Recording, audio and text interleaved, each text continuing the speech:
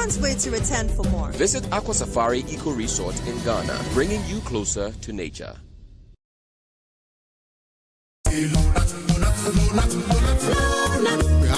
Malaria's remedy is Lonat. Therefore, we're gonna use Lonat to recover. You have malaria? Yes, are you shivering? Yes, yes. You got chills? Yes, take yes. Lonat.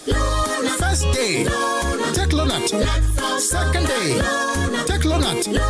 Third day, take Lonat. That's all. Lonat scatter malaria. Lonat scatter malaria. This advert is FDA approved. When it comes to your kitchen, don't settle. At Safety and Home Solutions, we combine European-made aesthetics with premium materials built to last. Every cabinet, drawer, and finish is crafted for both beauty and durability, made to handle real life every day. What makes us different? We custom design your kitchen to fit the exact space.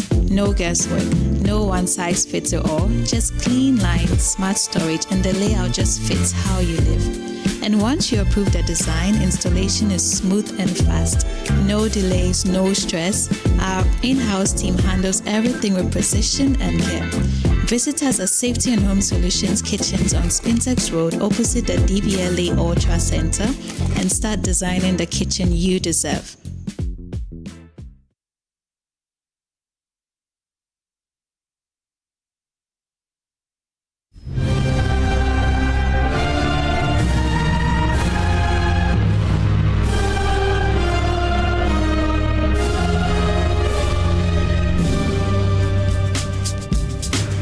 Ladies and gentlemen of corporate Ghana, the moment is finally here with us. Yes, it's the Joy Sports Invitational Tournament 2025 happening at the University of Ghana Stadium on August 9, 2025. You know what to do already, don't you? Just call Slevin on 0540-106-466 to register and be a part of this amazing experience full of great competition, wonderful networking, or what will be the honors to bragging rights for 1 full year. The Joy Sports Invitational Tournament is put together by Joy Sports, the thrill of the game. So which trophy are you taking back to your office? CEO's penalty shootout, male soccer, female penalty shootout, table tennis, unisex relay, lawn tennis, unisex basketball, unisex sack race, tug of peace, arm wrestling, the 5-kilometer race walk, masters 50-meter dash, unisex lime and spoon relay, and swimming. Well, the ball is in your court. We look forward to seeing you, and just make sure that your corporate institution answers the roll call on August 9, 2025 at the University of Ghana Stadium. The Joy Sports Invitational Tournament is sponsored by Royal Sweet Limited, Akono Ginger, Ifiwara, Ayuda, Ghana's leading services app, Abako Services Bibre, Game Energy Drink, Feel the Energy, Yomi Yogurt, a nourishing choice, and the luckiest, star 712 hash, luck is everywhere. The Joy Sports Invitational Tournament is put together by Joy Sports, the thrill of the game.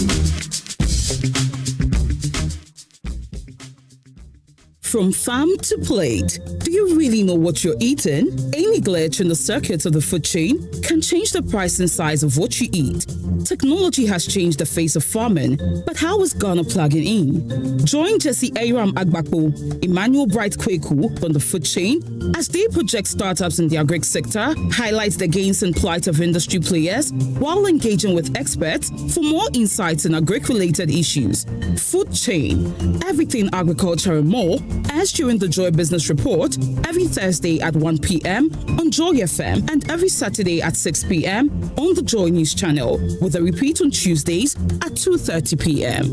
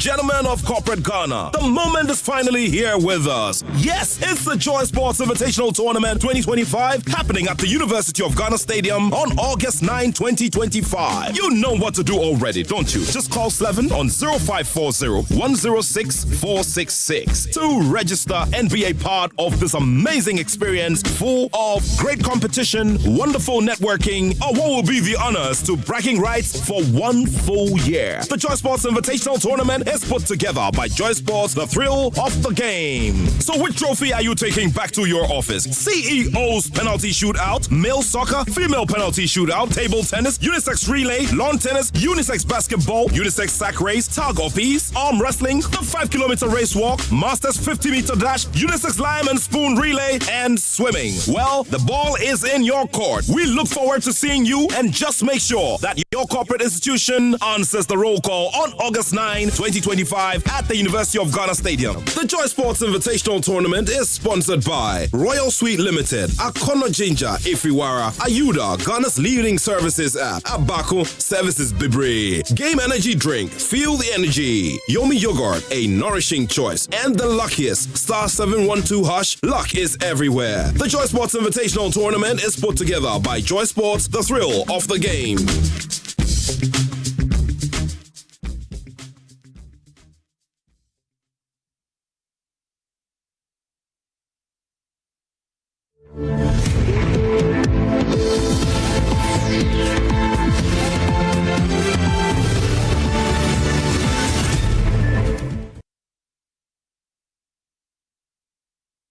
Hello there. Thank you so much for sticking and staying with us here on the Joy News channel. And this is a comprehensive live coverage of the NPP's Delegates Conference happening now.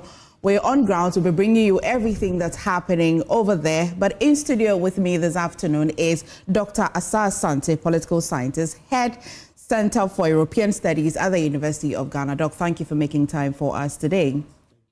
Today, as the NPP is at the conference today, generally, what's your expectation today? I think in such occasions, people like us, who eat and drink politics, we are excited because it broadens the frontiers of democracy, and then it tells us that we are on a good course. What we don't want is issues of violence, attacks without any substance and all that. But having said this, when I was coming, I was just driving to campus and I saw the spirit is always there, and you see people eager to be part of their program and all that. It is good, because if you look at it from the point of view of what they are going to do, then it's a good thing. They are going to look at their constitution, examine which aspect ought to go, and then what will be the benefit for the party and for the nation at large. That is all there is when you are talking about what self-introspection. Aristotle, the greatest of all, told us that the unexamined life is not worth living. So if you have examined yourself using this book for a while, and then the time comes for you to take a critical look, compare it, look at it vis-a-vis your life, then you are able to come out with something that will really improve the situation. Why not? So I am all for it, but it's my hope and prayer that what they put down at the end of the day, they will achieve it. And when they do, they will implement it to the letter. Because all these things are what we call in politics institutions. Right. They are the rules, the regulations, the procedures, the norms and all that. But there's no point setting them up. Then you, at a point in time, you want to jettison them. Then that is what? Counterproductive. Very good way to want to start our conversation. You're in the studio with me here, so sit comfortably, but I'll take our audience now to the University of Ghana Stadium, where a lot is happening. Stay with us. Were self-inflicted. Post-election frustrations have sometimes been misdirected at leadership, creating unnecessary tension and mistrust within our ranks. This must stop.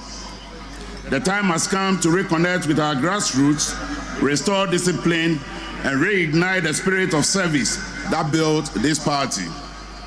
Fellow conferees, this is why the decision to amend our constitution and to conduct early presidential primaries must be applauded. It will allow us to reorganize early, heal internal divisions, and give our candidates time to reconnect with the people. It is a bold, strategic step towards reclaiming power in 2028. Chairman, we have to be clear about one thing. Returning to power will not come easy. It will require unity, not the absence of criticism, but the presence of shared purpose. It will demand sacrifice, hard work, and absolute respect for our structures and processes. We must also elevate our...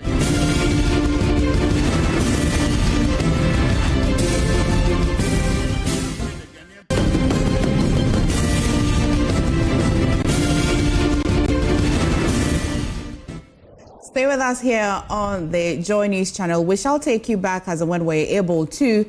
A lot happening over there. My colleagues on the ground would also get you all the interviews that you've been yearning for. But back in the studio here is Dr. Sasante. Doc, let's talk about the big elephants in the room, which is why they're there. Anyway, imagine the elephants and then the elephants in the room as well.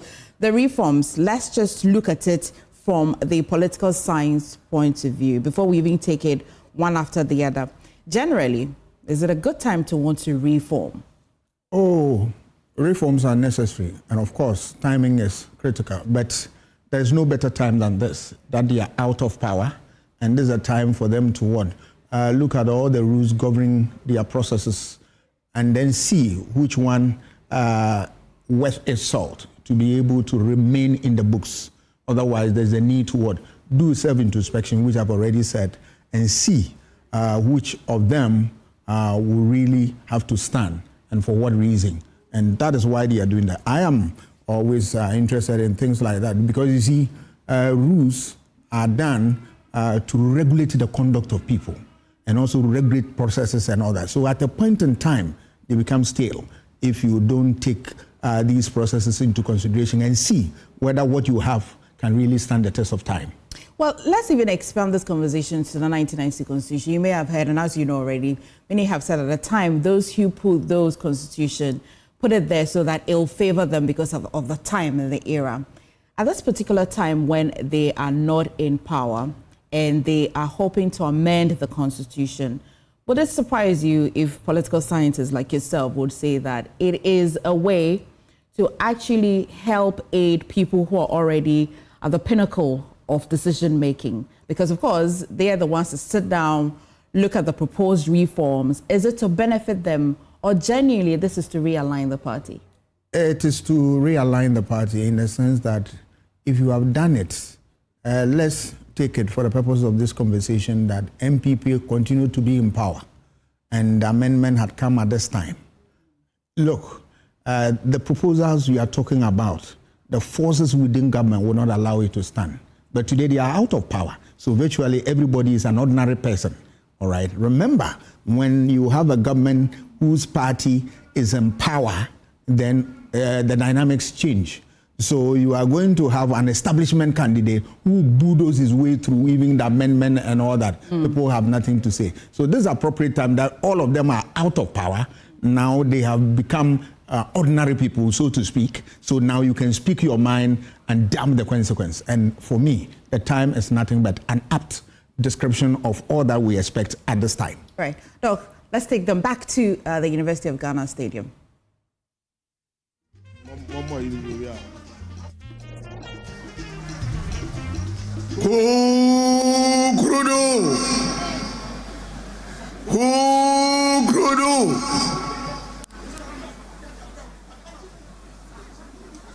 His Excellency, the former President, Educhum, His Excellency, the former President, Nana Addo Akufo-Addo.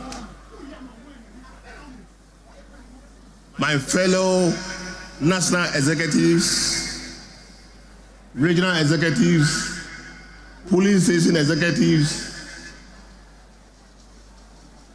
former chief of staff, member of parliament,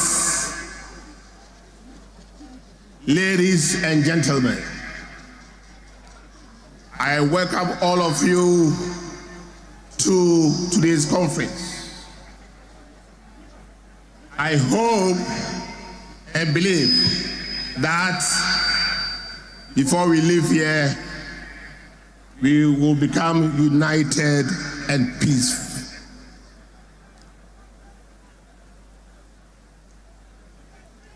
Before I sit down, please let us observe a minute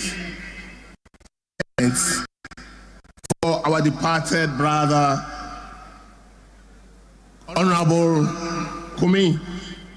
So let us rise up. Everybody should stand up.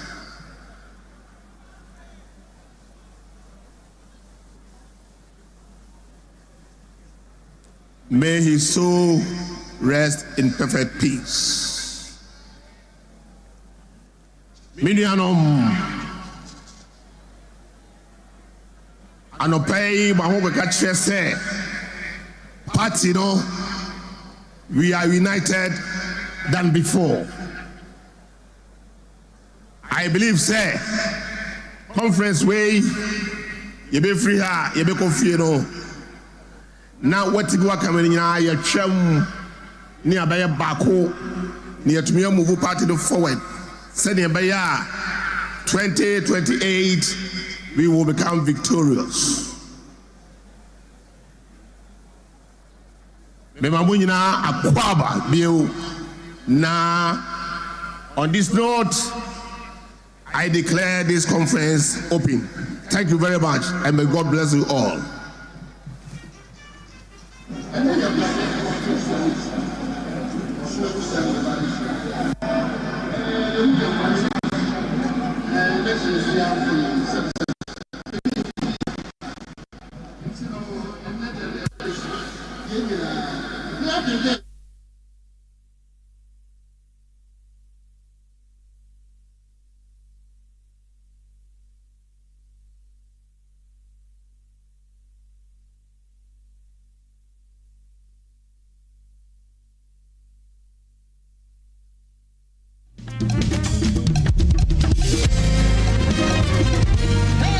Thank you very much. The conference is duly opened. Constitutionally, the National Treasurer is mandated to give a report to conference. We shall invite the National Treasurer, Dr. Charles Dramina, to give us a report on the party's financial standing. Dr. Charles Dramina.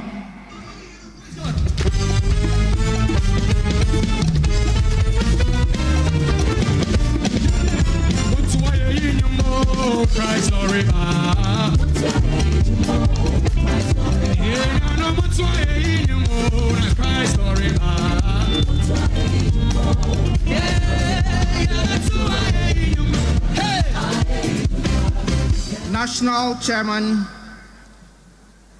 colleague national officers, Excellencies, Honorable Members of Parliament, distinguished delegates of the 2025 National Annual Delegates Conference, ladies and gentlemen, good afternoon to you all. I stand on behalf of the Finance Committee of the National Council to present to conference the financial report of the party.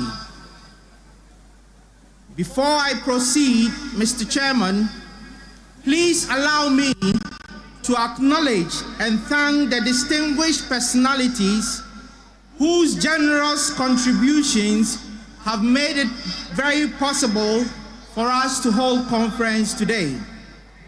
And these personalities are His Excellency Alhaji Dr. Mahmoud Bawumia, Honorable Kennedy Ejapong, Honorable Dr. Brian Echampong, Honorable Dr. Educhum, All these personalities and many more, including the former political ambassadors and political appointees under the President Akufo-Addo's administration, will be officially appreciated in writing. I also take this opportunity to acknowledge the chairman and members of the Finance Committee who have worked around the clock to ensure that the needed funds are mobilized to make this event a success. So to the chairman of the committee, Chairman Secretary Abankwa, the Secretary Dr. Charles Dramina, Ambassador Edward Boateng, Madam Aleda Hrain, Madam Nana Adjoa Dokuya, and Madam Janet Anane, we say thank you for your efforts. Mr. Chairman, the Treasury, under the leadership of the Steering Committee and the Finance Committee, set out to improve the financial health of the party along 5 main pillars. These are enhancing transparency and accountability, appreciating and recognizing anyone who donates to the party, training executive members on effective financial protocols, making dues and contribution payments flexible, and diversifying our sources of revenue. Under enhancing transparency and accountability, leadership has put in measures to enhance transparency and accountability right from the beginning of this administration. Officers from across all levels of the party have been conscientized on the need to retire all funds disbursed to them for party-related activities. I am happy to report to conference that there is a high degree of compliance, although we have still not been able to achieve 100% compliance. I use this occasion to appeal to all party executive officers to cooperate with the treasurers and financial secretaries at their various constituencies and regions whenever they request for documentation in financial disbursements. Such requests are aimed at enhancing transparency and accountability, and as such, will inure to the benefit of the party. Appreciating and recognizing anyone who donates to support the party. Mr. Chairman, this administration has taken steps to appreciate and recognize members, supporters, sympathizers, and all who donate to support the party. We have been organizing events such as Time with the Patrons, during which we appreciate those who contribute to support the party. Appropriate certificates and letters of appreciation and recognition are given out to all those who contribute to support the party. This, we believe, is motivating them and encouraging them to continue to support the party. Training executive members on effective financial protocols.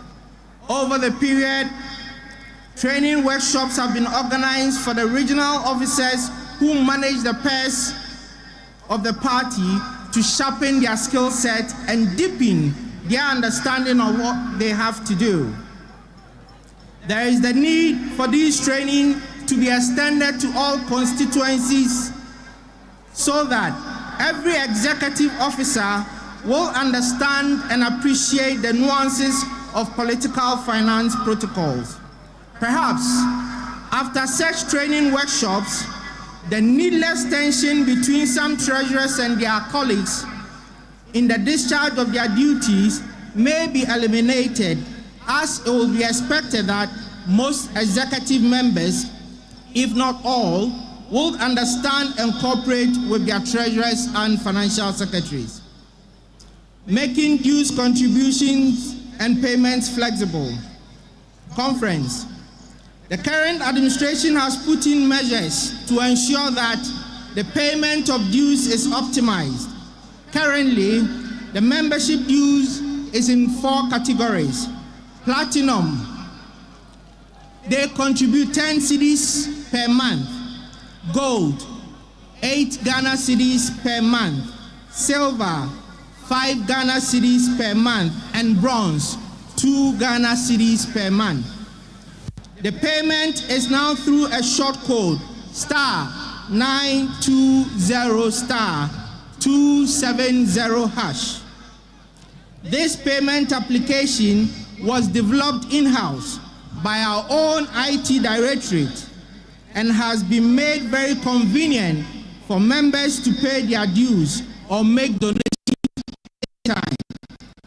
Prior to the introduction of this system, members had to go all the way to their various constituencies and regional offices to have their dues paid.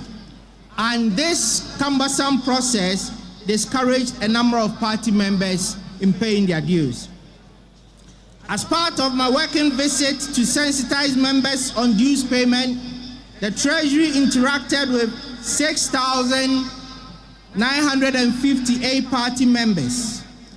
Out of this number, 1,728 were constituency officers, 2,380 were electoral area coordinators, 934 were polling station executive members, and 1,916 were non-executive members. When we engaged them, more than 6,800 of these clearly indicated that they were no more interested in paying their dues, and they mainly cited 2 reasons. The first being the cumbersome process of having to go to the constituency and regional offices to pay their dues, and the second being the fact that they do not get any direct benefit from the party after paying their dues. When we informed them of the new digital payment system and a proposal to have an accident insurance policy attached directly to the dues payment, 6,829 out of the 6,958 changed their minds and indicated their commitment to pay their dues so as to benefit from the policy. This represents 98.14% of party members engaged who are ready to pay their dues should the accident insurance proposal come into effect. Mr. Chairman, the group accident insurance policy proposal is aimed at ensuring that any member who is in good standing gets substantial financial support in times of trouble occasioned by an accident. The benefits cover accidental death, where the next of kin of the deceased member will be paid a lump sum amount. Permanent disability occasioned by an accident, where the affected member in good standing shall be given a lump sum payment. Temporal disablement, where the affected member in good standing who is not able to go to work because of the accident shall be given a weekly allowance until he is able to go to work. And finally, an amount of money shall be paid to the member in good standing to cover the medical expenses occasioned by an accident. Mr. Chairman, for all these benefits, the member does not need to make any additional payment other than the payment of the monthly membership dues. The Finance Committee has already approved the group accident insurance policy proposal and has recommended it to the party for adoption. It is the considered opinion of the Finance Committee that the group accident insurance proposal will serve as a potent revenue catalyst that will motivate majority, if not all, our members to pay their dues. As indicated above, the insurance proposal would make it possible for the Finance Committee to raise substantial revenues for the party. This will then pave the way for the party to enroll other more expensive policies, such as life insurance policies that can address the chronic health conditions of some party members. Going forward, Mr. Chairman, conference.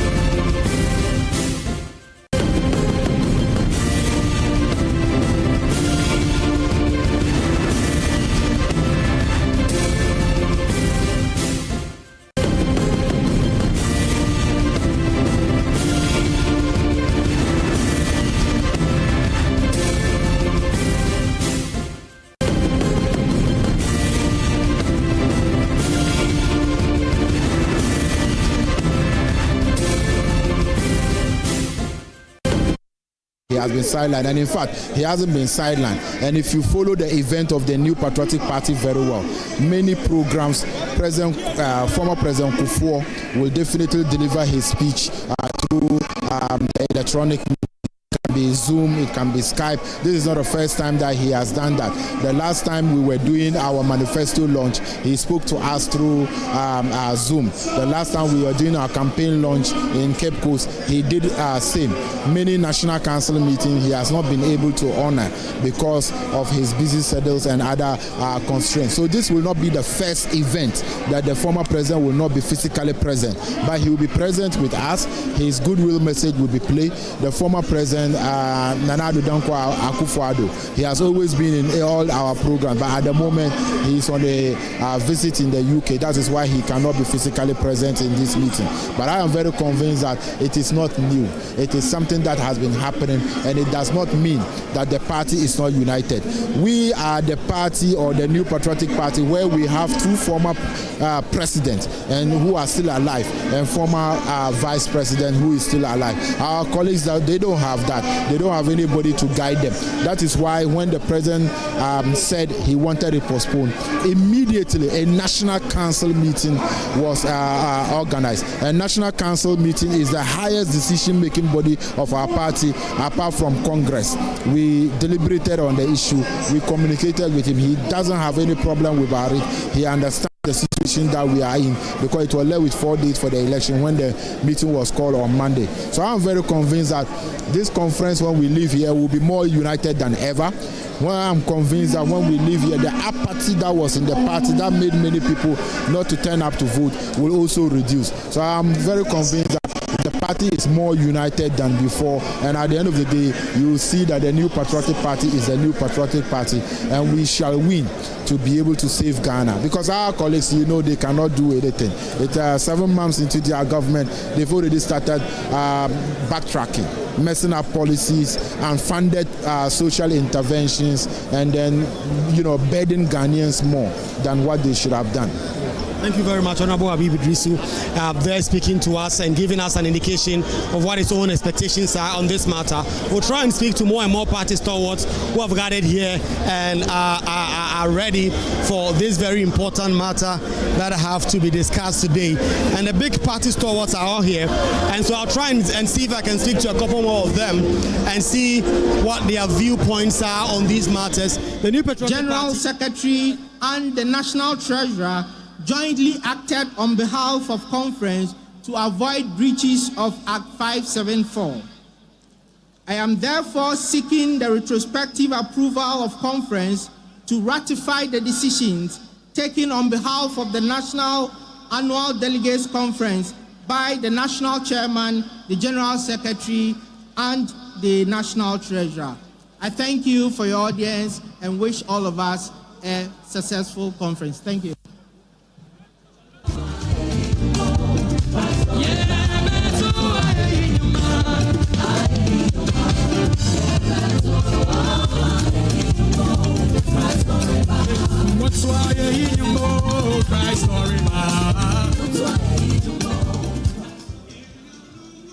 Thank you, National Treasurer, for your report. Now, conference, a quick roll call. I need you all to be active. Yeah, Babobo regions, you know. Says ya the Ahayama Yenya de Kasiapa. Upper East, Munsara. Wake up, Upper East. Rise up to your feet. Thank you very much. Upper East. Upper West, where are you? Anthony Namo and your people. Thank you very much. The Vice President's region. Northeast, are you here? Northeast, are you here? Thank you very much. Northern region. Northern region.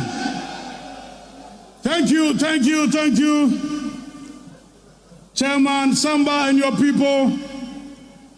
Now to Savannah region. Prof. Kalimonia and your people. Savannah region. Great to have you here. Yadamwase. Ave Yanko. Bono East region. Chairman Ivy, Bono East region. Thank you, thank you, thank you. Ave Yanko, Kwame Bafu Abronya region. Bono region, where are you? Thank you very much. Western North. Chairman Ben Ama and your people, where are you? Western North. Great to have you here. Yadamwase, Yadamwase. The President's region.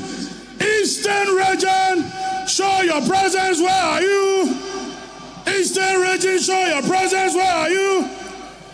Thank you. That is the President's region. Chairman Jeff Kunedu and your people, we thank you very much. To Oti region, Chairman Dapa and your people. Chairman Evans Dapa and your people, thank you very much. Oti region, we can see you. Great to have you in here.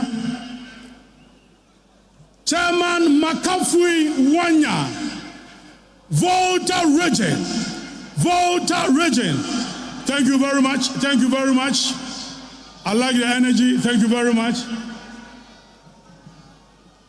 Western region. The best come from the West. Western region.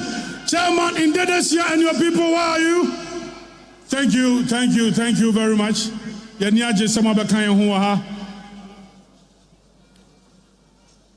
Now, to Central region. Percy Dennis Kwaku and your people.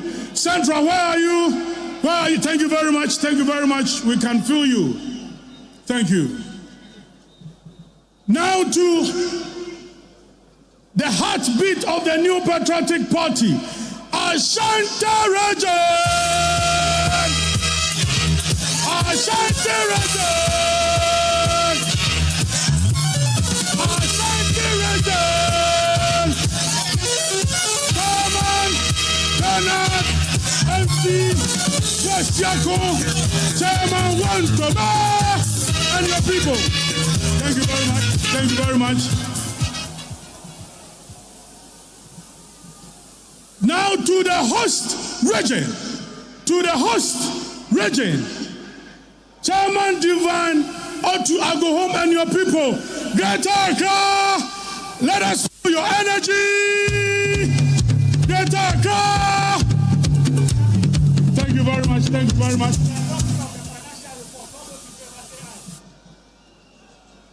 The National Treasurer just delivered our financial report. All those in favor of the motion, can I hear a big aye? All those who are not in favor, can I hear no? The ayes have it. Thank you very much. The report is adopted. Thank you, conference. God bless us all. Now, let's call for the party anthem to warm us up. Anytime you hear the party anthem, all must be on your feet. Thank you. All of us must be on our feet.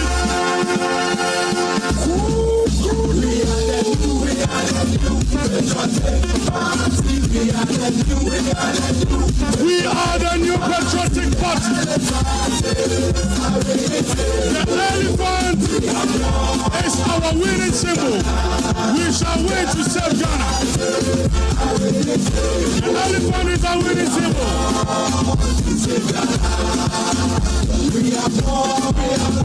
We shall win to save Ghana. The elephant is the winning symbol. We shall win to save Ghana. The elephant is the winning symbol. We shall win to save Ghana.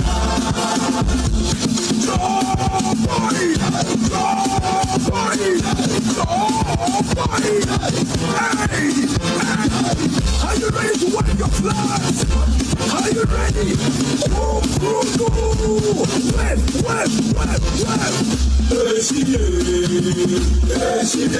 All of us must wave. Let's wave. Let's wave. Let's wave. Let's wave. Let's wave. Let's wave. Let's wave. Eshirando. Eshirando. Eshirando. Eshirando. Eshirando.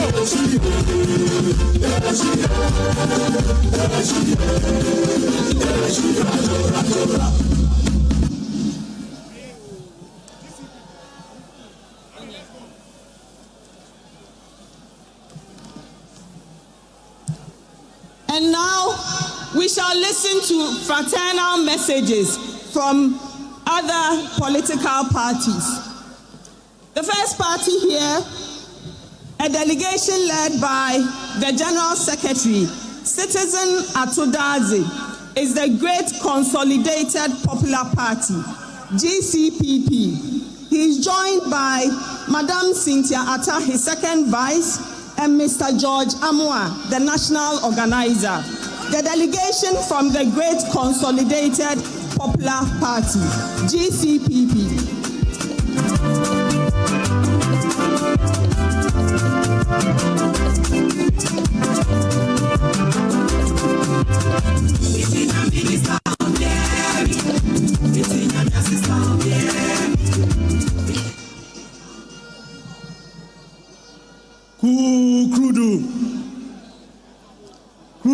Krudu, Chairman of Congress, kindly permit me to stand on existing protocols to bring you greetings from the only party in Ghana that has stayed true to the ideals and values of its concept of domestication, the Great Consolidated Popular Party. Our 2024 flag bearer, Dr. Daniel Augustus Latte Jr., also extends his heartfelt greetings to you all. Let me begin by congratulating the organizing committee for a great work done so far. Today marks a very important journey in the life of the NPP. Your conduct and decisions today will determine whether the party will continue a sinking path or change the trajectory as a formidable and united party which is determined to win power once again. Just as many Ghanaians, how a party moved from the battle is the Lord's to Mayekuntai in Osei or Sisifianibi is a mystery. However, it is refreshing to know that the party, through its own internal mechanisms, has realized the essential need to go back to its values. The self-destruction button down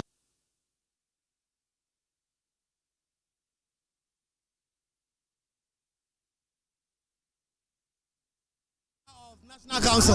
How do you respond to that? It's not true. It's not true. Don't ask this question. Don't ask this question. This question. But as far as you are concerned, President Kufuor is in your fold. No, you respect he's the godfather for this party. 2000, he's the person God uses him for him to get a favor from God and men to lead our party to win. You know, we respect him so much. You know, so he always, you know, also love the party. So there's no problem. There's no problem. We don't have. Thank you very much, Chairman Wontumi. Thank you so much. Chairman Wontumi. Yeah, Chairman Wontumi there giving us some perspectives on what to expect on this very important matter. I'll come and speak to honourable members pretty shortly. Kenal Demoa, Member of Parliament for Bekwai, Honourable Gloria Trobu. I mean, your video of the press conference has been doing a lot of rounds. The one you are crying has been doing a lot of rounds. But let me speak to Madam Abinosi Asare, former Minister of State at the Finance Ministry and the Chairman of the Public Accounts Committee. Madam, what are your own expectations for today's event today? My expectations for today's annual delegate conference is for delegates to speak their mind. So delegates to tell us whether they are embracing all the work that we have put into these amendments, so that at the end of the day, it's the party that wins.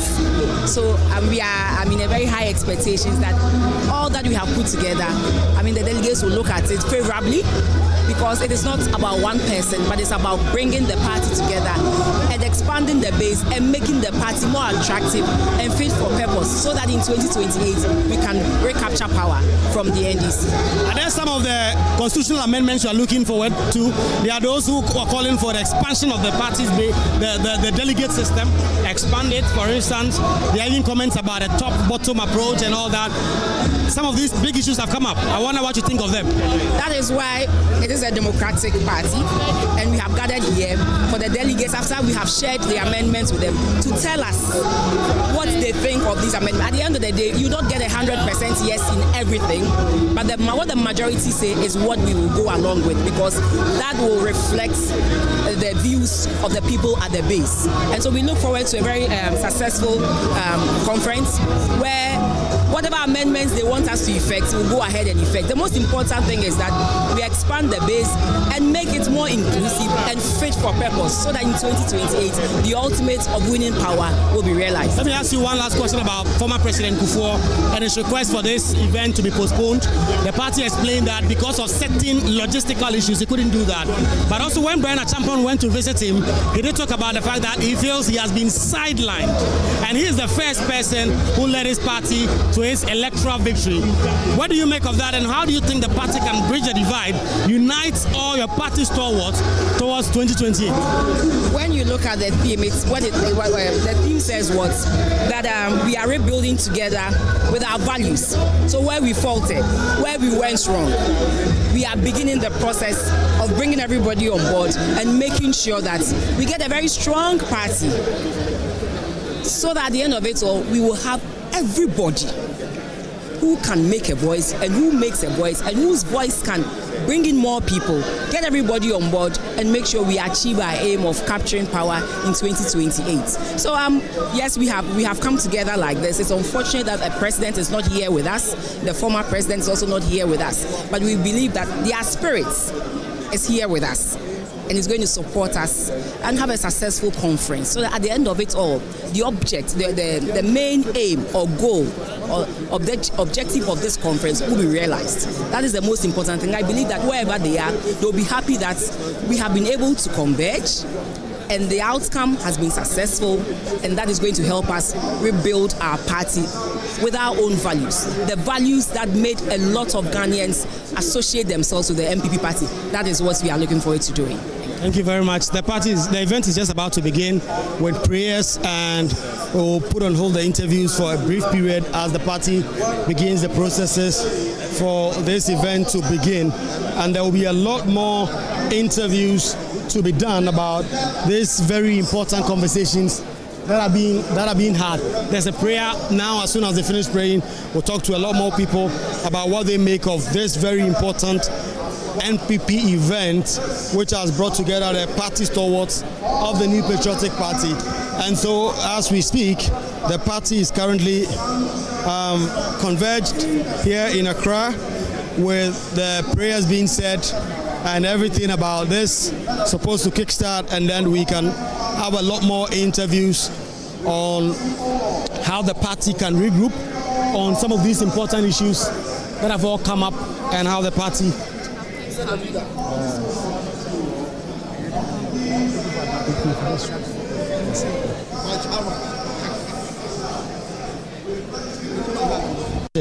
will all be discussed and dealt with before the party takes a decisive action on all the amendments that have been. You see this section, a lot of members of parliament who have already taken their seat, party stalwarts, former members of parliament. There is also the VVIP with the former chief of staff already seated.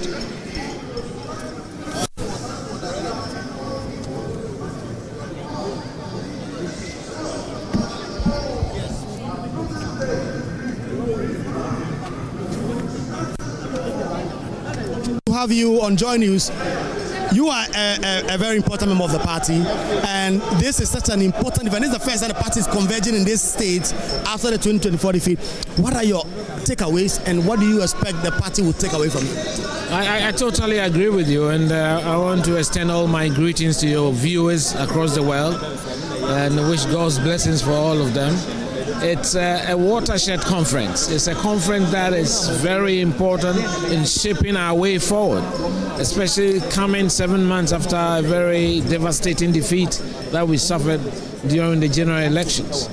But I do believe that there's the potential that we'll take the necessary decisions that will energize the base of our party.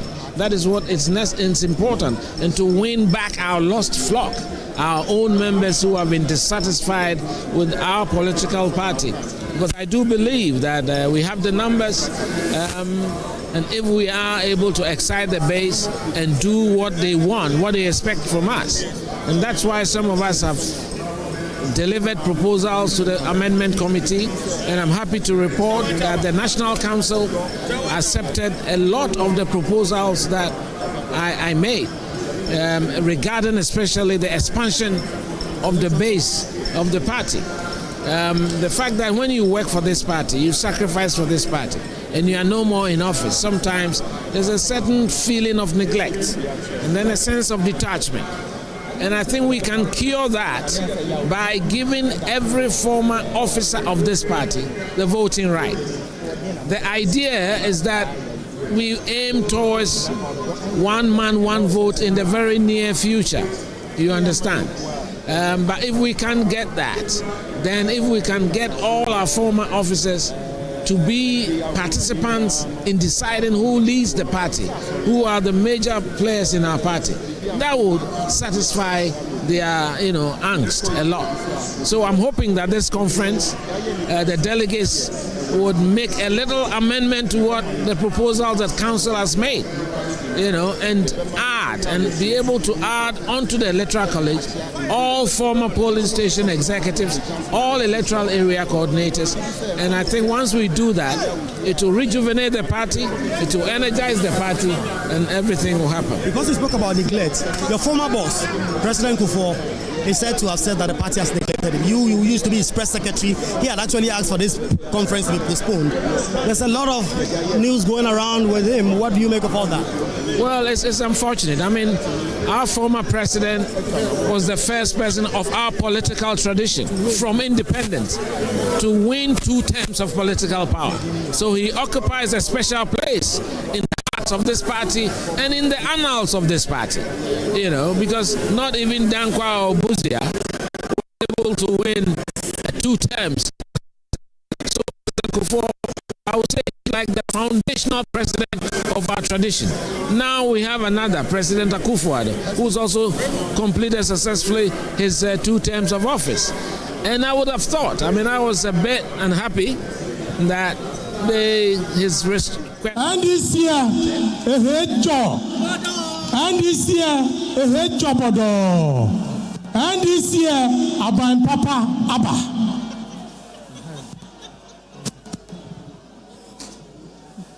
We want to stand on the existing protocol, but start by saying we had a nice love letter from the General Secretary of the New Patriotic Party, inviting us as special guests at your conference today. But to our surprise, our brother Ahiagba detained us in a small room and only invited us out to come and deliver a solidarity message and go back. We hope that is not a beginning of a new direction. We are together in this fight to build a strong democracy for our country. Distinguished ladies and gentlemen, the national chairman of the New Patriotic Party, party leaders, party members, distinguished ladies and gentlemen, I bring you greetings from His Excellency John Dramani Mahama, the President of the Republic of Ghana and the nation builder, the national chairman of the NDC, General Asiedrin Ketia, the General Secretary, Golden Fifi Kwete, and members of the National Democratic Congress. We want to take this opportunity to wish you well as you gather to reset your party in a manner as to play your role as a responsible opposition party. The country Ghana is going through a reset process. It is very important that we as political parties reset our ideas, policies, and programs. That is why we are happy that the biggest opposition party in our country is doing exactly that, to reset and play their role with constructive criticism to support the nation builder John Mahama to rebuild the Ghana we all want. Ghana cannot fail as a democratic state. We as the political class must leave a legacy for generations yet unborn. We can only do this when we continue to grow our democracy and create a country of opportunity for ourselves, our children, and generations yet unborn. Let us together as political parties and Ghanaians put our resources together in resetting our state institution and create a just country for us all. We hope after your deliberation at this conference, you will come out a stronger opposition party in your reconstruction effort. Unity is key. Ghana needs a stronger opposition party to enhance our democracy. We also hope that after this conference, your party will appreciate the importance of having two surviving former presidents among you and continuously, adequately consult them to help build your party strong. Don't alienate them outside the box. They need you, you need them to be able to bring a strong opposition party. We hope that after this conference, you live here united and not divided. God bless our homeland Ghana. God bless the reset agenda of John Dramani Mahama. God bless our democracy, and God bless us all. Eyezu! Eyezuzu! Azankwa! Azankwa! NDC! Azankwa! Basha Musherenina! Azankwa! Galamse! Azankwa! Yaba eba tese petrol so Azankwa!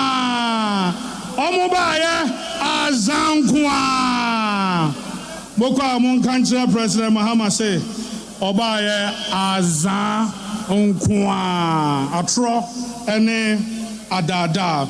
Once again, let me acknowledge the presence of our young man, our Tescon fraternity, I can see you. You are duly acknowledged. Chairman Owusu-Agyeman and your people, Ahafo region, you are duly acknowledged. We also acknowledge our hard-working, mighty minority led by Osahini Alexander Afenyo Makin. Osahini Alexander Afenyo Makin. We acknowledge your presence. Our external branches. China is here, Canada is here, Denmark, you are here, Australia duly acknowledged, Austria, Belgium, Cote d'Ivoire, Equatorial Guinea, Finland, you are here, France, Germany, Holland, Ireland, Italy, Japan, Nigeria, Norway, Middle East, Qatar, Senegal, South Africa, South Korea, Spain, Sweden, Togo, United Kingdom, USA, Czech Republic, Hong Kong, and Russia. All our 30 external branches, you are duly welcome to this conference.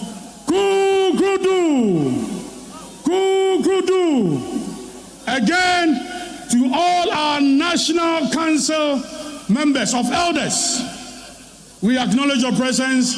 We thank you very much for this occasion.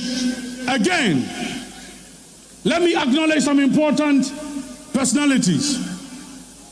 The MP for Bosomtwe, former Minister Education, he contributed to the success of this event.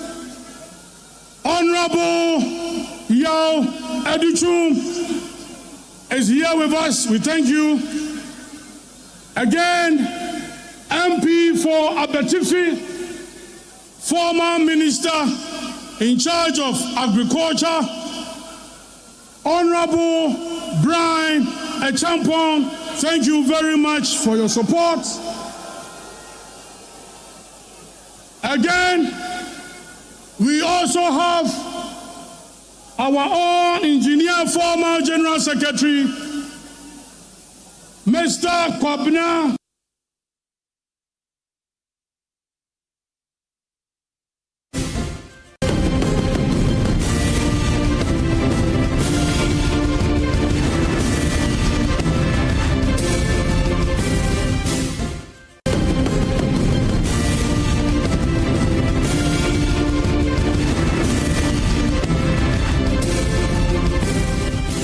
The live coverage of the NPP Delegate Conference, and in the studio with me is Dr.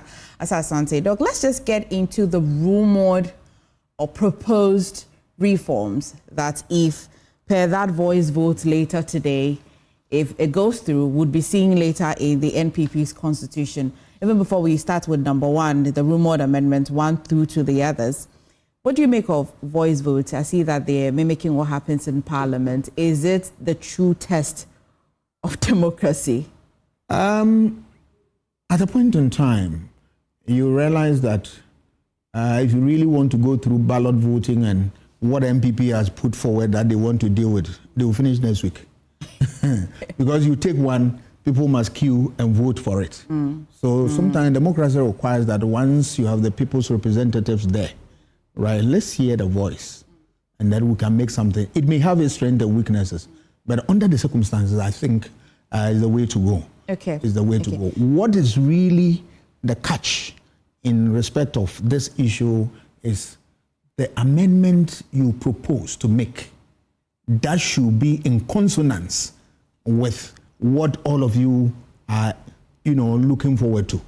It should be something that every Tom, Dick, and Harry, or most of the people believe that this is right, and that when we do it, it will bring us what? better results. Okay. So the amendment proposal should be something that resonates with majority of the people. That people who have walked through the trenches, they have practiced it, they have lived the Constitution and all that, will say that this amendment is apt. Okay. This amendment is apt. Let's start with the remote amendment 1, elect flag bearer before party executives. And then, I'm sure that you already addressed it in the first one, saying that it's just to realign the party. But again, explain to me, what's the point? What's the need? The before, after, what's the problem? Yeah, what that they want to do, if you listen to the statement that they gave, the explanation was that they want to do it because the Constitution says so. But second point is that it's a way of also limiting the tension within the party and all that. But that is where I have my problem. Because if you want to use it to cure a certain mischief within the party, a certain problem within the party, then you are not doing yourself good service. It's rather a disservice. You went through primaries and went through all the primaries that elected the MPs, elected the flag bearer and the rest of them. There are a lot of challenges there. People feel peeved, they feel angry and all that. You touch one or two, you sweep the rest under the carpet. And now you saw the effect at the election.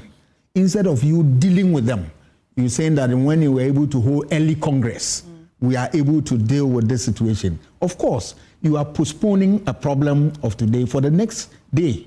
And it will what? Once you can run, but you can't hide. It will still follow you. So I believe that, genuinely speaking, they should have been able to, the research that they did, obviously the research will point to some of these problems in the party. They should have, before this time, started doing something about it. That, let's look at this, that. Because all that they are going to do, as soon as they elect their flag bearer, January 26th, thereabouts, they will just do something for the cameras.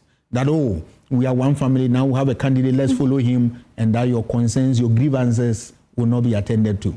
But that will have a boomerang effect if they don't take care. What should rather be their focus? Is it electing the party executives or paying more focus to the chairman, who I like to think holds the center together?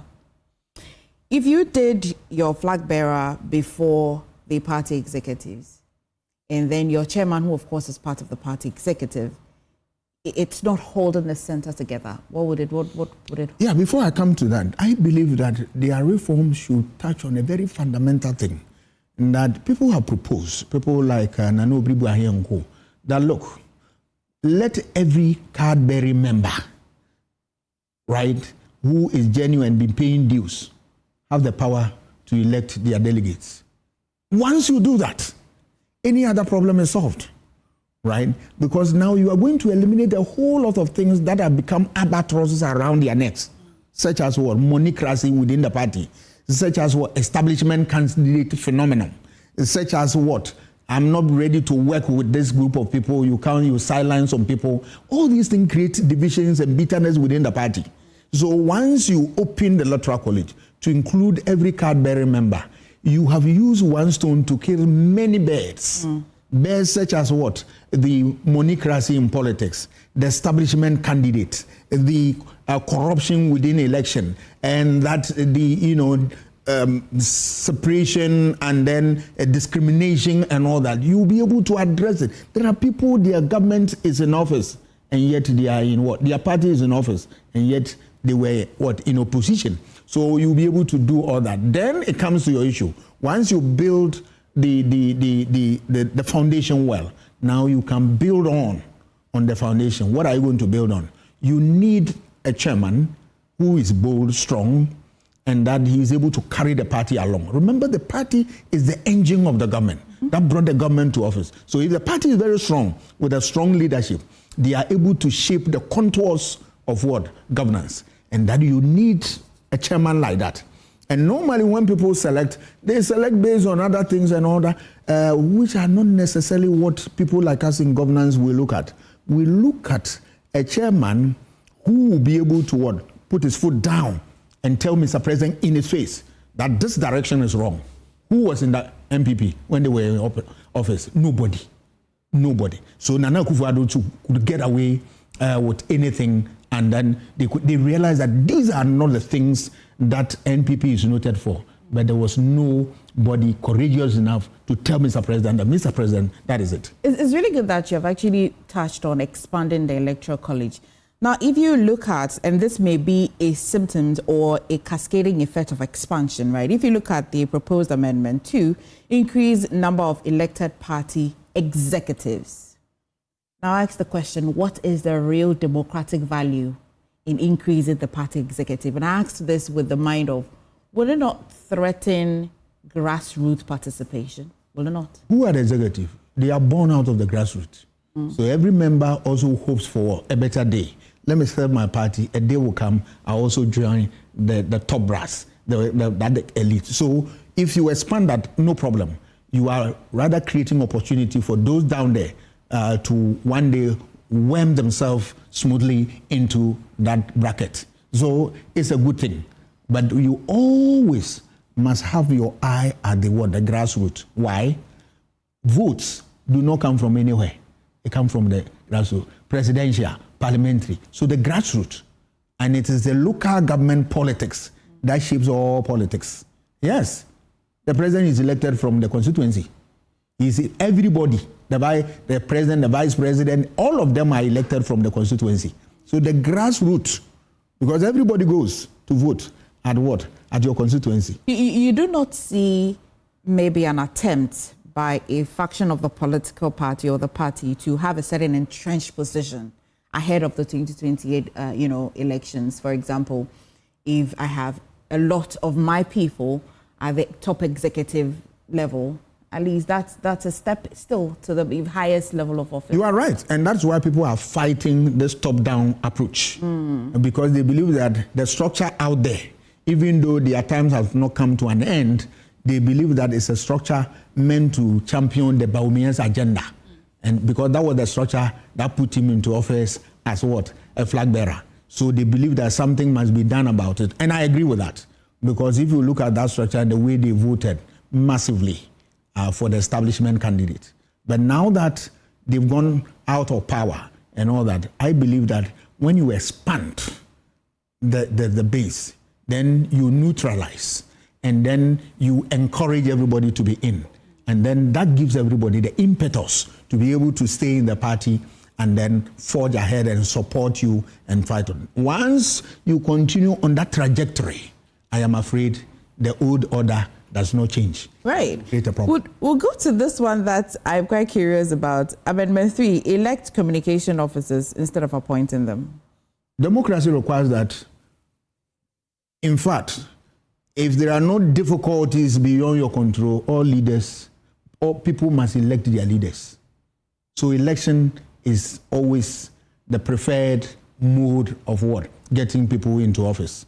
But in certain circumstances, we can appoint, we can nominate, but there will be another layer of what? Authority to streamline it along democratic lines. What's the need? I have my policy. For example, if a party comes together with their manifesto, for example, this, after the reforms, I would see that, or I like to think that I'll see communicators trying to want to explain the reforms, the amendment and all of that, anything that concerns the party. If we have taken that decision and we know how elections are, these are policies, and critical explanation of policies is really important. Do we have to be electing people for them to come and explain to the public or Canadian people what a real party's position is, rather than elect them? I was explaining the benefits of having an election, but my position on the matter is that it should be, an appointive position. Oh. Because, you see, somebody can be popular and you win an election, but he's notoriously bankrupt in communicating the party position to the public. It's a fact. I can be popular, you vote me into office, but I can't articulate the position of the party out there. So what's the point?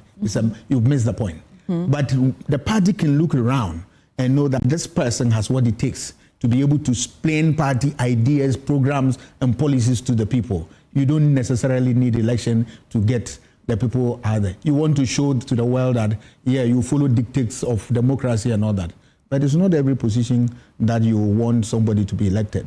If I know how to communicate, it's not election that brings me into office. It is my ability, my capacity, and wherewithal in that area. That is all. Doc, I know that you have talked about expanding electoral college because that's true representation. You've mentioned it many times. The Amendment 4 says that expand the electoral college for flag bearer and parliamentary primaries. Do you call for this expansion for the 2 levels, or you think that for 1 level is okay? I ask this because of our administrative burdenness. I mean, and in this country, it's not the first time we have seen whether we should expand, we should make it small, there's super, there's the minor and all of that. Which one has given us the most potent results? The most potent results is when you have, you see, a small group. Let me go by, some of the thinkers, what they say, that if you have a small group of people, they are able to take the right decision at the right time. Yes, that is Lord Salisbury and co. That's what they are saying. In election, when you are able to have a small group of people who understand the situation, who have experience and all that, they can give you the best results. But under circumstances here, the story is different, right? You want to have a small group of people that you go and influence. And that is why you are doing that. And we have seen it. It's not that it's a story, it's a reality. And that people go and bribe them, people go and buy them and induce them with money, goods, and the rest of them. So in order to cure that problem, let us expand the base, that you have a lot of people in there. It becomes so difficult for you to do that. I recall when I was going to be appointed as a lecturer, I went for an interview, and the interview is chaired by the Vice Chancellor, the university appointment interview. They asked me all manner of questions, and the last question that day, after everything, then they said, do you have a question for us? You know the question? I said, yes, I have 2 questions for you. So my first question was, why was that board, your board is so big and intimidating? And the answer from the Vice Chancellor then was that, you know what, this board should be big so that you don't come and influence anybody. And I share in that wisdom. Imagine you go for, you are going to look for opportunity to serve and all that, and the people are few, and you have corrupt mind. You corrupt them. But when you have a whole large army of party people who are in there, it's difficult to bribe them. And that will cure so many problems for you. So I am on the side of those who believe that the party's electoral college to be broadened to kill that mischief of corruption within the party, monocracy within the party, discrimination within all the negatives. Will be able to deal with that. And that when you do that for presidential, obviously it should be also the same one for what? Primaries, the parliamentaries as well. The parliamentary as well. Because you see, we are having problems with our local government system because if you look at the assembly, those who go in there. I'm sorry, would continue with this. Let's take them back to the University of Ghana Stadium where Frimpong Kodia, the General Secretary, is addressing.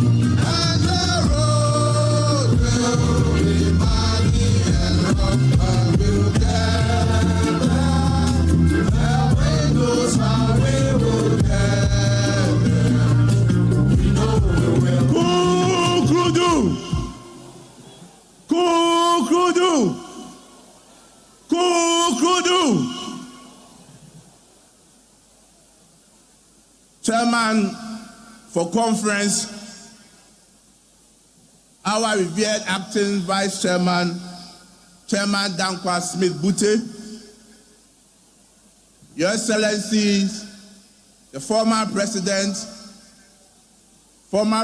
J. Kufuor, and former President Nana Addo Dankwa Akufo-Addo, Your Excellency, the former Vice President Dr. Alhaji Muhammadu Bawumia, and your spouse, Her Excellency Hajia Samira Bawumia, members of Steering Committee, members of National Executive Committee, members of National Council, our dear delegates of the Annual Delegates Conference, our revered minority leader, our members of Parliament, our revered National Council of Elders, distinguished ladies and gentlemen, I'm here to present the state of our party to delegates.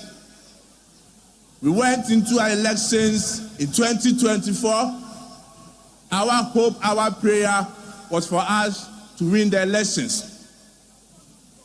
But as the will of God is not the will of man, we couldn't win the elections. After our defeat, the party never sat down.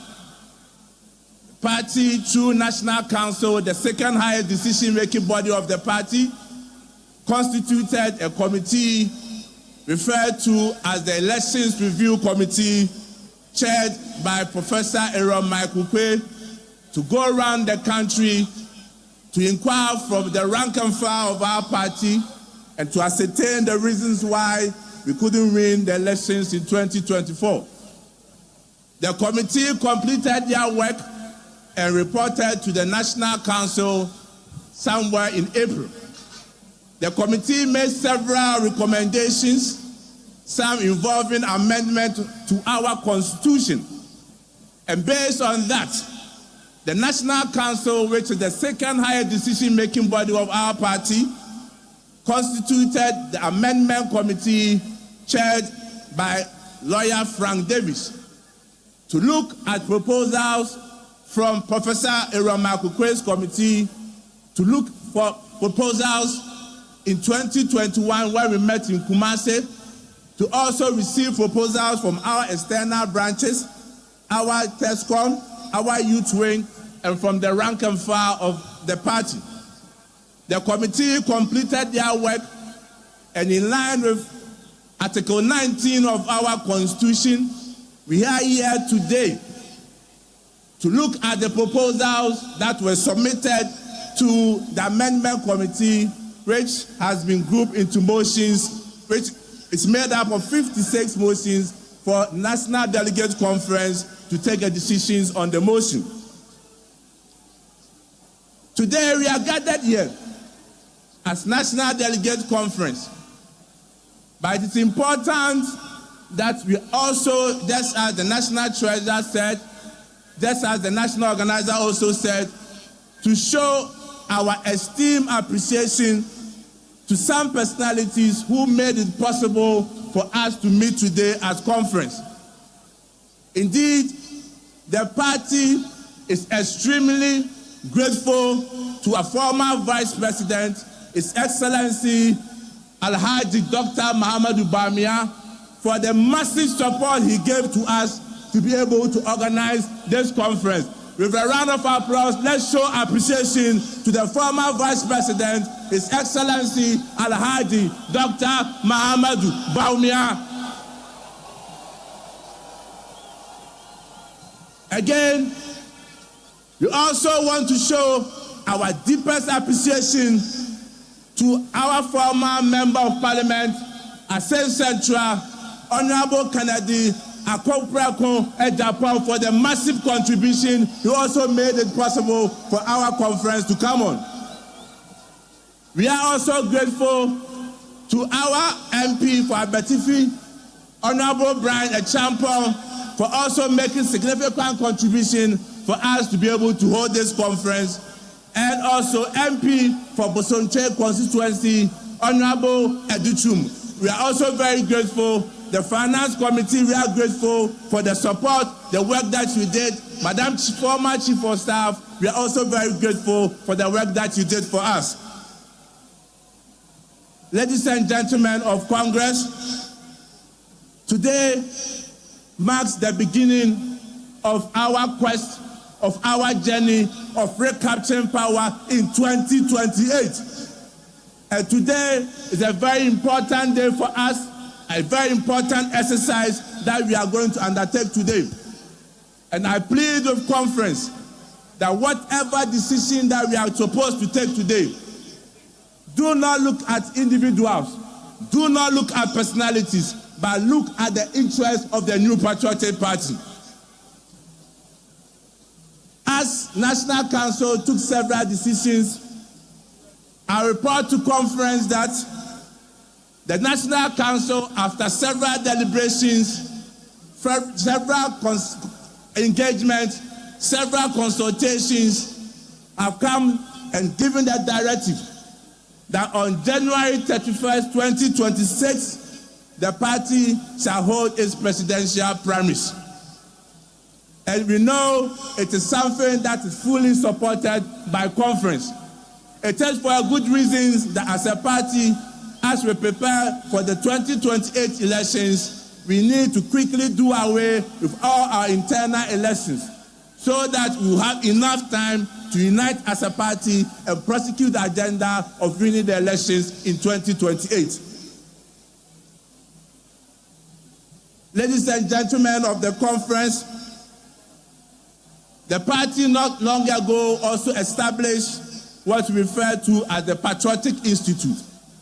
And the Patriotic Institute is a game changer for our party. An institute that is going to train, give orientation to all the rank and file of our party, for us to appreciate and understand the history of our party, our ideology, and also to equip our communicators on how to communicate effectively and disseminate our information to the whole country. Not long ago, the National Executive Committee of the party, they satisfied with the decision by the Electoral Commission to do a rerun in some 19 polling stations in Ablekumanov, decided to boycott the whole election process. And as the party took the decision, it was done for good reasons. Because National Executive Committee, upon all the informations, the evidence that was adduced at NEC, came to the firm conclusion that indeed the NPP had won the elections at Ablekumanov. We had all our scan copies of our pin sheets in the 281 polling stations, which gave us a clear winning of 414 votes. And therefore, we were surprised that the Electoral Commission decided to call for a rerun. On principle, we felt that it was a wrong decision and it's a bad precedent being set by the Electoral Commission. And this is very dangerous for our future politics and future elections. Ladies and gentlemen of Congress, one area that the party is very, very, very serious about is discipline in our party. Let us all understand that today we are national officers of the party, we are members of parliament, we are members of council of elders, but people have occupied these positions before. And therefore, those who have intentions of aspiring to lead the party, be it as flag bearer, be it as national officers, we must understand that our individual interests cannot override the supreme interest of the New Patriotic Party. And therefore, any person who has any intention to lead our party must respect the structures of our party and must respect authority of the New Patriotic Party. I call on you, conference, that the party has clearly given directives.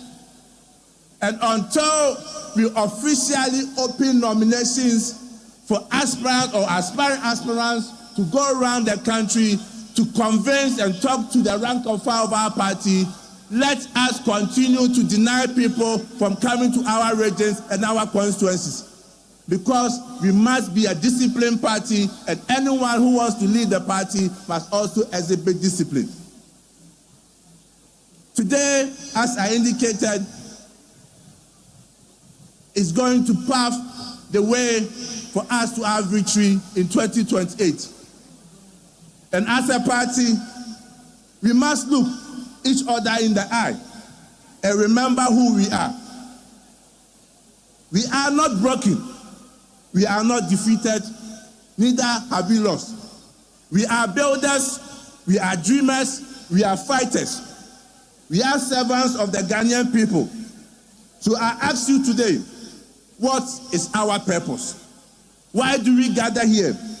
Why do we wear the blue, red, and white colors of this party with pride?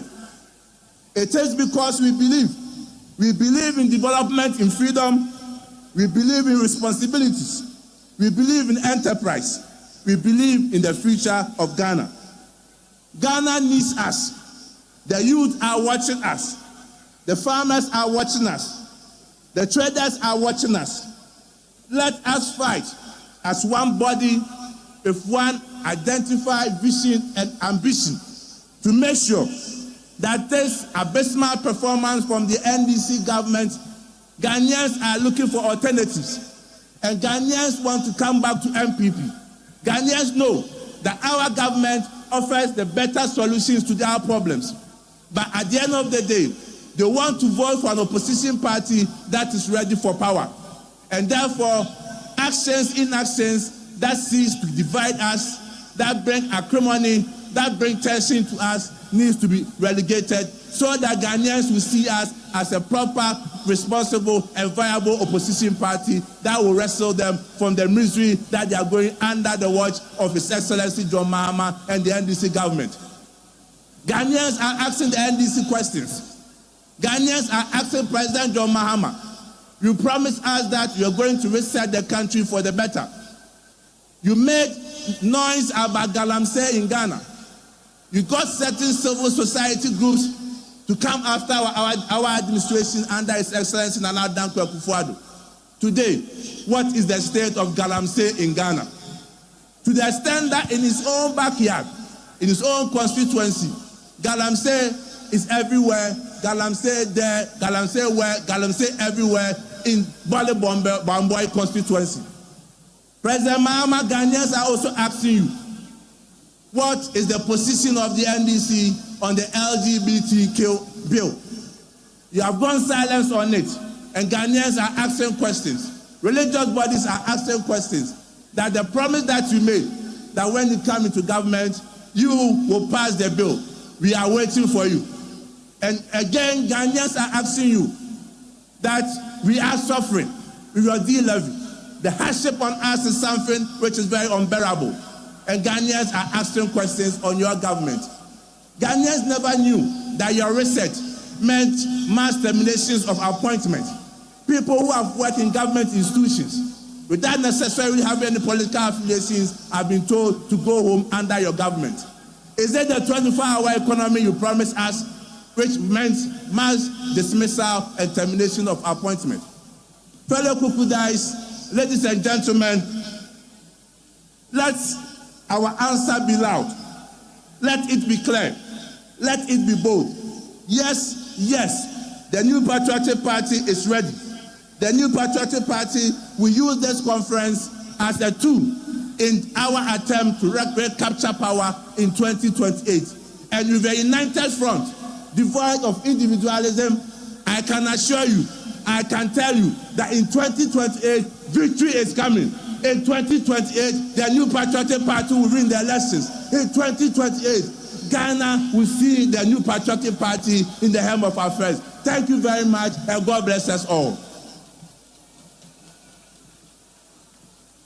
Be on your feet, let's do it together.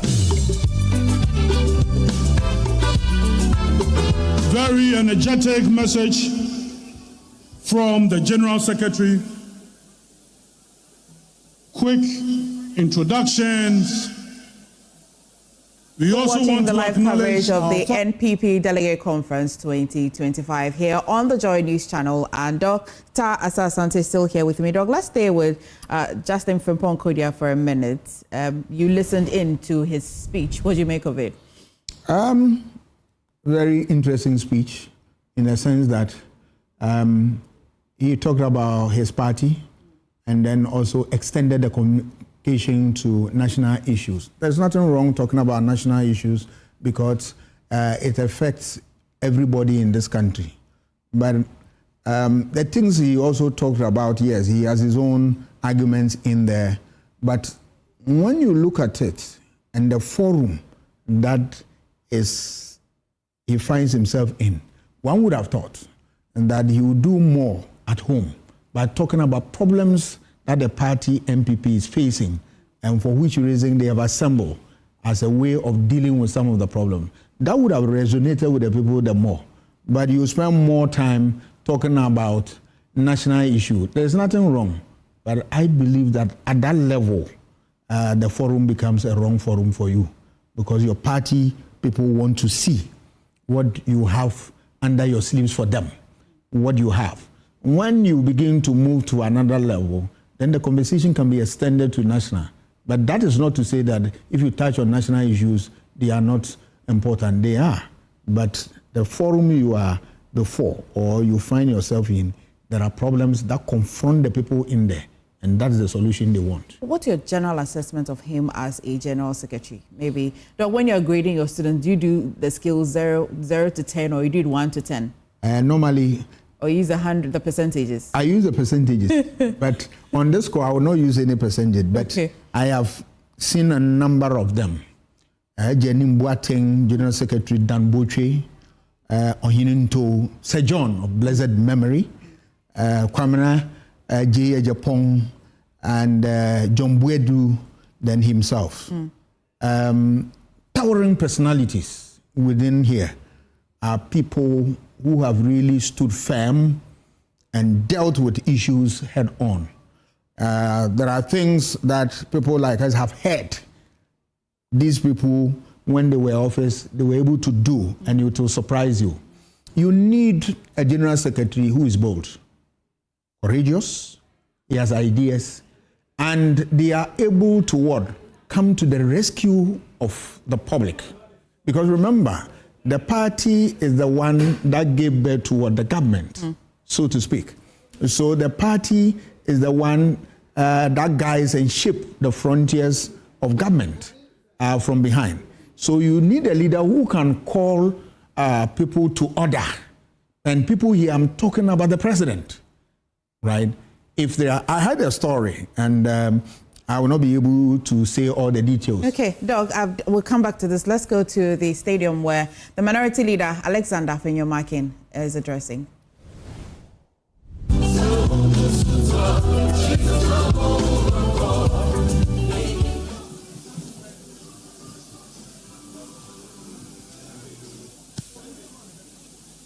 Anyongle male jata, jata ela ofiade, ela ola oside, o malo, o malo, o malo, o malo, o malo. Anyongle male jata, jata ela ofiade. Ela ola oside o malo.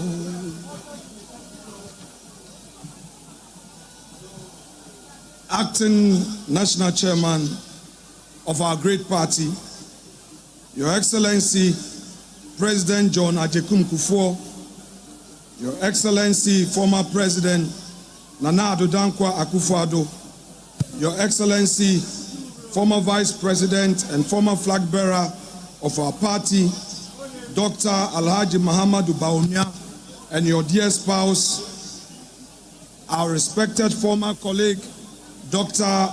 Matthew Opoku Prempeh, and former running mate of our dear party, members of the diplomatic corps, national executives of our great party, distinguished members of the Council of Elders, Second Deputy Speaker of Parliament, colleagues in leadership, honorable mighty minority members of Parliament, regional executives, constituency executives, distinguished delegates, representatives from our external branches, fellow patriots, members of TESCON, friends from the media, ladies and gentlemen.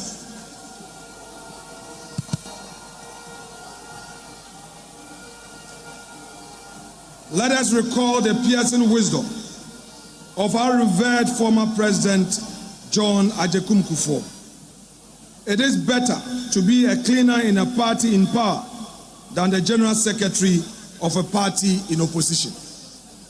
These words echo with urgency today as we gather in the shadow of our 2024 defeat. A loss that stings not because we failed, but because Ghana is now paying the price for trusting the NDC's hollow promises. Barely months into the tenure, the NDC's betrayal is glaring. New levies on fuel have spiked pump prices, crushing ordinary Ghanaians. Their pledge to end Galamsey has collapsed into chaos. The president calls it a national emergency, yet refuses to declare a state of emergency. Their vow to reset our nation has become a brazen assault on our judiciary, starting with the shameful vilification of our Chief Justice. Their promise of change, a sham, with schemes afoot to funnel our mineral wealth to their cronies. Worst of all, the questionable Ablekumanot rerun, where NDC-affiliated tax attired our candidate, Nana Ekwe-Afriye, former MP Hawa Kumsin, and journalists exposed their willingness to trample democracy with violence. The message is clear. NDC is a failure. Ghana deserves better. Our 2024 loss exposed our cracks, internal rifts, faltering resolve, and a message that didn't connect. Yet this defeat is not our end. It is our crucible, fortifying us for the battles ahead. You must channel this moment of disillusionment into a movement of renewal, turning pain into purpose. Let me share a story that should humble all of us. In 2005, a democratically elected leader stood at the gate of American Embassy in New Delhi, holding a valid passport, but facing an insurmountable barrier.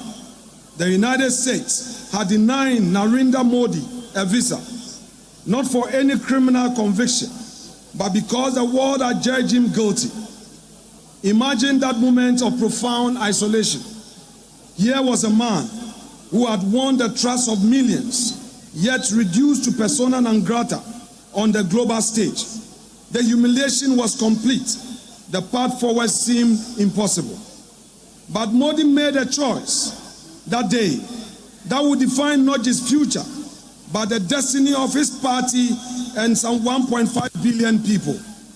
Today, that same man commands audience at the G20, addresses joint sessions of the United States Congress, and leads one of the world's most growing economies. Recently, he visited our republic and addressed our parliament, stating, "True democracy promotes discussions and debate. It unites people. It supports dignity and promotes human rights." I couldn't agree more. Modi's journey from global pariah to world statesman offers us, the NPP, a roadmap from our current wilderness to future victory. Modi's resurrection began with a revolutionary principle. In a nation fractured by castes, religious, ethnic, and linguistic differences, he declared, "All the citizens, all the voters are my countrymen." Fellow patriots, look around us this very afternoon. Look at the divisions that have sprouted like weeds since our defeat. We cannot, we must not allow 2024 to become the year that destroyed the NPP. From this moment, we speak with one voice. We move with one resolve. We are not Achim, Ashanti, Fante, Mamprushi, Gonja, Gan, or Ewe. We are NPP. We are not North or South. We are Ghana first. Modi's transformation was built on principles that never wavered. Service before self, performance over promises, dignity through opportunity. These values are not foreign to us. They are our foundation. Buzia believed in service before self. Dankwa championed dignity through opportunity. Dombo sacrificed his leadership rights and fought for performance over promises. We have not lost our way because we forgot our policies. We have lost our way because we abandoned our principles. Modi's political resurrection was built on methodical grassroots mobilization. From the mid-1980s onwards, he trekked to villages others ignored, sat with farmers others dismissed, and listened to the dreams others regarded as impossible. Perhaps we became a party talking to itself in Accra. We must become a party of Ghana talking to Ghana. Our constituency executives must master every polling station. Our polling station chairpersons must know every voter. Our electoral area coordinators must understand every community's dreams. Modi's greatest achievement was rebranding not just himself, but India's entire narrative. The country known for poverty became known for possibilities, but this rebranding wasn't cosmetic, it was substantive. We cannot rebrand ourselves through better slogans. We must rebrand ourselves through better results and strong character. This conference marks a pivotal moment in our party's journey. As we gather under the theme, rebuilding together with our values, we are called not only to reflect, but to renew. We are called to look inward and ask ourselves the hard questions. Who are we? What binds us? And where are we going? We are in a season that demands sober reflection, radical unity, and a return to first principles. This is a time of transition, a time when we are repositioning as a party in opposition. It is a time to rebuild, a time to reconnect with our grassroots, to re-express our ideals with clarity and reconnect to the Ghanaian people with bold new vision for the future. We are at a critical juncture as a party, not because our tradition is broken, but because it is being tested by an electoral defeat, internal tensions, unmet expectations, and the competing ambition of people who want to serve. But let us remind ourselves, ambition must never override party loyalty. Competition must never erode patriotism, and political differences must never poison the well of unity. Dear patriots, every political tradition, every movement that has endured storms and achieved victories has been built on one unshakable foundation: unity. Without unity, we are just individuals with ambition. But with unity, we become a force, a party with direction, discipline, and destiny. Unity does not mean uniformity. It doesn't mean we all agree on everything. It means loyalty to a shared purpose. It means commitment to the flag, the same values, and the same future. The NPP has never been merely a political organization. We are a tradition built on the sweat, sacrifice, and convictions of patriots who came before us. patriot who believed in liberty, human dignity, the rule of law, and the boundless potential of the Ghanaian people, realized through the active participation of the private sector. These values must be our compass, especially now.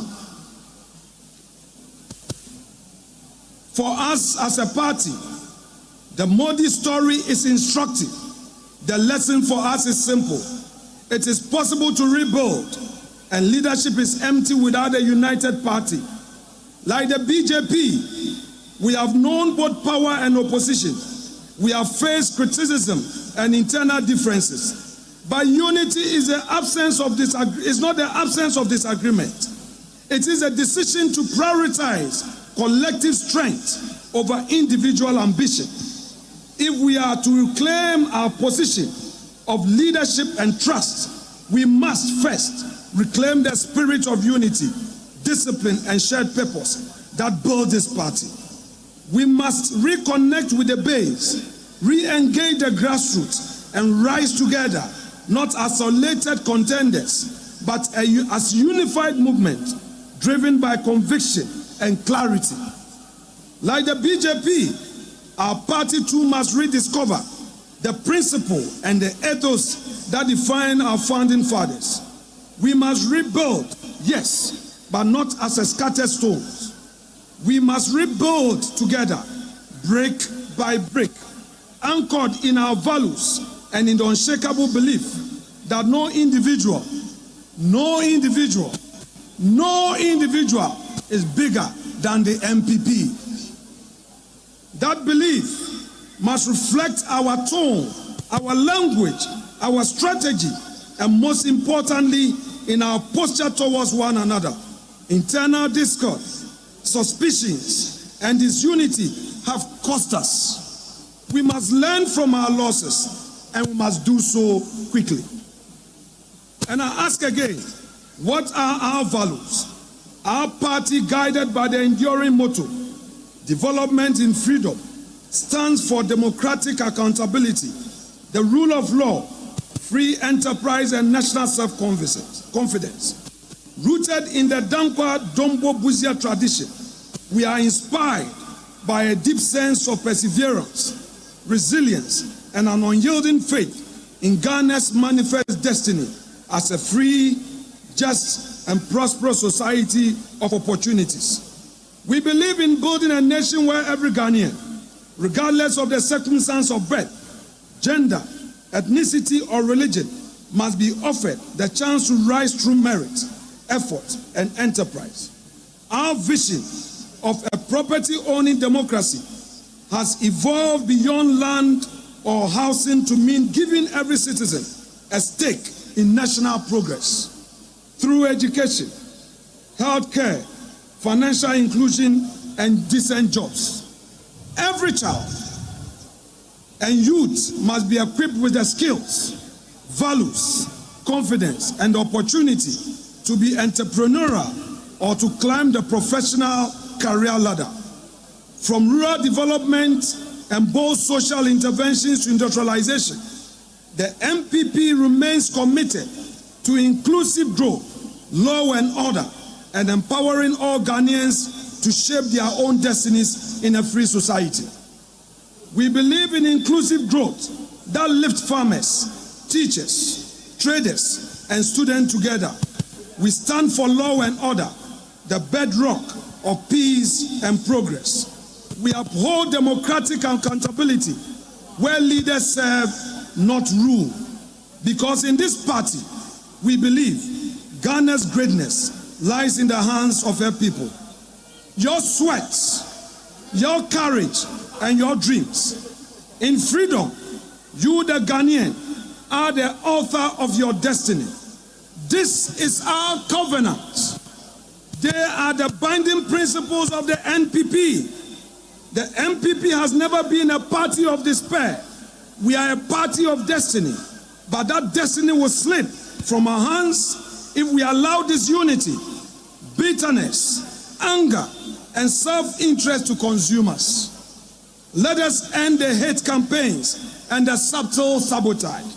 It is time to choose unity over ego, and party over self. If we fight one another, we will end up falling together. But if we fight for one another, we shall rise together.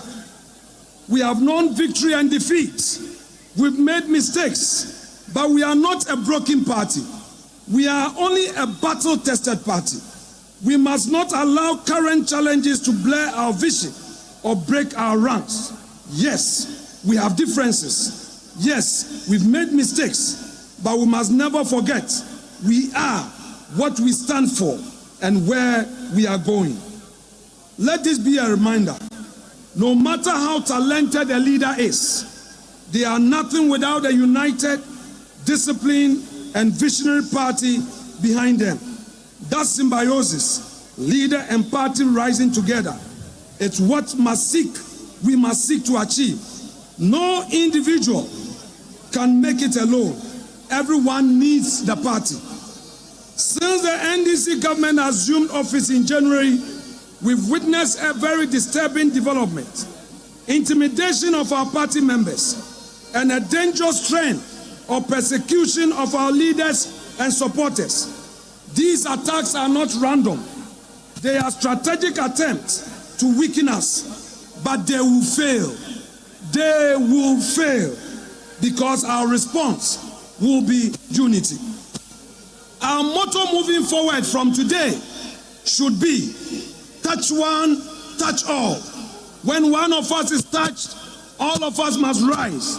We are one family, and the strength of our family is its loyalty in crisis.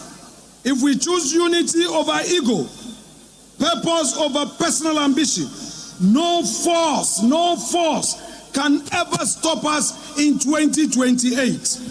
When we are united, no external force can divide us. But when we are divided, even our strength can be used against us. Rebuilding does not mean avoiding or overlooking our differences. It means confronting them with maturity. It means refusing to let factions become permanent fractures. It means calling each other back to the center, the core which brought us this far. Your servant in Parliament hereby assure you through me that the NPP caucus remains resolute. We are not retreating. We are strong, united and committed to the values and ideologies of our party. We shall continue to defend the legacy of our party in Parliament, hold governments accountable, and show the Ghanaian people that we remain the better alternative. To our aspiring candidates, let this be a season of sober reflection. There is room for all of us at the table, but there is no room for selfish ambition. Let us rise above the temptation to win at all costs and choose instead to serve at all costs. Delegates, the future of our party rests in the choices we make today. Let us choose unity over division. Let us all rally around our elected leaders and reignite hope among our base. To our grassroots, you are the lifeblood of this great tradition. Your sacrifices, your patience, and unwavering loyalty have kept us afloat in seasons of triumph and in valleys of loss. And so to you, I say, hold on, do not lose hope. We shall rise again. The elephant has only stumbled. It has not been defeated. You have never given up on us, and we, your servants in Parliament, will never give up on you either. And to our youth, you form the majority, and your energy, your voice, and your ideas are not just welcome, they are essential. TESCOM, this is your moment. Stay grounded to our values. Stay focused on the bigger picture. Know that the future of this party belongs to you, the TESCOM youth, and our youth scattered all over the country. Learn from the elders in Parliament. Don't insult them. Engage them. Absorb their wisdom and grow with a strong conviction of our party and what it stands for. That way, you can also lead with clarity, build with purpose, and sustain the NPP legacy that has been entrusted to you. It is time to stop feeling sorry for ourselves. Yes, we lost 2024 elections in a big way, but let us be clear. This was not a defeat born out of failure. It was a perfect storm of adversity no government in the Fourth Republic has ever had. From the banking crisis that threatened to collapse our financial system, which we spent billions fixing, restoring confidence and stability, to the global COVID-19 pandemic that brought the world to its knees. Then came the Russia-Ukraine war, unleashing the harshest cost of living crisis in generation. And through it all, we governed with a hung parliament and an opposition speaker. No government in our democratic history faced this scale of compounded crisis. Yet, Nana Addo Dankwa Akufo-Addo in the driving seat, we held the line. We do not downplay the struggle the Ghanaian people had to endure, but we should commend them because it was a sacrifices day, including the bondholders, made, which led to the big economic recovery we started witnessing from early 2024. We endured, the people endured, and still we delivered. That was leadership, tested best in major crisis. We should not be shy of the mighty gains we made under very difficult circumstances under Nana Akufo-Addo. We fixed the crisis and handed over an economy with stronger GDP growth than what we inherited in 2017. We built historic levels of gold and foreign exchange reserves the current administration is now relying on to prop up the city and support the economy.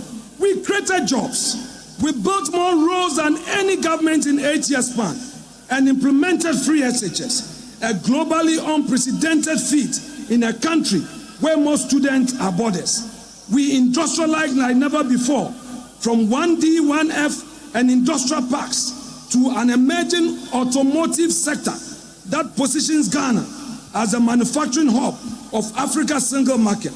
We expanded health infrastructure, revitalized agriculture, and rolled out STEM so boldly. The STEM education agenda, we successfully rolled it out to equip our youth with skills for the jobs of tomorrow. Thanks to Matthew Opoku Prempeh and Dr. Educhum. We set Ghana on irreversible digitalization path, placing our nation at the forefront of promising digital economy and after. Fellow patriots, rather than feeling sorry for ourselves, let us face the truth. We took the hard, necessary decisions to save this economy. And now, Mohammed's government is taking propaganda credit, reaping where it has not sown when they talk about resetting, where it is its so-called 24-hour economy, the gold board or anything else. They are simply rebranding our achievements and marketing them as their own. Let no one be deceived. The foundation they are standing on was laid by this party, by our sacrifices, by our bold leadership in the face of crisis. So no, this party has no reason to hang its head at all. In closing, I want to reiterate our theme, rebuilding together with our values. It is a charge. It is a call to realign, to renew and to rise together. And we rise again in unity and in the enduring spirit of our party, our great NPP. And I say to all of you, though we walk through the valley of the shadow of death, we fear no evil. Let us go back to our roots. Let us rebuild with courage. Let us reimagine our future. And let us reclaim the spirit that built this party, a spirit of sacrifice, of loyalty, of conviction. We've done it before. We can do it again. And let it be that by the grace of God, we will. God bless us all. God bless the NPP. And God bless our beloved nation, Ghana. Thank you so much.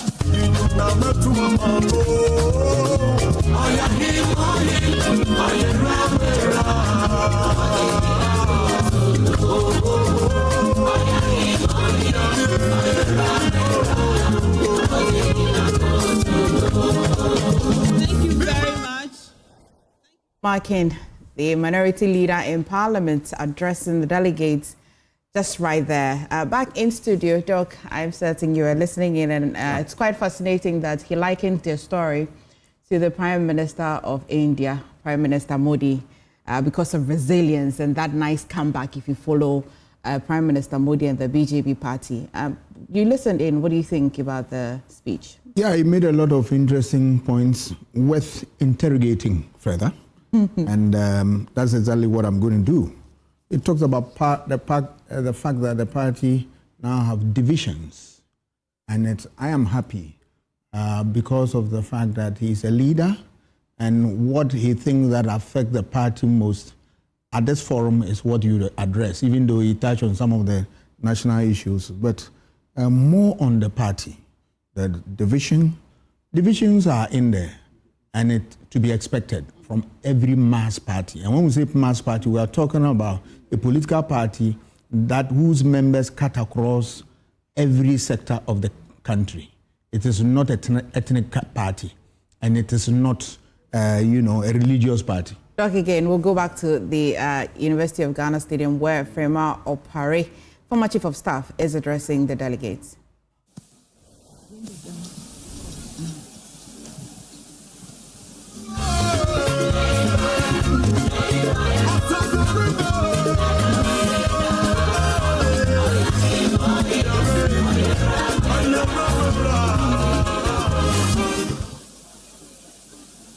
The acting national chairman of the New Patriotic Party and the national executives, the former president, His Excellency John Agyeman, the former vice president, Dr. Alhaji Mahamadou Bawumia, and spouse, Hajia Samira Bawumia, the minority leader and members of parliament, members of the National Council and members of the Council of Elders, representatives of political parties present, the diplomatic corps, former ministers of state and other government appointees, regional executives, constituency executives, members of TESCON, members of conference, distinguished ladies and gentlemen. I read you the message from His Excellency Nana Addo Dankwa Akufo-Addo. I feel a profound sense of gratitude for the trust and cooperation conference has shown me from the days of old, and most particularly during my tenure as President of the Republic for 2 consecutive terms. It was a great privilege to serve in that capacity on the ticket of our ever-capable New Patriotic Party.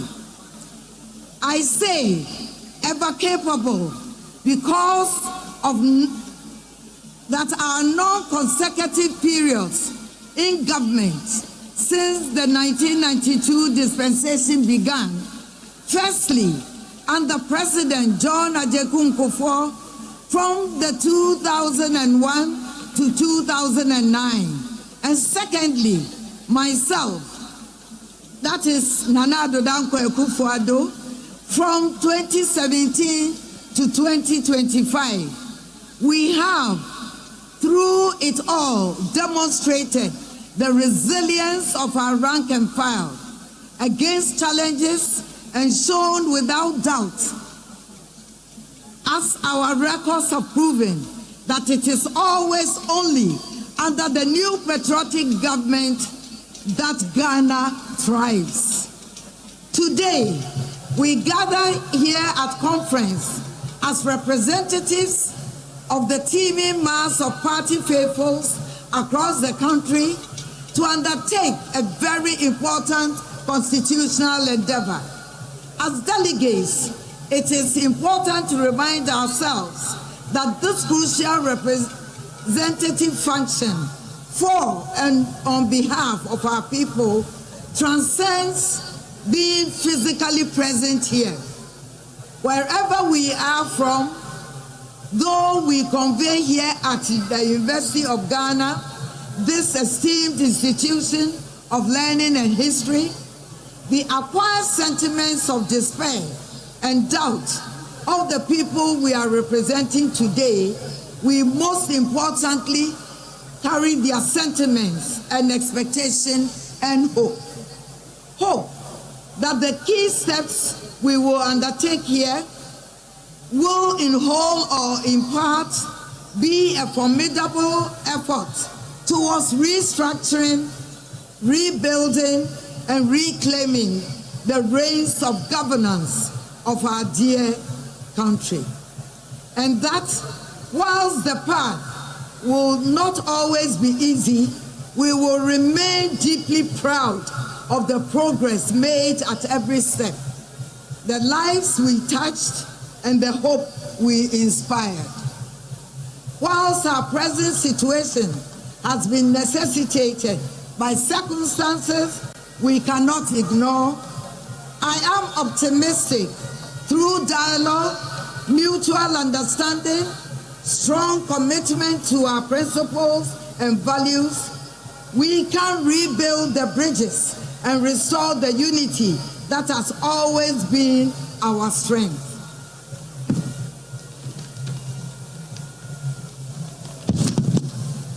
Fellow delegates, conference must reflect what we want all to know, that ours is not just a political party, it is a family.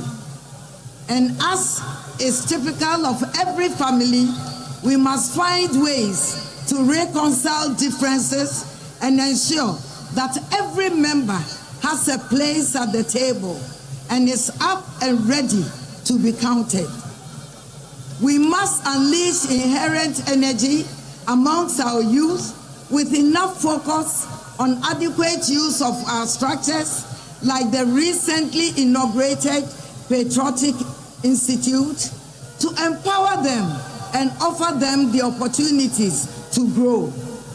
They are no more the future, they are the present.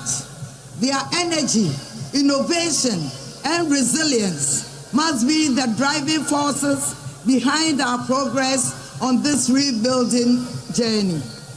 Our efforts must be all-inclusive. That is why structures or laws crafted in a bygone era, which notably do not reflect the realities and aspirations of our contemporary existence, must be opened up and critically examined to follow for proper reforms. Severally, I have stated, and today will be no exception, that we must continue to stand firm and united behind the eternally forthright ideals and principles of the Dankwa Dombo Buzia political tradition, which has proven the most suited political tradition on our Ghanaian market. We must make room for belief to replace doubt.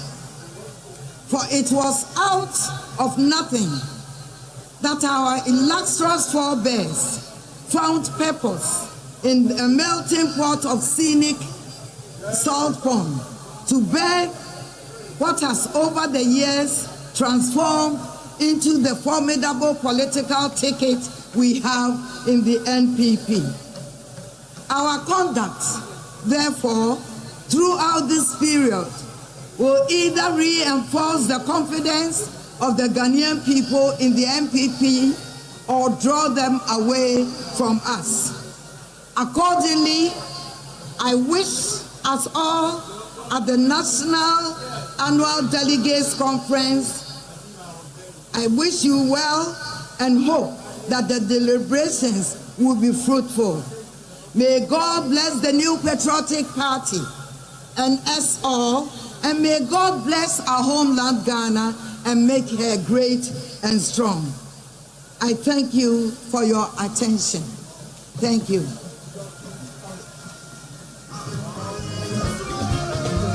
Thank you very much. Our mother, who has made history, the first ever female chief of staff. Thank you very much. Ma Nyamin Shrao. Thank you, Ma Nyamin Shrao. Okay.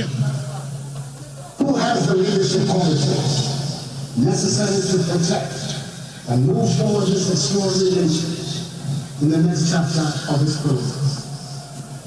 Who can lead us to take the next bold steps toward the prosperity and general well-being of every citizen of Ghana?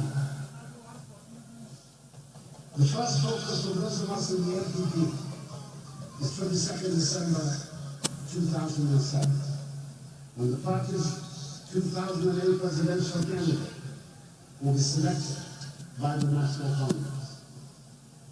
Last week, I completed my election. Thank you for staying with us. This is the live coverage of the NPP's Delegate Conference. And Doc, we were just analyzing the minority speaker's speech. You will wrap on that, then we'll go back to your analysis and your assessments of the previous general secretaries, which you think that may have been the engine of political parties over the years. And we'll focus then on the NPP, of course, because today is a day for them. But let's continue with the minority speaker's speech. Yes, as I listened to Mr. Afenyo Makin, it touched on very important things which are germane to the growth of the party. And I believe that if the party pays attention, then they should be able to get the basis right. He talked about the fact that, you know, this party, he did not put it directly, but you can infer from his speech that it has been born. This is the party that their leaders' work has stood the test of time, put them together. The leaders like Dankwa, the Buzia, the Dombo, I agree, but I disagree. If you talk about MPP, and as soon as they mention Dankwa, Buzia, Dombo tradition, then I ask myself, because if you look at how the party came to form the UP after Kwame Nkrumah passed the Avoidance of Discrimination Act in 1958, all parties were proscribed with the exception of CPP. So the parties that had stood the election of 1956, all of them gang up and form a party called UP. So you have the Anglo Youth Organization in there. You have the Gashi Fimokwe in there. You have all manner of parties in there. So if you talk about Dankwa, Buzia, who belong to the UGCC, and then the Dombo and Co, who believe in, come from the Northern People's Party and the rest of it. What about the other parties? Are they not represented here? And that narrative has been consistent with the party, but the time has come for people to know that this is the reality. But for this explanation, I would have always likened the Dankwa Buzia Dombo tradition as it being born out of the fact that during the military regime you couldn't form a political party and all of that, so they had to do it in a way that is quite hidden, and out of that born there. I see. This is the narrative. Stories, okay. Their story, the background. All right. Yes, that brought them. But there were others. If you are tracing it from the UP point of view, UP were all the other parties put together with the exception of the CPP. Okay. So if you mention, UGCC, which represent Dankwa and Buzia, or even if you talk about even Ghana Congress Party, which Buzia led and all that, and the Dombo and Northern People's Party and the rest of them, then what about the rest of the other parties? Right. You've forgotten about them. When would they get to their 10? And nobody knows. But that aside, I want to look at, he talked about very important things, that there's a need to what? For them to be able to put themselves together, because unity is strength, so as to rebuild the party. It's refreshing to me because he has seen the need to rebuild the party, make it better and stronger to stand the battle of 2028. It's fine. He talked about the fact that their party's tradition has stood the test of time, and that there's always the need for loyalty, there's the need for unity and patriots. They must be patriots. people who will like the party, who stand for the party at all times. And of course, they talk about the fact that they are a property-owning democracy. And that, I don't get that concept. I don't get it. Some time ago, I spoke with one of the party leaders and I asked, what is it about? And he gave me an idea that it was something that he picked from Dr. Damquest's collection and all that. You see, NPP, yeah, I know that before they lost power, they heard about these criticisms and all that. People like us were saying, come out with your ideology. Because yes, ideology also helped to shape the ideas and aspirations of people. NDC will tell you they are a social democrat. Yeah. And they can articulate the tenets of what social democracy. So NPP were still, dilly-dallying and all. But I know that before the election, they started making move to teach their followers, to the party leadership, to teach them about the ideology, which is center-right. Yeah. That there are things that they believe in and all that. I believe that it is very, very important for them to articulate this, and people will follow, so that when you come out with policies and programs, people will not criticize you unnecessarily. They know that, oh yeah, these people, there's some of the policies that they pursue and all that. This concept of center-right political party, center-right anyway, a political party must have an ideology, should it not? Yeah. And so if you have the center-right concept. It's also an ideology. Okay. Right. And in ideological continuum, we have those on the left, those on the right, and those are the middle, center. And there are those in between this group. So when you say center right, they are the center, but they tilt towards the right. Okay. Yeah. So you see issue like, semblance of conservatism, which is at the right, in there. You have things like they believe in property. Property owning, they believe in individualism, that develop the individual. Elitism. And you'll be able to build the capacity of everybody and all those things. So those on the ideological continuum, they are not wrong. Okay. Yes. Then they talk about the issue of let them also. He mentioned something which is very striking, that from now onwards they should support each other. And that if one of them is touched, you touch all, touch one, touch all. Touch all. Maybe you will come out with better and further particulars about that. But I don't get it. What does it mean? If somebody is called upon to come and answer question for the office that he has occupied as a public office, is it the case that he has been touched? Can that amount to touch one, touch all, touch one? Yes. I believe the traditional slang, touch one, touch all, meaning maybe. At what level can somebody be touched? At the level of accountability. Okay. When you are called upon that we should follow you, we should come. He is a lawyer, he knows more than I do. If you read our constitution, the introductory aspect, the preamble, in there, they tell that we, the people of Ghana, believe in so many principles, including probity, accountability. And once you hold public office, you are answerable for your actions and even your inaction. Right. Yes. Doug, just on your screen now, you see the former vice president of the country, the NPP's 2024 flag bearer, together with his wife, just walking into the stadium and being received and welcomed by the delegates, as you can see on your screen, beautifully planted on that green carpet grass over there, with the chairs on. Doc, our big elephant has arrived. Yeah. Yeah. We'll discuss it a little later. Let's continue with the takeouts from that speech. Right. So you talk about the touch one, touch all. People must know that once they become political heads, they are answerable for their actions and inaction. And this dovetails into the concept of good governance. One of the cardinal principles of good governance is that if you hold any public office, make yourself ready for accountability one day, because you must account for the stewardship of your office. When you are called upon, I'm not sure you have any moral authority or even legal authority to call anybody to do what? To follow you for what? He talked about resilience, a good comeback, giving us example of what is happening in other countries, citing Prime Minister Modi and all of that. This political party and what happened in 2024 and the conference as you're seeing now, can they recover anytime soon? Recovery is a difficulty, but it's not impossible. Why am I saying that? It's a difficulty in the sense that if you look at the election, the level of defeat, it tells you that something fundamentally went wrong.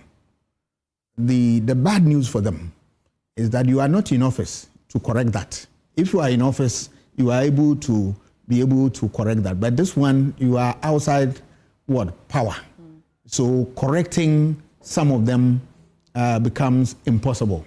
Even some of them you will be able to do, people read meanings into that. That is one aspect of it. Another aspect of it is that people will be asking you, is that now that you are out of power, that you have seen, there's a need for us to do ABC just to stay afloat and all that. But that aside, if NPP is a national party, and this country is we operate... Right, Doc. We'll now go to the stadium, the conference where the former Vice President and the 2024 NPP presidential candidate, Dr. Bawumia, will be addressing shortly.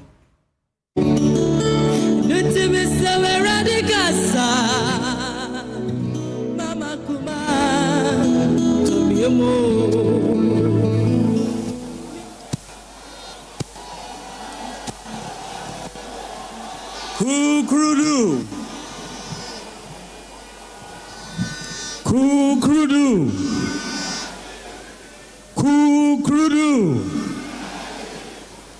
National Chairman, Acting, the General Secretary, our former President J. Kufuor, former President Nana Addo Dankwa Akufo-Addo, who I'm sure are watching us, the former Chief of Staff, the former Second Lady, my beautiful Samira, members of Parliament, former ministers and former members of Parliament, former MMDCs, our national executives, external members of external branches, regional executives, constituency executives, electoral area coordinators, polling station executives, and representatives of other political parties, fellow Kukrudites. Kukrudu. It is with mixed feelings that I welcome you all to this National Delegates Conference. It is a joy to see the representation of our party from across the country converge once again for conference. I, however, would have wished that we would have been doing so under different circumstances. Yet, still, I am filled with hope that as we reflect and reorganize, we will soon be given the opportunity once again by our countrymen and women to serve and assist in rebuilding and transforming our nation. Kukrudites, the task ahead of us is one that we have to conduct with diligence and measure. In times like this, we should be focused on strengthening our bonds of unity and reinvesting in the ties that bind us. Our foundation and our strength has always been in building a united party. We have been the party that has over the years built the broadest coalition of citizens, not just to win, but to govern. We have been the party that has over the years offered hope to the largest diversity of our peoples.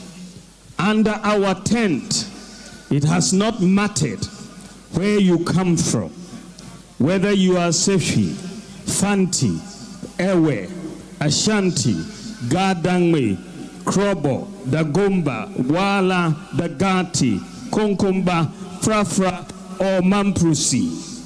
It has not mattered what religion you practice, whether you are a Christian, a Muslim, or a traditional African religious practitioner.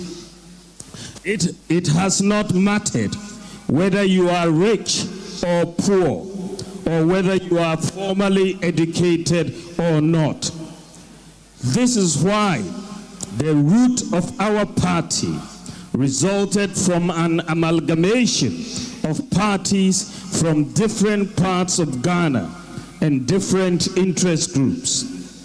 Let us remind ourselves that the parties that merged to form the United Party included the National Liberation Movement, dominant in Ashanti, the Northern People's Party, representing the Northern Territories, the Muslim Association Party, the Anlo Youth Organization based in the Volta region.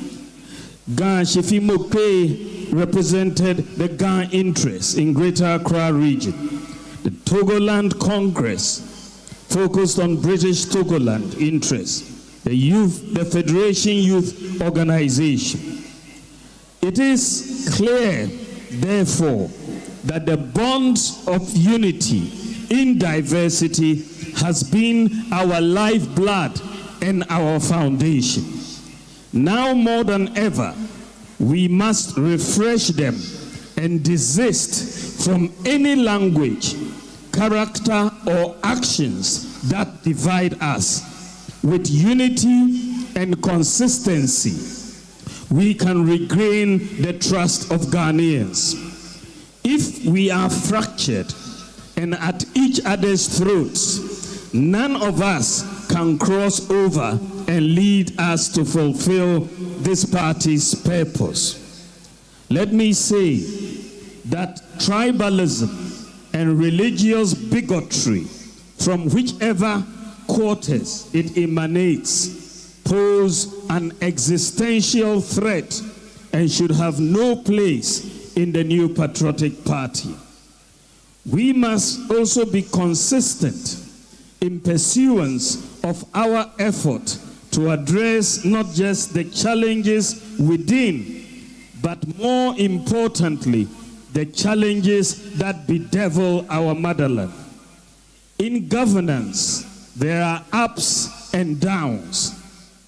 Through the President J. Kufuor and President Nana Akufo-Addo periods, we succeeded at many things with monumental and transformational achievements.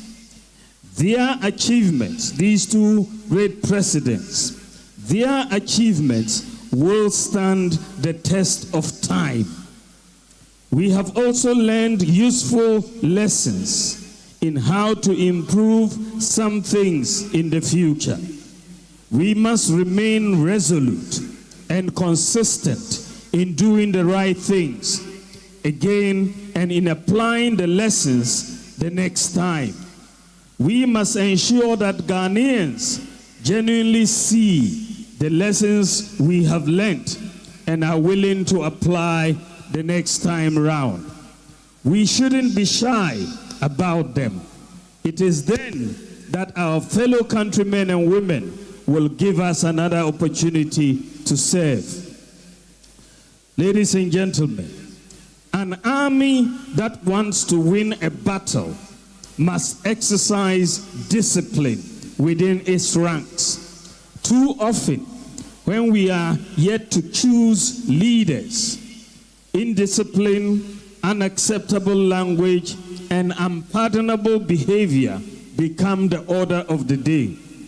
In the end, when internal competitions are over the attacks we would have launched on ourselves become fodder and ammunition which our opponents use to attack us. We experienced it in the 2024 campaign, and we should not let it happen again a second time. This is why I call on all Kukrudites to stop internal attacks now.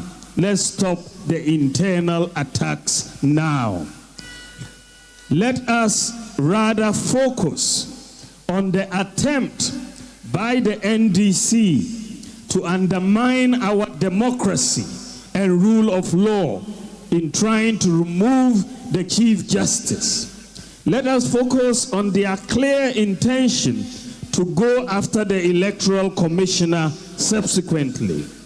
Let us focus on the violence and thuggery their hoodlums carried out in the recent Ablekuma election, in full view of the police and cameras. I again call on His Excellency the President to bring the perpetrators to book and to remind them that the elephant never forgets. No matter how long it takes, we will prosecute the perpetrators when we assume office in 2029, inshallah. To the leadership of the party, I ask that you be firm and crack the whip so that discipline is maintained within our ranks. It is with discipline, humility, lessons learned, and the pursuit of a common good for Ghana that we can become the refreshed party we desire. Finally, in all our decisions today and in all our actions towards the reform process, let us be guided by the rule of what is in the best interest of Ghana. At dawn on December 8th, 2024, as I prepared my remarks to concede the election of 2024, my singular focus was on what's in the best interest of Ghana. I am fortified in my heart that as politicians, we should always be guided by what's in the best interest of Ghana at all times. What represents the best example to Ghana's children? What is in Ghana's best interest will always be in the best interest of the NPP. We cannot ever go wrong with that. Let us showcase it more and more as we reflect and rebuild. I have no doubt that notwithstanding the challenges ahead, of which there will be many, if we are united and disciplined and work hard, we will win the 2028 presidential and parliamentary elections by the grace of God. It is still possible. I wish us all a successful annual Delegates Conference. God bless you, God bless the NPP, and God bless our homeland, Ghana. Assalamu alaikum.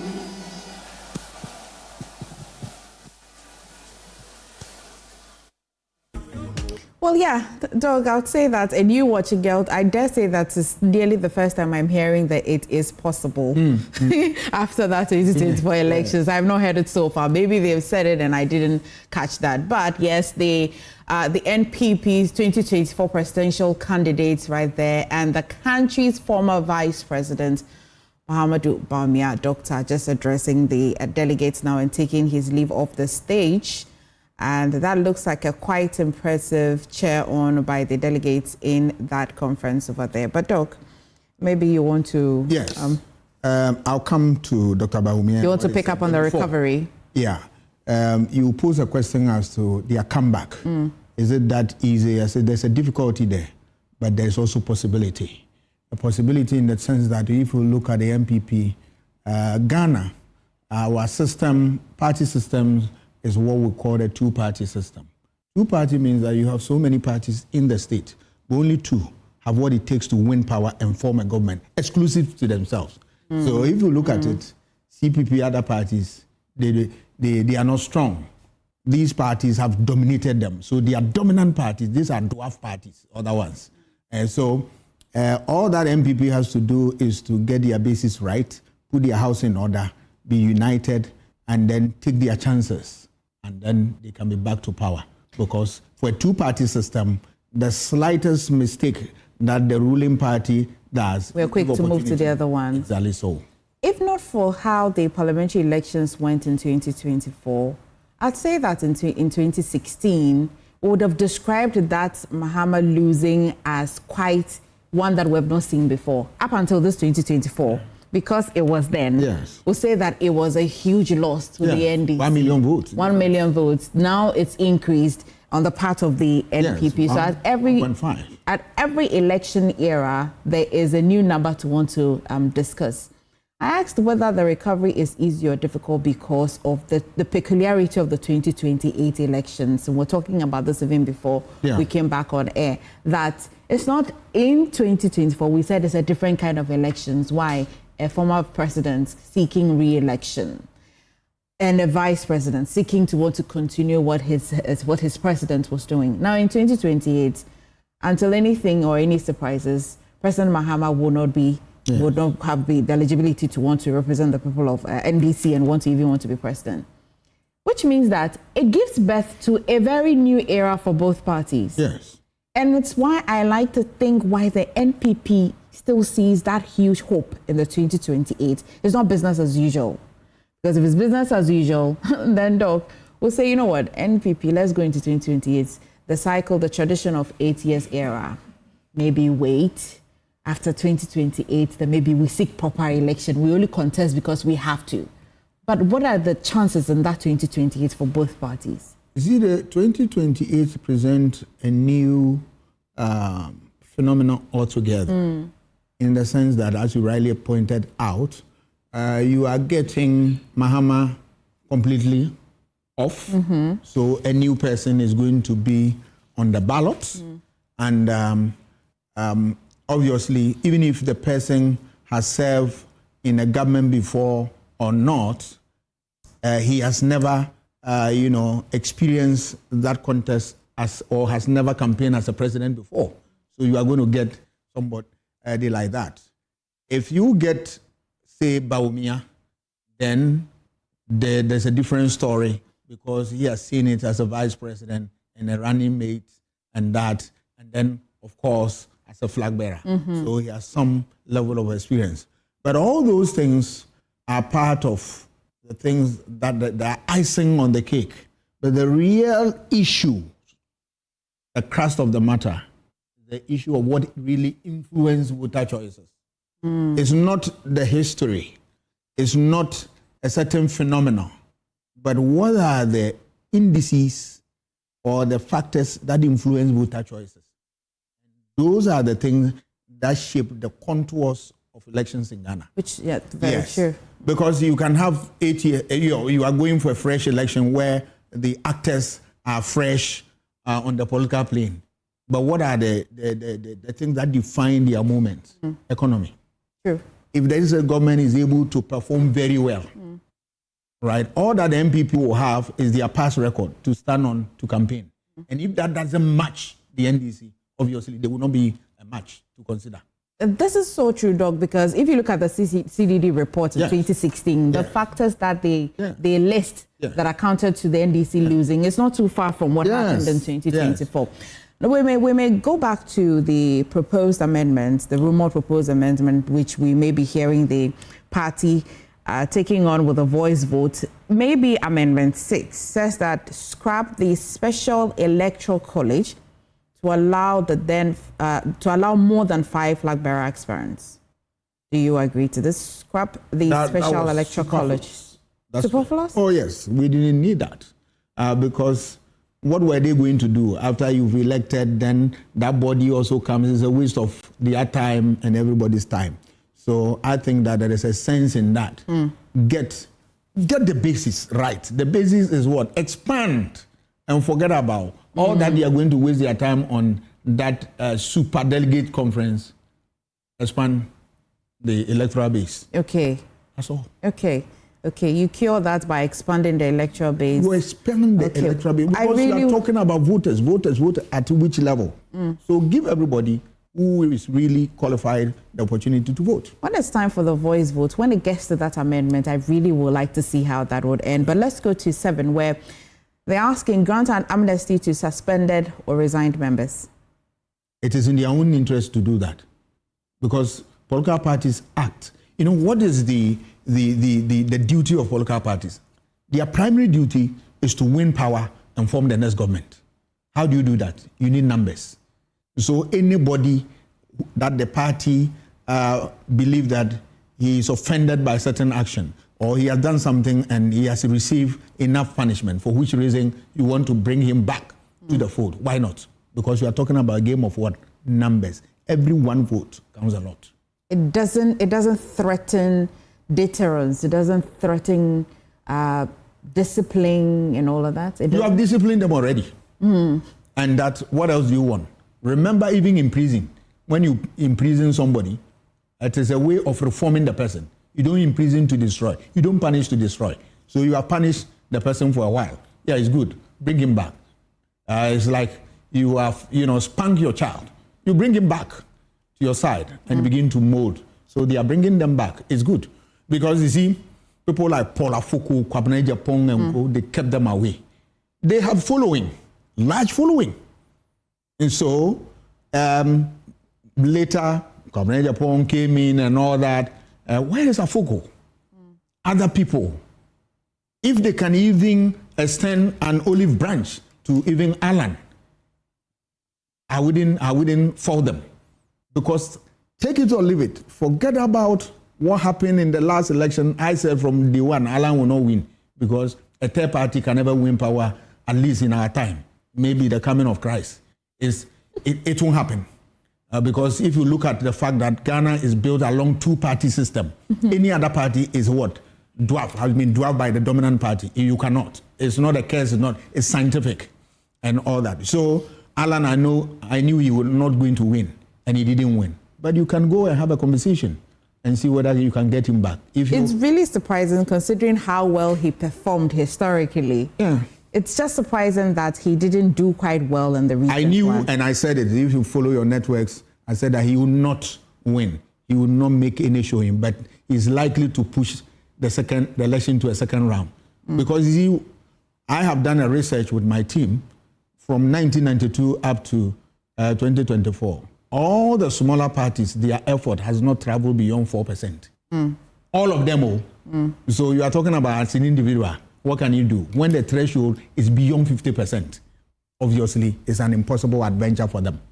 They will not. It tells you, and it's not only that, Ghana is built along two-party systems. I mean, because those who handled us and gave us independence, their parties are also what? A two-party state. If you go to what? Britain, it's a two-party, Labour, Conservative, that's all.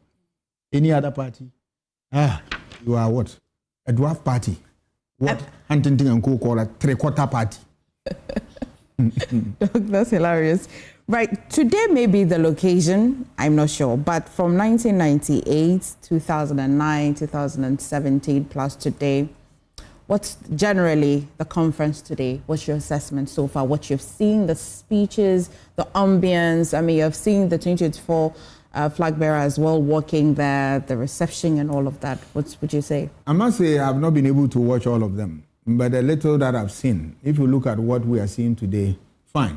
But I always I say with a pinch of salt because with some level of, let me put it that way, some level of reservation in the sense that if you see crowd and you want to judge by it, what we call in political science as what, there's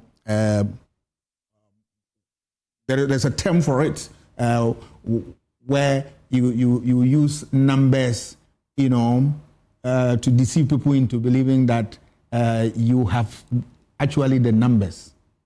It's not the case. And always politicians play that card. People can be badged to places. People can just go there as just go and watch what is going on and all that. So those things, it creates all manner of scenarios for me. But what is interesting to me is what you claim you want or what you have put down that you want to do. At the end of the day, I want to see whether you deviate from it or not. I am looking forward to that expanded electoral college. For me, that's the most outstanding reform you're looking at. I want to see. Yeah, the word I was using for bandwagon. The bandwagon effect. You see people splash on TV screen. There were a lot of people at the Congress today. Right. You saw NPP rally, if that is anything to go by. You saw their rallies numbers. Where were the numbers when we were voting? It gives you an idea. So for me as a political scientist, I look at that, yeah, it's fine. But what is it that you have? What is it that you are coming to do? How do people accept it? And when you are done after this exercise, how are you going to implement that? A few, period that I have seen, NPP begin to stagger when it comes to what? Implementing decisions. You recall, before election, they said they placed a ban. Don't do this. People did them, nothing happened to them. Right. Doc, I'll take a minute and take us back to the conference where Frank Davis, chairman of the NPP's Constitutional and Legal Affairs, is also addressing the delegates now. Committee. The committee, which was subsequently inaugurated by the national chairman on April 25, 2025, had the following composition. Dr. Ekia Amwakun, member. Honorable Ebenezer Gilbert Nina Nate, Dr. Antoinette Tibudakun, Honorable Diana Asonabadapa, Honorable Makafu Iwanya, Honorable Kojo Opon Nkrumah Esquire, Honorable Patricia Apiaje, Idi Muhayedin Esquire, Member Secretary, and of course my good self, Frank Davis Esquire, Chairman. The terms of reference of the committee included to identify provisions of the party constitution that require amendments in order to give effect to the recommendations of the Michael Quay Election Review Committee. To work on the recommendations of the 2021 Constitution Review Committee chaired by Honorable Alexander Afenyo-Markin, to receive proposals from party members and identifiable groups for amendments to the party constitution, to categorize the proposals into various articles and clauses for ease of reference, to make appropriate recommendations to guide the debate at the National Delegates Conference. In line with the party's tradition and the letter and spirit of the party constitution, particularly Article 19, the General Secretary, by a formal communication dated April 25, 2025, requested party members and identifiable groups who wish to propose amendments to the party's constitution to submit their written proposals to the Office of the General Secretary or send same directly to the committee via an email address set out for that purpose. Consequently, the committee received over 300 amendment proposals, both in hard copy and via the official email address. In pursuance of its mandate, the committee critically examined these amendment proposals, considered the Afenyo-Markin-led Constitution Review Committee, as well as the recommendations of the Professor Okoye-led Election Review Committee for Constitutional Reforms. The committee then examined the provisions in the NPP Constitution in respect of which amendments have been proposed and the Constitution as a whole.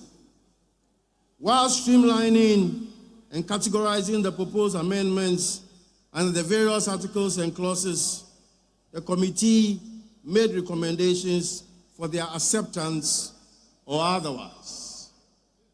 Where appropriate, the committee also made some modifications to ensure coherence and consistency with other constitutional provisions, and more importantly, with the time-tested tradition and aspirations of the party as enshrined in the Constitution. Recommendations made by the committee were informed largely by the totality of the views expressed by the proponents, the underlying principles and traditions of the party, which ought to be respected and protected, while ensuring that the Constitution reflects current socio-political developments of the party in its forward march to advancing the cause of democracy and the rule of law.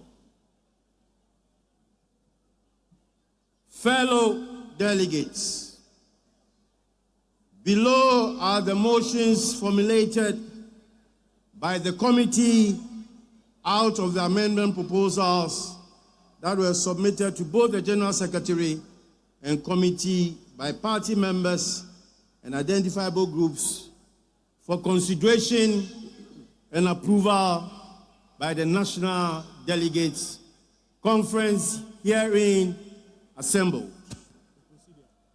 For the purposes of clarity and to make what we are about to do very distinct without any misunderstanding when we leave here, I'm going to set out the modalities for the run of the motions.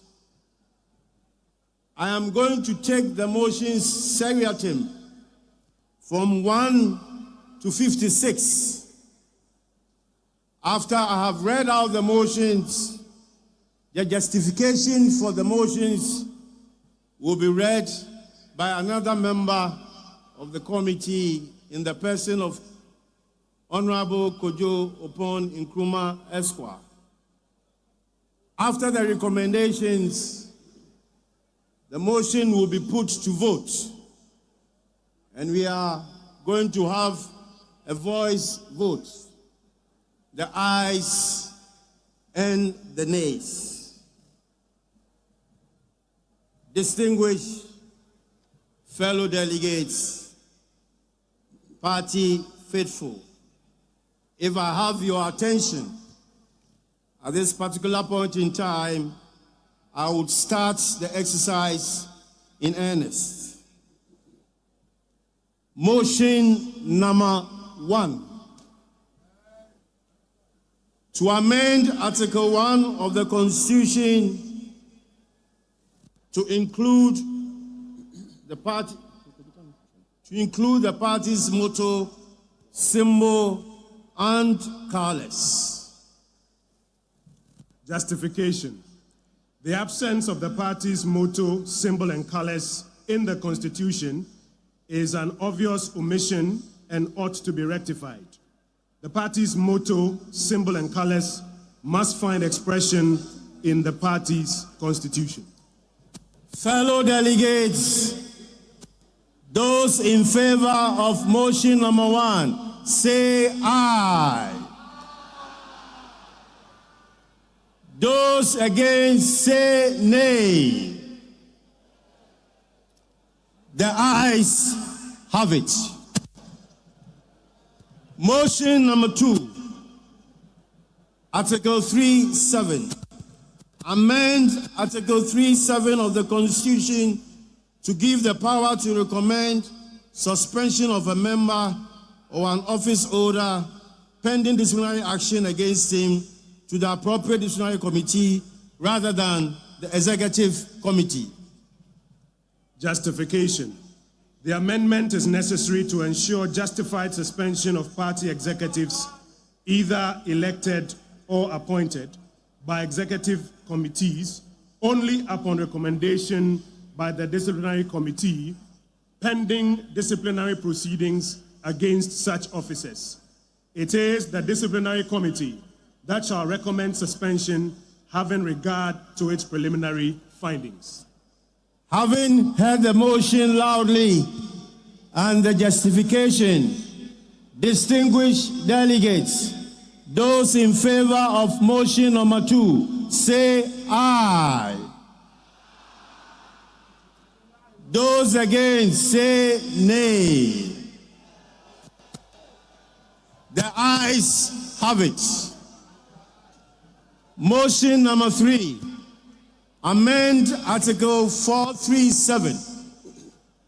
Amend Article 437 of the Constitution to allow for a complaint against any constituency or regional officer, whether elected or appointed, to be filed at 1 in the case of the constituency officer, the regional executive committee, and 2 in the case of the regional officer, the national executive committee. Justification. The amendment seeks to achieve fair and equal treatment or handling of disciplinary matters involving elected officers and appointed officers who are at the same level of the party, by providing that they should be dealt with by the same disciplinary committee. Having heard motion number 3, distinguished delegates, those in favor say aye. Those against say nay. The ayes have it. Motion number 4, amend Article 5(6). Amend Article 5(6) of the Constitution to adopt the Electoral Commission of Ghana's demarcation and cluster of electoral areas. Chairman, the justification is as follows. The EC's electoral area systems are predetermined, bereft of controversies, and involve more polling stations than the party's demarcations of electoral area. The current provision in the party's constitution is that where polling stations under an electoral area exceed 10, an additional electoral area may be created. This lack of certainty and exactitude has triggered misunderstandings in the creation of some electoral areas. The adoption of the EC's electoral area system cures any such misunderstanding or perceived mischief. Motion number 4. Those in favor say aye. Those against say nay. The ayes have it. Motion number 5. Article 6. I must say at this stage that this is a new provision. Amend Article 6 of the Constitution to provide for an electoral area executive committee structure made up of 5 members who shall all be elected, comprising the electoral area chairperson, secretary, organizer, communications officer, and electoral affairs officer. The justification is as follows, Chairman. The current system requires limited expansion to allow for increased participation and support in the management of the electoral areas. A 5-member committee enhances operational capacity and ensures a more inclusive and structured approach to supervising polling station activities. Distinguished delegates, those in favor of motion number 5, say aye. Those against say nay. The ayes have it. Motion number 6, amend Article 6(1). of the Constitution to increase the polling station executives from 5 to 7, who are all to be elected, comprising the chairperson, secretary, organizer, women's organizer, youth organizer, communications officer, and electoral affairs officer. Chairman of Conference, this committee respectfully recommends the one-man, one-vote system as a long-term electoral framework for the party. In the absence of the foundational structures for the one-man, one-vote electoral system, the proposed limited expansion, which, if approved, will represent a 40% increase in the Electoral College at the polling station level, is more realistic and manageable. It has the effect of increasing the Electoral College considerably, while the party works on the recommended one-man, one-vote system. Respectfully submitted. I now put the vote. Those in favor of motion number 6, say aye. Those against, say nay. The ayes have it. Motion number 7.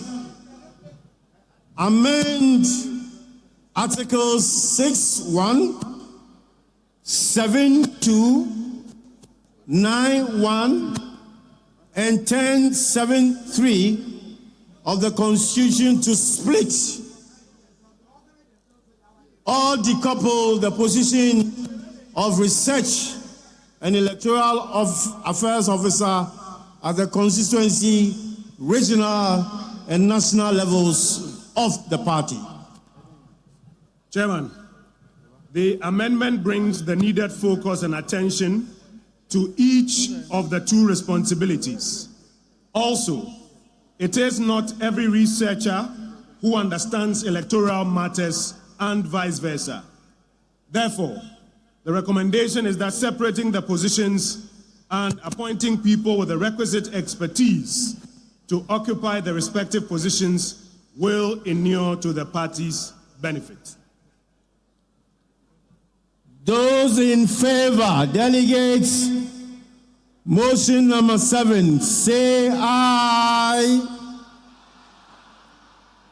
Those against, say nay. The ayes obviously have it. Motion number 8. Amend Article 7.2 of the Constitution to include the Constituency Research Officer, Electoral Affairs Officer, PWD, that persons with disability coordinator on the Constituency Executive Committee. Justification. This represents a limited expansion of the Constituency Executive Committee and seeks to promote inclusivity and broader participation in party activities at the constituency level. Delegates, those in favor, say aye. Those against, say nay. The ayes have it. Motion number 9. Amend Articles 7.5, 9.2, and 10.7.3 of the Constitution to make communication officers at all levels of the party elected from the polling station, electoral area, constituency, regional, and at the national level. At the national level, the communication officer shall be designated the Director of Communications. Mr. Chairman, the appointment of communication officers has, in many instances, been fraught with a lot of challenges, occasioned by perceptions of favoritism and lack of candor. Making the positions elective will afford the party delegate opportunity to select persons that they think can best communicate for the party. For the avoidance of doubt, the deputy directors of communications shall remain appointed. Respectfully submitted, Chairman. Delegates in favor, say aye. Those against, say nay. The ayes have it. Motion number 10. Amend Articles 710 and 97 of the Constitution to prevent party officers who get appointed into government from continuing to hold their offices. Justification. Party officers who are appointed into government should not be allowed to hold dual positions. So long as they have accepted the appointment to serve in government, it is recommended that they focus on their mandate in government and give opportunity for other equally competent party members to occupy their positions in the party. It is also in line with the provisions in Clause 10 of Article 7 and Clause 7 of Article 9, which are intended to ensure that government appointees do not hold constituency, regional, and national executive offices. Chairman, respectfully submitted. Delegates, those in favor of motion number 10, say aye. Those against, say nay. The ayes have it. Motion number 11. Amend Articles 726 and 924 of the Constitution to provide that any vacancy that may occur for whatever reason in the case of the constituency secretary and regional secretary shall automatically be filled by the deputy constituency and deputy regional secretary. Chairman, the recommendation is as follows. The deputy constituency and deputy regional secretaries, just like the substantive constituency and regional secretaries, are also elected by the same delegates at the same conference. The deputy secretaries should be able to occupy the positions of the substantive secretaries in the absence of the latter. Respectfully submitted. Delegates, those in favor, say aye. Those against, say nay. The ayes have it. Motion number 12. Amend Article 727 of the Constitution to give voting rights to national and regional officers at the Constituency Delegates Conference at the constituency they hail from. Chairman, the amendment strengthens the connections between these officers and the respective constituencies they hail from, where they may also serve as patrons and source of logistical support. This amendment is also geared towards the proposed limited expansion of the Electoral College, pending the one-man, one-vote system. Delegates in favor of motion number 12, say aye. Those against, say nay. The ayes have it. Motion number 13.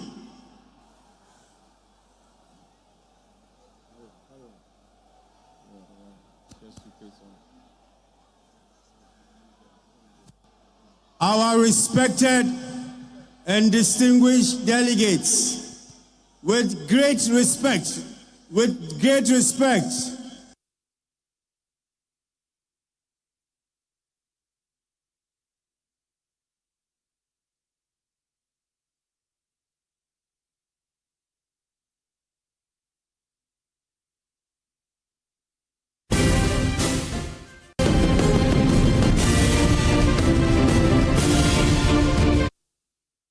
Just gave up on that on a very critical point where there's almost a debate here as well, whether we had a no or a yes, and then we'll reconnect shortly. But just joining us as well is the Executive Director for Global Info Analytics, Musa Dankwa, and he's also going to be still joined here by Dr. Asa Asante, continuing the debate, continuing the analysis of the NPP's delegate conference happening now, and that's the motions being taken and the voice votes as well happening. I'm also going to be handing over the baton to my colleague, Faustina Safo, to continue with the conversation. Relieve me of my back a little bit. I can use some stretch. Thank you so much. And then you want to stay with Fausti. Fausti, you want to pick up from here? Did. Now, it's going to be a long day for us, but then we're just going through the motions. MFR, thank you so much for walking us through all the process all the way from when we started, and it's time now for us to take it from here. We're just giving you a rundown of some of the key things that has happened so far with the NPP Delegates Conference. This is our 360 coverage of the conference that started a bit earlier in the day. We expected it to start a bit earlier, but then it started a bit late, and now so far we know that out of the 12 different motions that the Frank Davids Committee have proposed, all of them getting the nod of the delegates. We'll get into them, the specifics, especially with Dr. Asa Asante in the studio with me, as well as Musa Dankwa, as we look at what this is seeking to achieve. And let me just get your brief thoughts, Dr. Asa Asante, and just get your understanding of some of the key things that have happened. And I'll run through the motions, motion by motion, and get your reactions to them. But let me take you now back to the University of Ghana Stadium. I'm told my connection is back, and we can now go over to listen to the other motions and what exactly the delegates think about it. Of motion, just ably recommended, say aye. Those against say nay. The ayes have it. Motion number 15. Amend Articles 729 and 927 of the Constitution to allow constituency and regional secretaries to present reports on the state of the party at the Constituency and Regional Delegates Conference with the prior approval of the Constituency and Regional Executive Committee, as the case may be. Recommendation. Constituency and regional secretaries are the administrative heads of the constituency and regional secretariats of the party, and it is appropriate that they present a report on the state of the party to the constituency and regional party, respectively, to the Delegates Conference, with prior approval of the Constituency and Regional Executive Committee, as the case may be. Those in favor of motion number 15, say aye. Those in favor, against, say nay. The ayes have it. Motion number 16. Amend Articles 729 and 927 of the Constitution to require the statement of accounts to be presented by the constituency and regional treasurers at the Constituency and Regional Delegates Conference to have received prior approval of the Constituency and Regional Executive Committee, as the case may be. This amendment allows the constituency and regional executive committees to scrutinize and give a stamp of approval to the statements before they are presented at the delegates conference. Respectfully submitted. Those in favor, delegates say aye.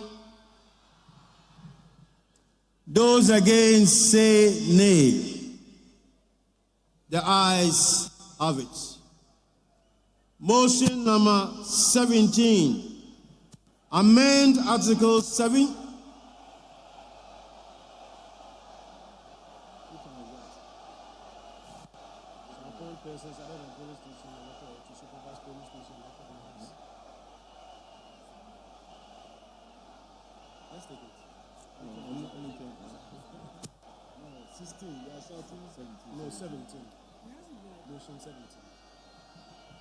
Delegates, I know you have your booklet.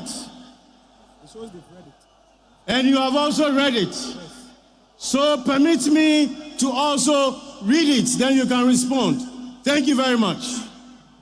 Motion number 17. Amend Article 730 of the Constitution to provide that the Regional Executive Committee shall appoint persons other than polling station, electoral area, and constituency officers to supervise polling station and electoral area elections. Delegates in favor say recommendation, sorry.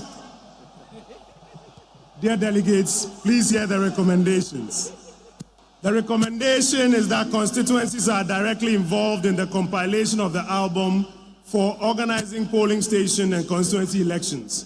And therefore, it may be prudent that supervision of these elections be taken to the regional level to absolve it from any conflicting interest. Chairman. My fellow delegates, those in favor of this motion, say aye. Those against, say nay.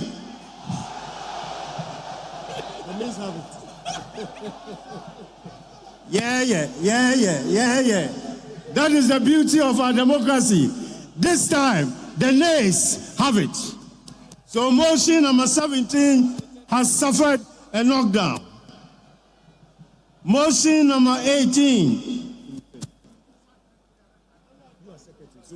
Amends Article 8 of the Constitution to specifically provide that the external branches shall have 3 representatives on the National Executive Committee and 5 representatives on the National Council.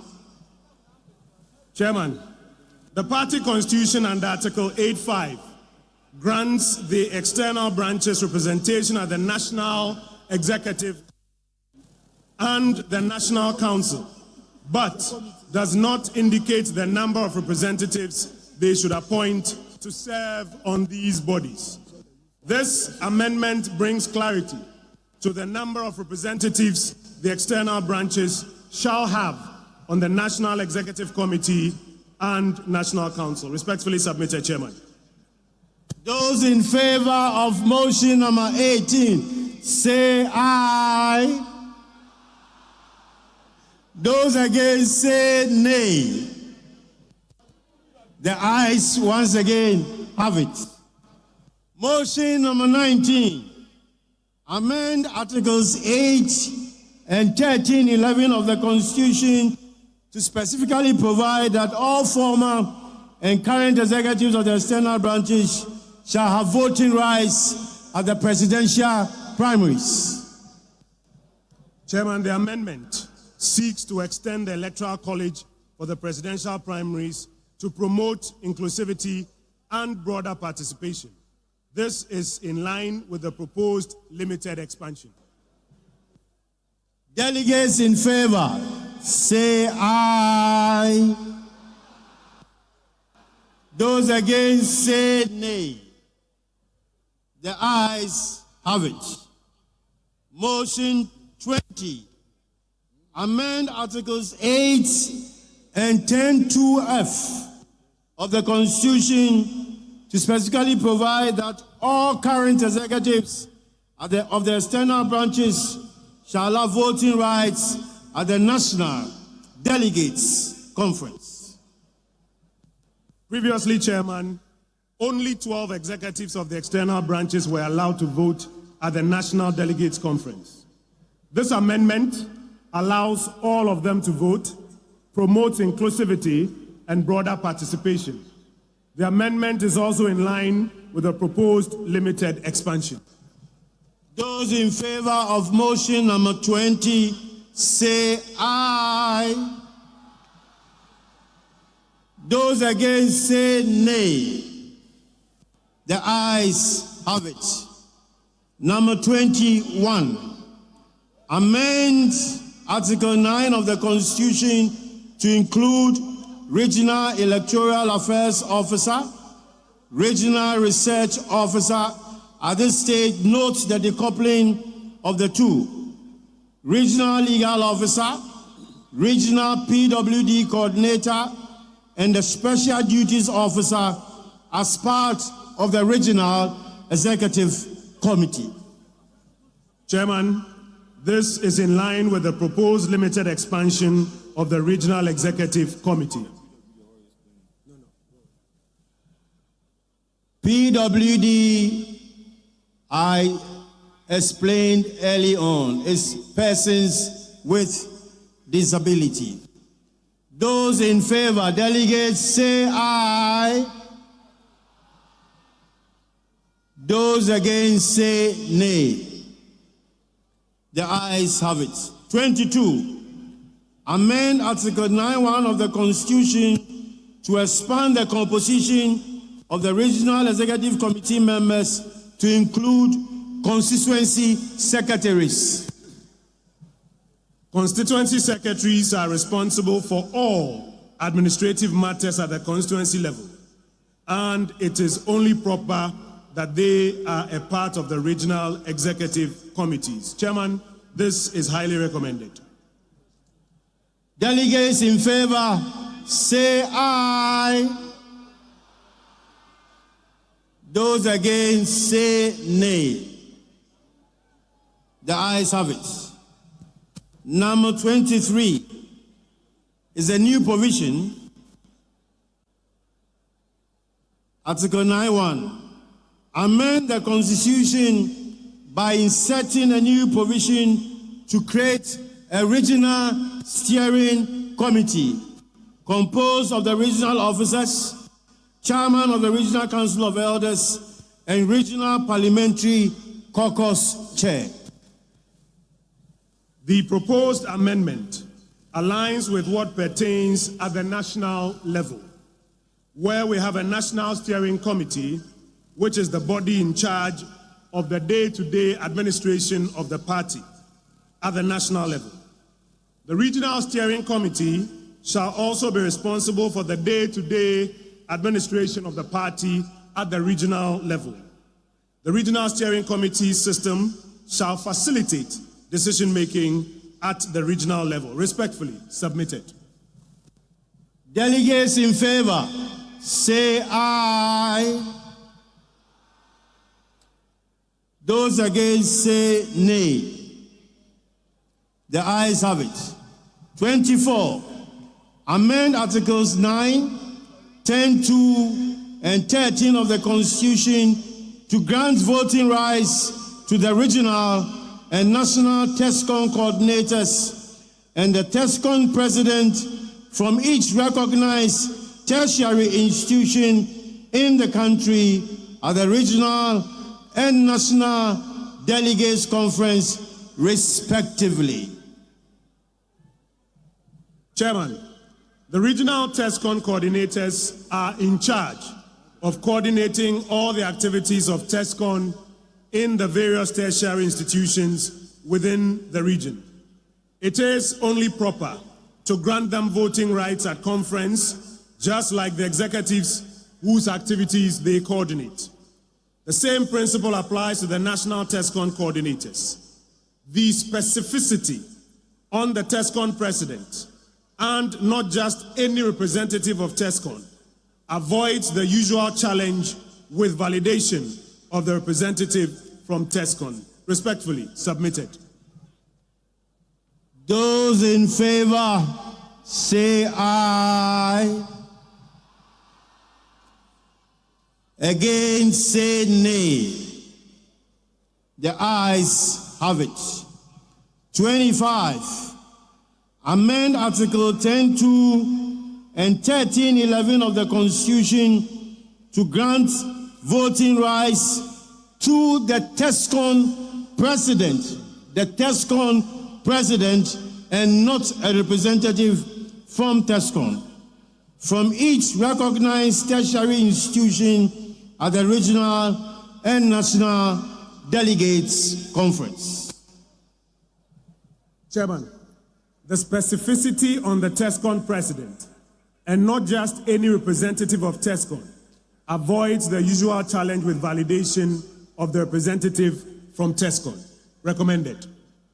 Delegates in favor, say aye. Those against, say nay. The ayes have it. 26. Amend Article, this is a new provision, amend Article 10 of the Constitution by inserting a new provision to include the consideration of position papers from sector committees of the party on key developments since the last National Delegates Conference at any current National Delegates Conference. Chairman of Conference, the proposed amendment allows the National Delegates Conference to not only focus on speeches and election of national officers where necessary, but to also consider and debate reports submitted by the party's sector committees on key national issues and to pass appropriate resolutions on same. Highly recommended, Chairman. Those in favor, say aye. Those against, say nay. The ayes have it. 27. It is also a new provision. Amend Article 10 of the Constitution by inserting a new provision to modify the composition of the sector committees under the National Executive Committee to include both members of Parliament and non-members of Parliament, as well as their functions. This allows the party to marshal its available best brains to serve on the various sector committees, whether or not they are members of Parliament. Recommended. Those in favor, delegates, say aye. Those against, say nay. The ayes have it. 28. Amend Articles 10.2.3e and 13 of the Constitution to make all members of the National Council of Elders delegates at the National Delegates Conference and the presidential primaries. Chairman, considering the indispensable roles played by the National Council of Elders, they deserve more representation at the party's highest decision-making body. In any case, per Article 16, the membership of the National Council of Elders shall not exceed 30, out of which 15 are already members or delegates to the National Annual Delegates Conference. Motion number 28 is recommended, Chairman. Delegates in favor, say aye. Those against, say nay. The ayes have it.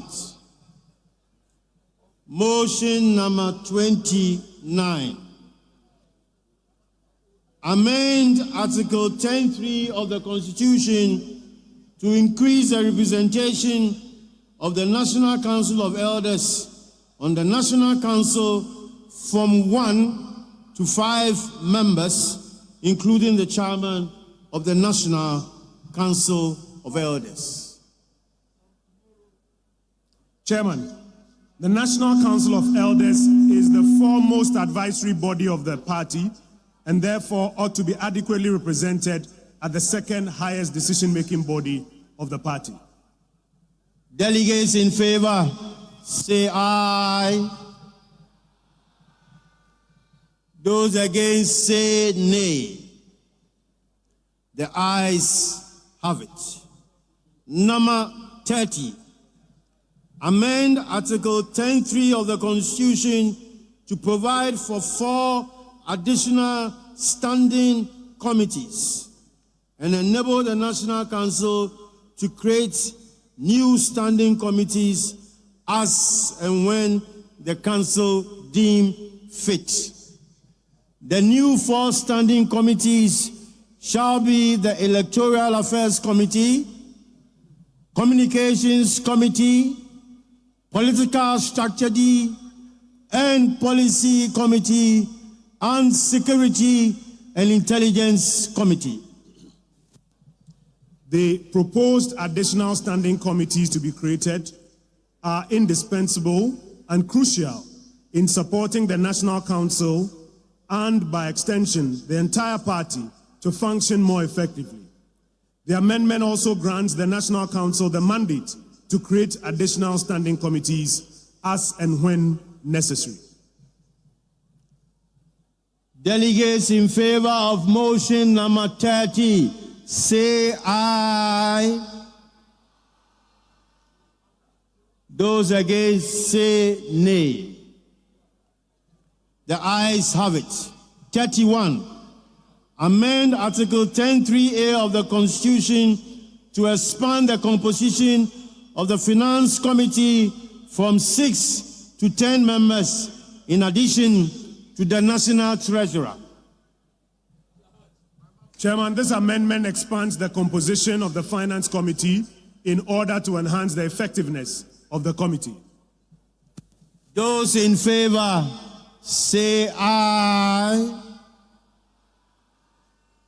Those against, say nay. The ayes have it. 32. Amend Article 10.3.2d of the Constitution to expressly provide that chairpersons of standing committees and directors at the party headquarters shall have voting rights at the National Council and consequently vote in the presidential primaries. Chairman, this amendment admits chairmen of standing committees and directors at the party headquarters into membership at the National Council with voting rights. Those in favor, say aye. Those against, say nay. The ayes have it. 33. Amend Article 10.3.4 of the Constitution to include former majority and former minority leaders to the composition of the National Executive Committee and National Council. The National Executive Committee stands to benefit immensely from the experiences of persons who have once led the party's parliamentary group as majority or minority leaders. This motion is recommended, Chairman. Those in favor, say aye. Those against, say nay. The ayes have it. Motion number 34 is a new provision. Amend Article 10 of the Constitution by inserting a new provision to provide that the National Executive Committee shall, in consultation with the presidential candidate, develop the campaign structure and establish a campaign advisory committee to oversee the campaign team. Chairman, this amendment deepens the collaboration between party and presidential candidates. Respectfully submitted. Delegates in favor, say aye. Those against say nay. The ayes have it. 35 is also a new provision. Amend Article 10 of the Constitution by inserting a new provision to specifically provide that the national chairperson shall at all times be the leader of the party.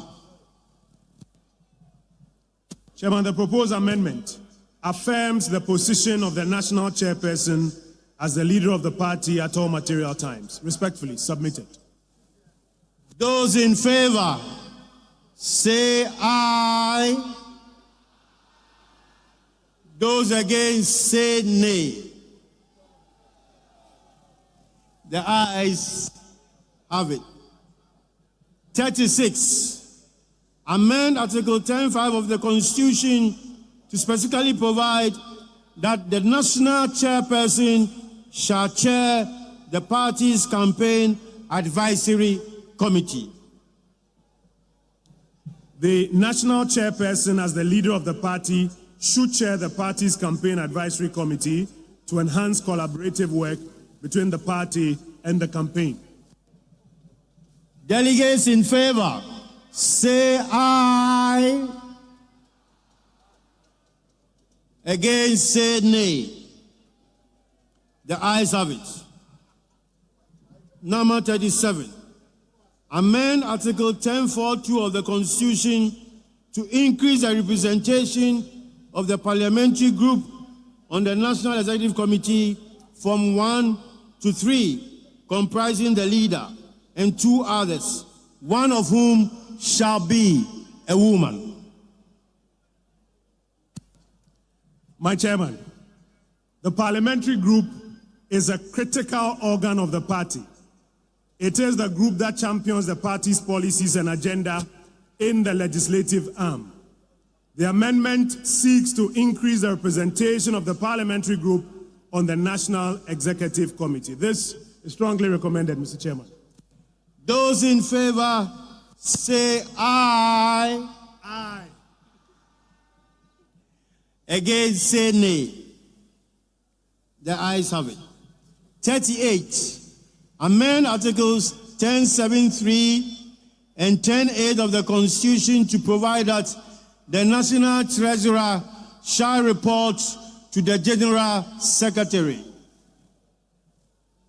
Chairman, it is the view that the General Secretary, as the party's Chief Administrative Officer and the Chief Executive Officer of the party, who has superintendence over all officers except the National Chairperson and Vice Chairpersons, should exercise superintendence over the National Treasurer. The amendment aligns with the administrative structure of the party. Delegates in favor, say aye. Those against, say nay. The ayes have it. 39. Amend Article 10(10) of the Constitution to remove the President from the composition of the National Steering Committee of the National Executive Committee. The steering committee of the party is in charge of the day-to-day administration of the party and should comprise only the 10 elected officers, the presidential candidate, the parliamentary leader, and the chairman of the National Council of Elders. Delegates in favor of motion number 39, say aye. Those against, say nay. The ayes have it. Motion number 40.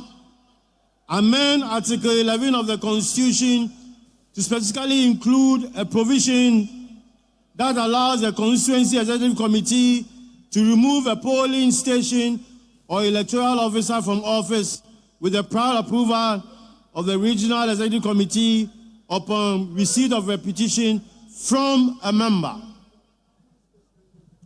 Chairman, the current Constitution has no provision on how polling station and electoral area officers may be removed from office. This new provision clarifies this. Respectfully submitted. Those in favor, say aye. Those against say nay. The ayes have it. 41.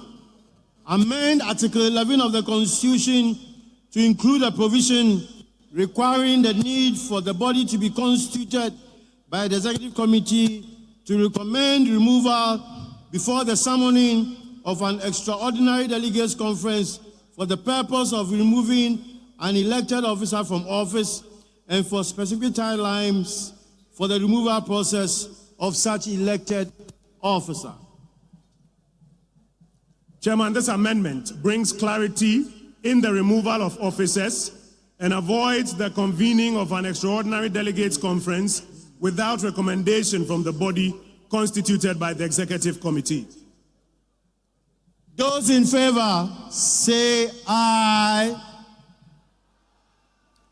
Those against say nay. The ayes have it. 42. Amend Article 11.7 of the Constitution to explicitly provide guidelines and procedure for the removal from office of an appointed officer or executive to be done by the relevant executive committee with prior approval of the immediately higher executive committee. This amendment, Chairman, clarifies the process for removal of appointed officers. Submitted. Those in favor say aye. Those against say nay. The ayes have it. 43. That's a new provision. Amend the Constitution by inserting a new provision to provide that national officers, ministers, deputy ministers, CEOs, and other government appointees who fail to contest to become a parliamentary candidate of the party in a constituency with a sitting member of parliament shall resign their positions at least 12 calendar months to the national general elections. Chairman, this is to ensure fair competition and a level playing field to all prospective aspirants for the position of parliamentary candidate. Recommended. Those in favor say aye. Those against say nay. The ayes have it. 44 is a new provision. Amend Articles 12 and 13 of the Constitution and insert a new provision to grant voting rights to former members of Parliament, former parliamentary candidates, former metropolitan, municipal and district chief executives, former ministers, former deputy ministers who are card-bearing members of the party at the parliamentary and presidential primaries. The amendment seeks to expand the Electoral College for the presidential primaries to promote inclusivity and broader participation, and is in line with the proposed limited expansion. Delegates in favor say aye. Those against say nay. The ayes have it. 45 is a new provision. Amend Articles 12 and 13 of the Constitution and insert a new provision to grant voting rights to former constituency executives and former regional executives at the parliamentary and presidential primaries. The amendment seeks to expand the Electoral College for the presidential primaries to promote inclusivity and broader participation, and is in line with the proposed limited expansion. Those in favor say aye. Those against say nay. The ayes have it. 46. Amend Article 13(1)(6) of the Constitution to provide that national officers, ministers, deputy ministers, CEOs, and other government appointees who fail to become the presidential candidate of the party shall resign their positions at least 24 months to the national general elections. This amendment, Chairman, is to ensure fair competition and a level playing field to all prospective aspirants for the flag bearership slot. Delegates in favor, say aye. Those against, say nay. The ayes have it. 47. Amend Article 1319 of the Constitution to completely abolish and do away with the special electoral college and super delegates system. Chairman, the special electoral college system, which was introduced in the 2009 constitutional amendment to shortlist aspiring presidential candidates, is believed to have outlived its usefulness. This is recommended, Chairman. Those in favor, say aye. Those against, say nay. The ayes have it. 48. Amend Article 13(4) of the Constitution to provide for the election of a presidential candidate when the party is in government to a date not later than 18 months instead of 11 months before the national general elections. Chairman, this amendment, if approved, will give the party's presidential candidate an extra 7 months to campaign before the general elections. Submitted. Delegates in favor, say aye. Those against, say nay. The ayes have it. 49.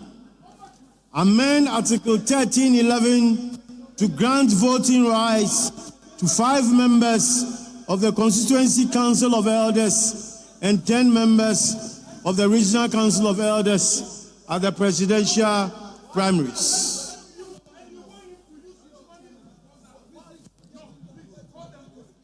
These constituency and regional elders are members of the Constituency and Regional Delegates Conference, respectively. Polling station and electoral area executives who form part of the delegates to the Constituency Conference have been area executives who form part of the delegates to the Constituency Conference have been given voting rights at the presidential primaries. The exclusion of the elders is an omission which should be rectified. Respectfully submitted. Motion number 50. Amend Article 1311 of the Constitution to include 30 national patrons and all members of the National Council of Elders to be part of the presidential primaries. The National Council of Elders is the foremost advisory body of the party and therefore ought to be adequately represented at the second highest decision-making body of the party. The national patrons also occupy an important position in the party structure. The expansion of their members in the presidential primaries is therefore appropriate. Respectfully recommended. Those in favor, say aye. Those against, say nay. 51. Amend Article 1311 to grant voting rights to 5 constituency patrons and 10 regional patrons at the presidential primaries. These constituency and regional patrons are members of the Constituency and Regional Delegates Conference, respectively. Polling station and electoral area executives who form part of the delegates to the Constituency Conference have been given voting rights at the presidential primaries. The exclusion of the patrons is an omission which should be rectified. Delegates in favor say aye.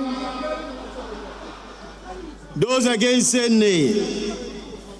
The ayes have it. 52. Amend Article 1311 to grant voting rights to one TESCOM patron from every recognized tertiary institution in the presidential primaries. 52, right? 52. Chairman, this amendment allows for inclusivity and broader participation. This is in line with the proposed limited expansion. Those in favor say aye. Those against say nay. The ayes have it. 53. Amend Article 15(3) of the Constitution to make all female delegates at the National Delegates Conference eligible to vote for the position of National Women Organizer. Chairman, the current regulations on the election of the National Women Organizer is not inclusive. This amendment, if approved by conference, will allow all female delegates, I repeat, all female delegates, to participate in the election of the National Women's Organizer. Recommended, Chairman. Delegates in favor say aye.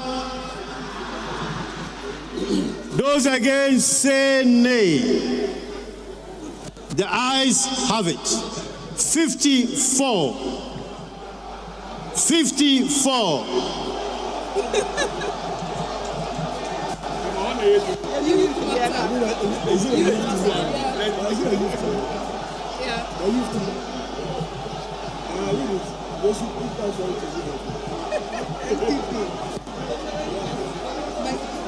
Delegates, delegates, delegates.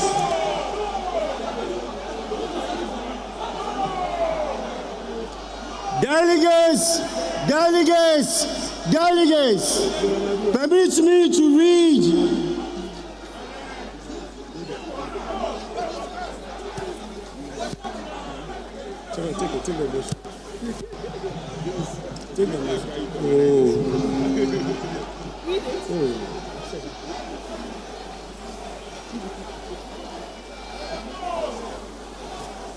Hello. Mama Kromeyedin. Kromeyedin. 54. Amend Article 15(4) of the Constitution by defining youth in the Constitution to refer to a member of the party who is not above the age of 35 years.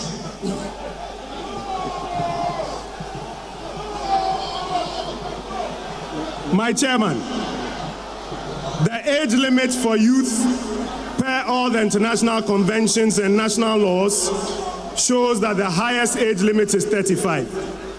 The UN puts the age bracket between 15 and 24 years, the WHO between 15 and 29, UNICEF between 15 and 24, the ILO between 15 and 24, the African Youth Charter between 15 and 35. In Ghana, the National Youth Authority Act, Act 939, defines a youth as a person between 15 and 35. My Chairman, views on this motion are very divided. Distinguished delegates of conference, those in favor of motion number 54, say aye.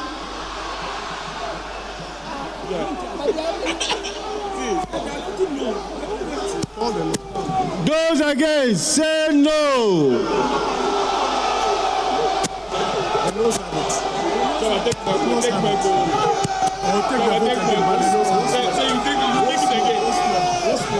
I will take this vote again.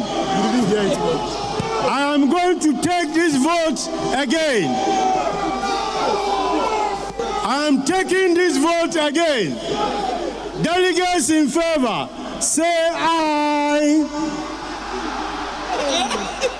Those against, say nay. Nay! Nay!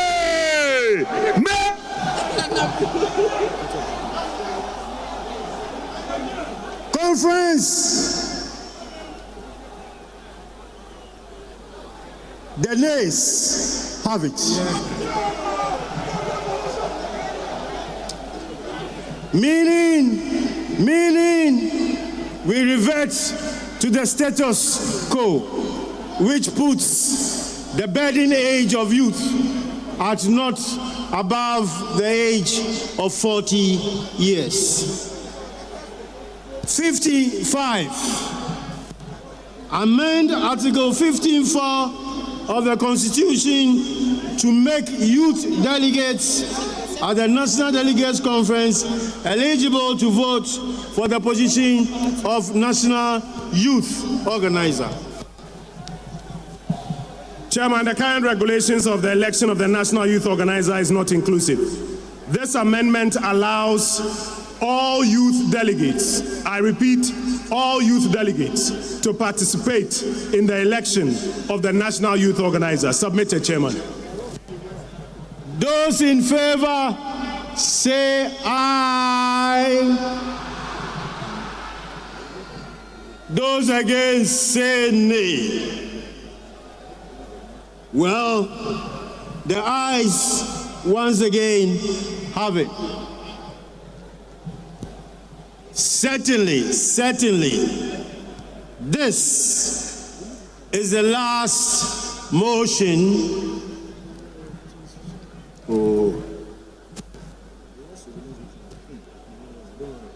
56.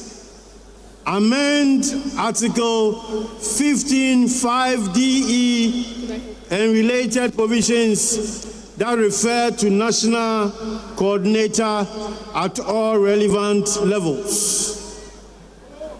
To refer to the national coordinators as coordinators as Nasara organizers.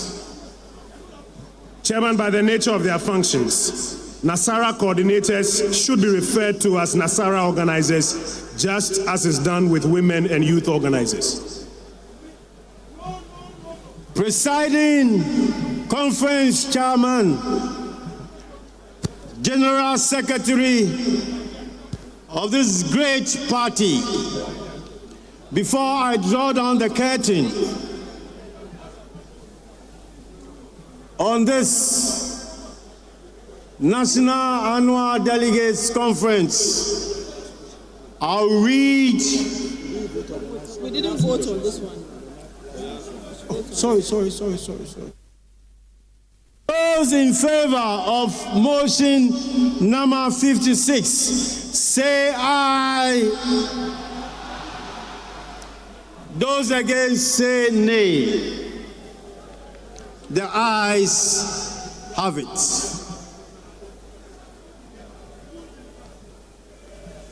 I will now, for the benefit of conference, read the sunset clause, which is ordinarily referred to as the transitional provisions. And this has been drawn by the Constitution Amendment Committee in line with the existing practice. Whereas the National Council of the party has pursuant to Article 13(1) of the Constitution scheduled January 21, 2026 as the date to elect the party's 2028 presidential candidate. The National Annual Delegates Conference has on this day, the 19th day of July 20, amendment to expand the Electoral College for the election of the party's presidential candidate to include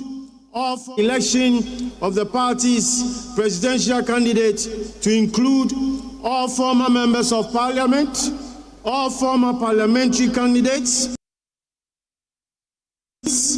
all card-bearing former ministers, all card-bearing former deputy ministers, all former regional executives, all former constituency executives, all former branch executives, all the members of the National Council of Elders, the members of the National Council of Patrons, regional and constituency patrons, regional and constituency elders, and TESCON coordinators. The National Annual Delegates Conference has on this day adopted a proposed amendment to expunge the Special Delegates Electoral College from the Constitution. The term of office holders in the party from polling station to the national level has not expired. I repeat, has not expired. Accordingly, the prospective members who are to be afforded the right to form part of the structured offices at various levels by elections shall have their rights held in abeyance until upon the expiration of the tenure of the incumbent office holders. Now, therefore, it is proposed that for the avoidance of doubt,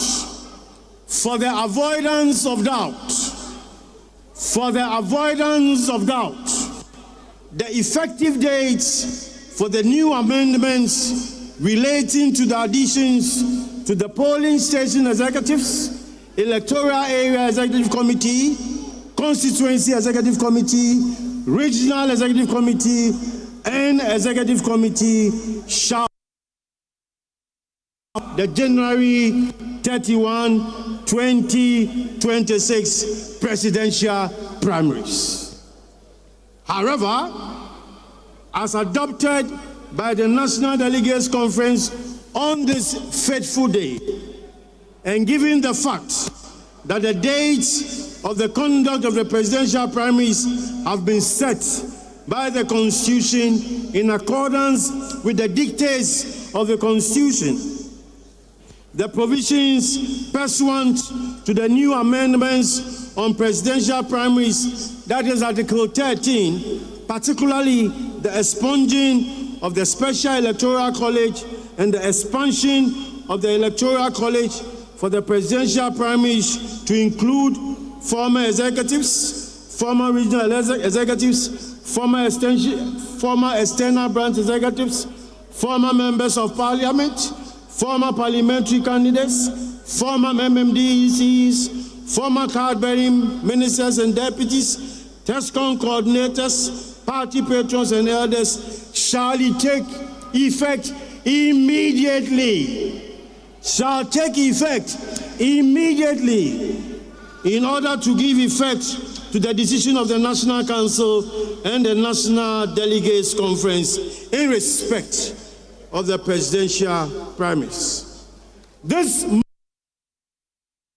only seeks to bring clarity on the effect of the adoption of these amendments by conference on this day is hereby moved for the consideration of conference. At this stage, distinguished delegates, those in favor and all in favor of this motion, say aye. Those against, say nay. The ayes have it. It is my desirable pleasure at this stage to say to conference that our duties as the Constitution Amendment Committee in respect of today's conference has come to a close. Nonetheless, it is instructive to notify all delegates that the preparatory work for the drafting of the new constitution or amended constitution pursuant to the adoption of these elaborate constitutional amendments would begin in due course. We thank you all for the support and cooperation afforded us. God bless all our distinguished delegates. God bless the great NPP party, and God bless our homeland, Ghana.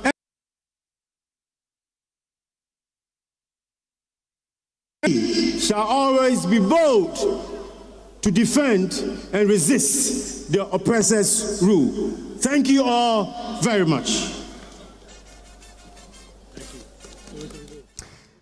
The Director of Legal Affairs for the New Patriotic Party there on your screens, Frank Davis, just running us through some of the key provisions that members of the party have proposed. And finally, the delegates have spoken. Over 5,000 of them have today voted on 56 different motions. So far, we know that out of the 56 different motions, although there were some motions where we could hear the crowd cheering no, they have rejected just 2 of them, which is motion 17, article 730. That has been rejected, as well as motion 54, article 514, rejected as well. I have with me in the studio Musa Dankwa as well as Dr. Asante. I just want to get their brief thoughts. We'll go into the key provisions in some of the motions they are making, but let's start with the key motions that have been rejected. Motion 17 and 54. I will run you through some of the key things in motion 17 as well as 54. Motion 17 says to amend Article 730 of the Constitution to provide that the Regional Executive Committee shall appoint persons other than polling station, electoral area, and constituency officers to supervise polling station and electoral area. And they say that this they were doing because the constituencies are directly involved in the compilation of the album and for organizing the polling station, hence the need to include them. But that was rejected by the delegates. I'll get your brief thoughts on this. I'll start with you, Dr. Asante. There is a high politics on this compilation of the register. It is key. I tell you, if you're a researcher, which Mr. Dankwa can bear me out, and you want that, you won't do any work. They play high politics with it, because once statisticians get hold of that, and then you use that, that's what we use in research.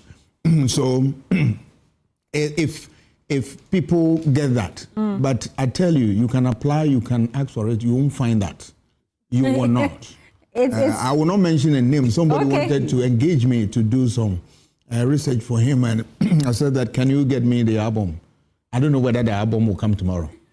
Right. So we're still expecting the album. Other means. So it's a high politics of it. They don't want those who benefit from that will resist any attempt of changing the status quo so that it remains like that and that they use it. And I tell you, and that one, those who control the hierarchy of the party, they have this.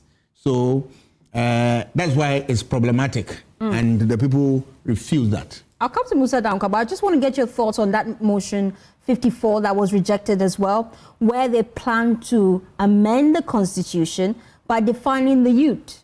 And according to them, they wanted it to be in such a way that a youth in the party should not be above the age of 35. That was rejected outright by the delegates. So why is that a big problem for them? Yeah, you realize that I believe that if you look at some of their leaders or some of the potential leaders, they fall in that bracket. So once you want to take it to another level, you may get them out of that. There's a certain, things are not done for fun, especially those delegates. They know really what they want.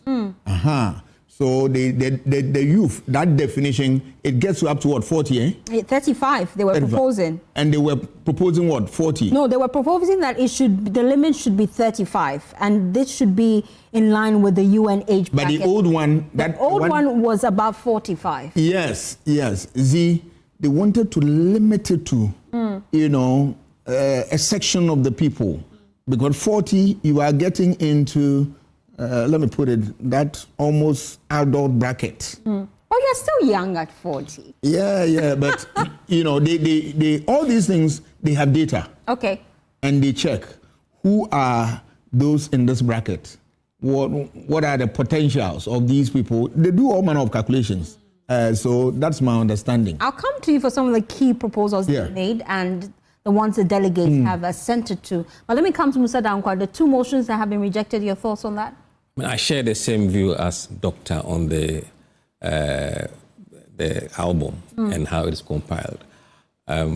It's quite interesting that when you are able to manipulate yourself and get the album in your hands and decide who gets into it, half the job is done in terms of winning the constituency level election. So it's closely guarded.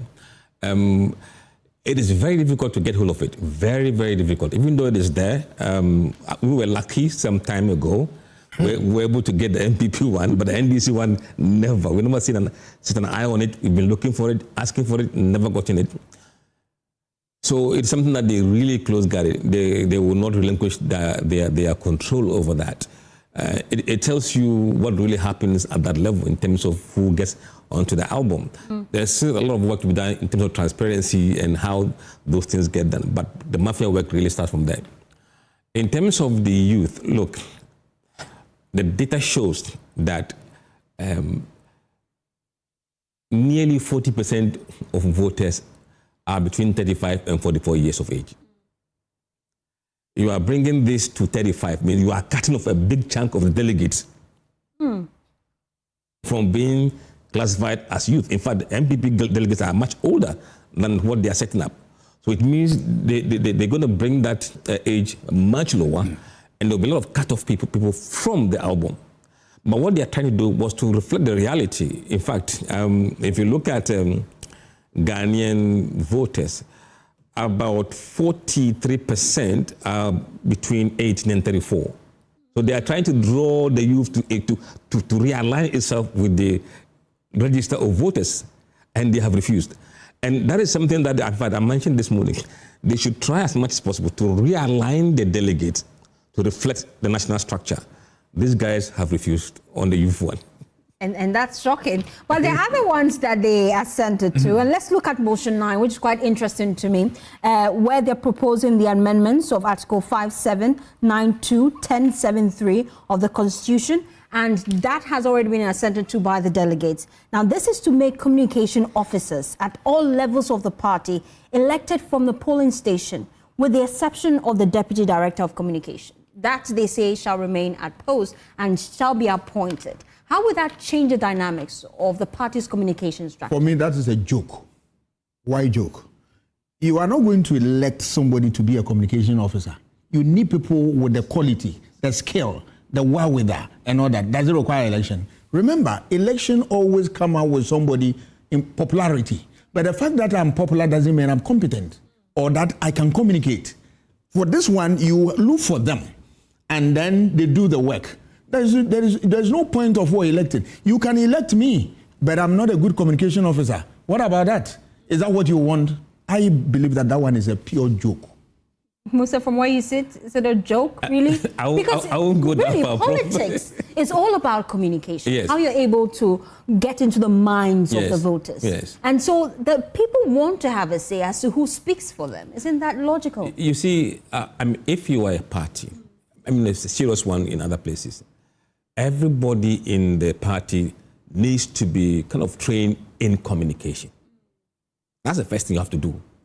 Because sometimes you may not be a communication officer, but you can go and miscommunicate. Now come back and backfire. Maybe what they want to do is to try and say, we shall elect you. Unless they set a minimum criteria, certain qualification that you must possess before you can contest for this position, then that could cure the problem. But to leave it very blank like that, then anybody else with no skills in communication could be elected, and that could be disaster. Disaster, you say. And I'm looking at some other key amendments that have been made by the party. Provision number 35, and that's a new provision where the national chairperson shall at all times be the leader of the party. I'll come to you, Dr. Asante, because this is like they're going back to history from as far back as 992 when we had B.D. Darocha in charge of the party, all the way to the time where we saw President Akufo-Addo the former president in charge of the party. How will this deal with this unity within the party? Will this actually fix the cracks in the party? The cracks is a difficult one, but it can be surmounted. But I come back to what you are looking at. If you have a chairman who is strong, confident, bold, and can call a spade, look, it drives the party home. It makes the party attractive and very important, because whoever you are, Darocha will speak to you if he needs to do that. You need a leader like that. NPP has been suffering these days because the leaders that they have in very recent time, especially in Nana's era, are people who could not tell Nana the truth and speak truth to power without fear or favor. Are you with me? A national chairman worth his salt should have that gravitas, that confidence, that courage to be able to what? Face the president. Mr. President, the engine that drives this government is the party. We from the party, we are saying this, and that is it. Look at it, flip the coin back to NDC. General Mosquito can tell the president now anything you want to tell him and damn the consequence. Those people are missing in NPP. So with this, you are now going to what? Come back to the old order, which has worked for them over the years. What they need to do by extension is that build people's capacity, look for people who are the real leaders to be able to be firm and all that. And I was coming to that. You saw people like what? Who exactly is rightly fit to lead the NPP in a time like this? The time that can hold the same command as the likes of Darocha and the likes of even Peter Alajete. How can they get somebody like that based on the people we are seeing in the party, really? Remember, NPP is a mass party. In Podcast, when we say mass party, it's a party that cuts across all religion, all sectors in the state. So they have resources. I have no doubt in my mind that there are thousands of people in there. Your duty is to look for them, hunt for them, and build their capacity and limit. But those who are present now, without fear of contradiction, I can mention somebody like Obribuahin. Okay. If he's made the chairman of the party, he will speak his mind and damn the consequence. Obribuahin is in there. There are a host of people like that. I'm yet to see the host, really. Yeah. If you look at the party right now, I don't know whether you've been who following. Who would command as much respect as the party had as far back as 1992, 1995? Obribuahin does. He's in that mode. He speaks his mind, damn the consequence. It doesn't matter who is the recipient of that information. He goes ahead. So, and there are a lot of people. NPP, I can tell you without fear of contradiction, they have a lot of resources, a lot of them. Except that one of the things that push them away is elections. An election, there are a whole lot of manipulations and all those things. So some people are not interested in that and all that. But there are those ones who can go through election and face it and all that. But people like Obribuahin, I tell you, they're very, very strong. I'll come to Mr. Danko just get his thoughts. Not only that, but because we saw people like these people when they were in office. Let me just look at them. Okay. They had general secretaries like what? Dambuchi. Okay. Very strong. There are issues that I know that he asked the president, Mr. President, can we do this, that? Yes, Dambuchi. Yes. Now, he needs to very, very strong leader. Sir John of blessed memory. He would speak his mind. Kwabena Japong, fantastic. Fantastic. Those days, these were general secretaries. They were very, very strong.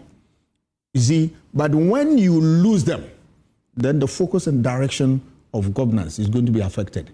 Because the party shepherds what? The government. All right? That's why they sit, the party chairman and general secretary, those guys sit in cabinet meeting. Because if you do well, it rubs off with the party. If you are not able to perform well, it undermines the party's fortunes and all that. So they are there. So once you have, it's unfortunate that in team, he was very strategic. But when he assumed power, and when he was finally given the nod, I realized he was that unfortunately not well. Yes, I didn't see much of him. In terms of his health to take up that role. And two, the general secretary too, for the party I didn't see that courage in him to be able to tell Nana a lot Imagine, Darocha was the chair and Nana was in office. Darocha would speak his mind and nothing will happen. And he would call Nana to order when there is a need to say so. And that's why I come to you, Musa Dankwa, because really, that's the conversation now. The party, we have seen them, they have decided that indeed, moving forward, that new provision, the national chairman, shall at all times lead the party. But looking at that provision and looking at the current crop of NPP leadership and even members, do we still have those individuals that can call the shots and make the delegates and even the grassroots listen? I think there are a few of them still around. I don't want to mention names, but there are people in NPP now who can be chairman or chairman. Maybe some of them are rather seeking for different positions rather than the chairmanship. And I think that's where they should assess their strengths and say, look, am I good at being a chairman? Do I have a better chance of being a chairman than being a presidential candidate? Some of them, if they step back to that chairmanship, I think they will do a very good job. Even the general secretary, they have to start looking at people who are very strong. And I think this amendment would make sure that the selection of these people in the future will they have to bear in mind that they could be electing somebody who will be required to stand up to the president in the future. And for that matter, look into the crowd and see which of these people can really stand his grounds against any future president. And that is the message probably they're trying to send today. It will enable them to sift through the crowd carefully to elect a chairman and then the general secretary. And we're looking forward to how that will pan out. Let me just get your thoughts as well about this other provision that they amended today, which is motion 5. It says that let me start from the beginning. New provision amendment, Article 6 of the Constitution, to provide for an electoral area executive committee, structure made up to 5 members who shall be selected and elected, comprising of the electoral area chairperson, secretary, organizer, communications officer, and electoral affairs officer. According to them, the current system requires limited expansion to allow for increased participation and support in the management of electoral areas. They go on to state that a 5-member committee enhances the operational capacity and ensures a more inclusive structure approach to supervising polling station activities. And that is key because elections are won at the polling station. Let me get your thoughts. It's a wonderful provision, wonderful amendment that they did, in a sense that the people that they put them, that category of officers, are those ones you need: electoral officer, research officer, and the rest of them. They are the eyes and noses of the constituency. So once you get them in there, you are good, you are home and dry. And because they represent everything in terms of research, they will be able to do their local research and share with the party the situation on the ground. The electoral officer is very much alive to the electoral processes and all that. And the other officers, who are they? Can you mention them? Well, the other officers here, according to them, which is in motion 5, the electoral area chairperson, secretary, the organizer, the communications officer, the electoral affairs officer. Yes. All would be part of the communication officer. Yeah, exactly. You see? Which now would be elected. Grassroots, right? Politics emanate from the grassroots. The election, noise about election, it comes from nothing but what? The constituency. Exactly. We elect the president at the constituency. The MPs at the constituency. So the constituency is the action spot. When policies are develop and order, who get it explained to their people there? Even though we know that that's the duty of an MP, is playing a representative role. But if you have a constituency electoral officer or communication officer, let's use the communication officer, who understands the business, he'll be able to articulate the position of the party at the grassroots very well. And so I believe that amendment is very fantastic. We expect parties to reason up and come out with things like this that will stand the test of time. Will that stand the test of time, really, Musa Dankwa? No, I think it's a brilliant step. Okay. And also to begin to reflect the national structure at the local level. And also, if you look at the numbers they're talking about, that is where most of the increment in the, electoral base come from. About 40% of the increase in the number come from this block. which means that they will be able to touch base very well with the people at the grassroots. I don't know what the electoral officer's role is in this. I don't know. I haven't seen the job description for me to see what they'll actually be doing. And that is not even stated here, but then... Oh, no, definitely. You see, whatever elections that you conduct, right, you should have your own officers who really understand the process and all that. Sometimes some of their meetings, voting takes place and all that. You don't call electoral commission in there. Okay. There are things that you do at the party level. Then if you want to do certain things at the national level, that's why electoral commission, comes in. So things that they do at the party level, that doesn't require electoral commission. These are the people who carry out the activities. Let's see how that pans out. I have not seen in these roles something that has been carved out for research at that grassroots level. And I don't know. I thought I heard a name like a research officer in there. Yes. Or is one of the I can see here the Electoral Area Commission chairperson, the secretary, the organizer, the communications officer, and the electoral affairs officer. Those are there is one maybe it could be at the regional. I don't know what the regional that they have put in electoral officer, a research officer. Okay. Yes, I've seen. And I'm sure you're referring to motion 7. Maybe. Where it says this is a proposal to amend the constitution to split and decouple the position of research and electoral affairs officer at the constituency, regional and national levels of the party. The amendment brings the needed focus and attention to each of the two responsibilities. Also, it is not every researcher who understands electoral matters and vice versa. Therefore, separating the positions and appointing people with the requisite expertise to occupy and work in those respective positions will all be beneficial to the party. That's the proposal you're referring to. And that's another brilliant amendment that they did. Because you see, election, if you really want to understand it, all right, and you are building messages, we have national message, national level. You consider regional and you consider constituency because they are constituency-specific issues that are different from what exists at national. My hometown, Ekropong, there is no Galamsey there. There is no river there. There is no big water there. So if we are talking about Galamsey there, it may be out of reach of a lot of people because they don't see the effect much. But go to Western region, you are in business. Go to Ashanti region, constituency-specific issues. There are places they grow cocoa and you will see, swollen shoot disease and all that. You go to certain places where cocoa do not grow, what do you expect? They have very little knowledge or interest in that. So constituency-specific issues. So if you have a researcher who understands the dynamics at the local level, at the regional level, at the national level, then they help the national party to be able, they apprise them, they supply them with information from the grassroots, regional, and national. So when they put it together, they're able to develop a whole message for the state. One at the national level, one at the regional level, one at the constituency level, so that you don't mix the information and all that. And that you are on the ground. It tells you that you are on the ground. Yes. And let me come to motion 10, which has been amended. They amended Article 710, 797, 710 and 97 of the Constitution. And this, they're saying, is to prevent party officers who get appointed into government from continuing to hold their offices.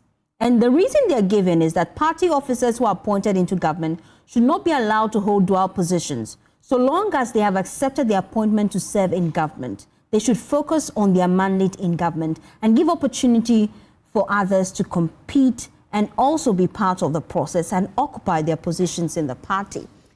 Don't you foresee challenges with this provision, which has already been amended, Musa Dankwa? No, I mean, you can't be a minister of information and still be a national officer of the party. I think you're going to be very ineffective in both. And most often they neglect the party activities. But it's working for the NDC. We have the likes of Tanko Computer, who is still director of ICT for the NDC. And now he's already in charge of GTech. No, I think it is a timing differences. Okay. At the right time, he will put one of them down. Oh, I see. He will. Because look, and also the question is, what time is he going to use to do government work? and what time would he use to do party work? The two are different. You are paid by a taxpayer, right? So you should focus your time to do taxpayers' work, not party work. So I think because they've just come into government, I don't know the mechanism within the party constitution to allow transition and then new people to take over. But I think eventually that will be settled. Okay. I don't know what time frame they're giving to this, whether you forfeit your role immediately. So there should be maybe, I don't know. Well, it doesn't specify the timeline. But once you are appointed into government, you are to relinquish that position based on the proposal, which has already been And then what happens next? Do you do election to elect a new person? Unless it's appointed position, if it's an appointed position, then there's no issue. But if it's a position that is elected, then you must have to go back to the people and get a new person elected. I see. I think my perspective is that, one, it's a very good amendment. Why? Because you can't serve two masters at the same time. All right? You are working as a minister of state or holding governmental position. Doc, stay with me. I want you to make that point. Let me just take you back to the grounds. My colleague Kenneth Jesse is interacting with Michael Quay and some of the key members of the NPP, just to get their reactions after they were done amending some of the key motions that have come before them today. Let's cross over live. Party should be consulted so that a date will be fixed to accommodate them so that they can be here in person.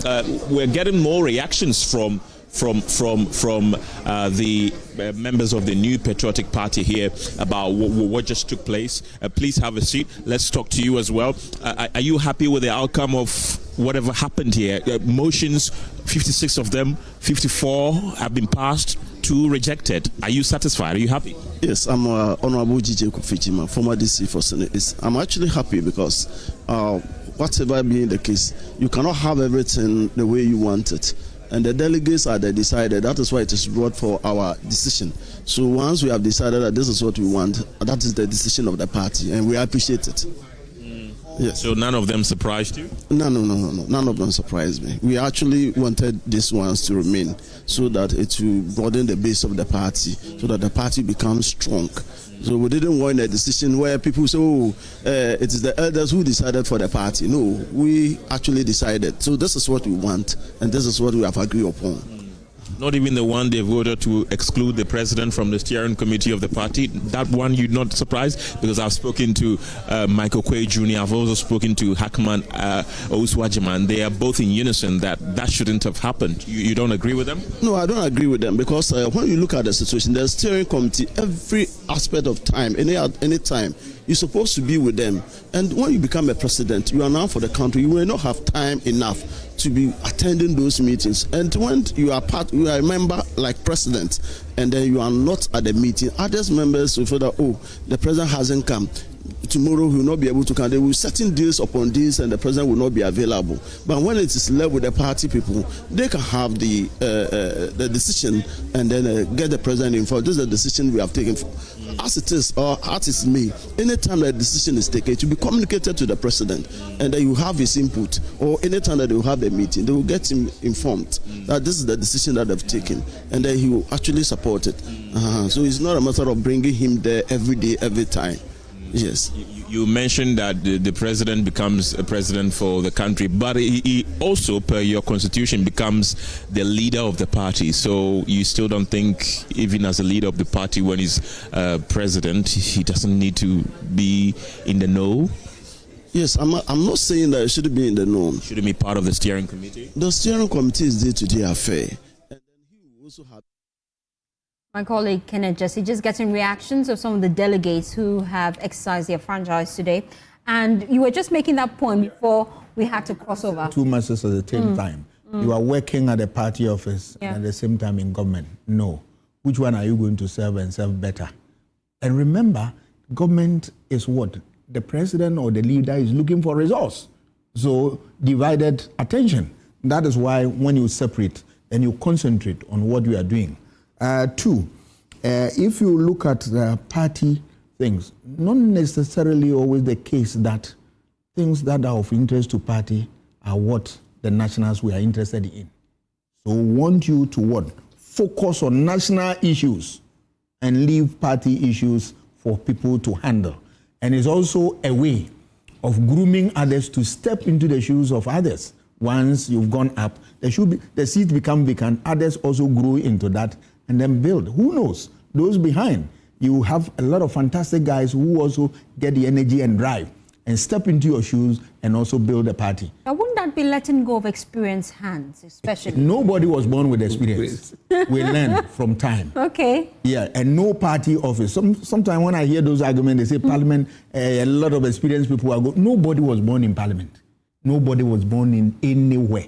We go there, we learn, we socialize, we get the experience, and we become attractive for us to be recruited for whatever position. Was I a political scientist? I was born at the Kropong. But then you have institutional memory as a result of your continuous practice over the years. Yes. And that's something that they may be letting go of. With this no, at a point in time, society decides who lead them from time to time. It's not a function or design of any person. It's society. You seem to agree. Why do you agree? Look at Parliament. Sometimes you want experienced people there. We, the people, said, look, enough of that. Come home. And your experience, we don't care a hoot about your experience there. We are going to put people there who will learn the ropes. Remember that in political parties, there's a socialization going on. They inculcate values, norms, and practices in you. You develop to become the best of yourself. D.H. Mensah and Co. were in the party, they've gone. But the party soldiers are on. It means the socialization that is in the party is active. So please, nobody can hold a position that you are indispensable. No. Mukwaya ni mukaba. Musa, you agree? No, I agree totally. Look, there's one thing that I have come to notice in this country, and the culture of not helping people to learn on the job. It's very, very, very common in this country. When people who are experienced are in the job, they feel threatened if they have to train a younger person to know what they are doing. Then they become they want to become indispensable. Once people are trained and brought up, they feel that they can be done away with. And that's the fear. So they want to be sure that they're the ones who only know what to do in this company. Isn't that the beauty of specialization? No, then be a consultant. Once you are in management. Let me give you an example here. Okay. When I was student, Kwamina Dumo was my mate. He was working here. Look at it. Unfortunately, we've lost him. But he left here, went to BBC. But since then, Joy is moving on. You know, a lot of people have come here and gone. But the struggle continues. The work of journalism is here and going on from level to another level. It tells you that if you give it anybody opportunity and the right exposure and then the right materials to work with, I tell you, they'll move mountains. Absolutely, I agree. And the culture is very bad. And look, if you are an experienced parliamentarian and lose your seat, you can still be co-opted as a resource person to train other new MPs. It doesn't end Musa, there. let me come in at this point. Let me take you back to my colleague, Kenneth Jesse, on the grounds. He's engaging Hackman Owusu. Let's listen into that conversation. We're back in the studio.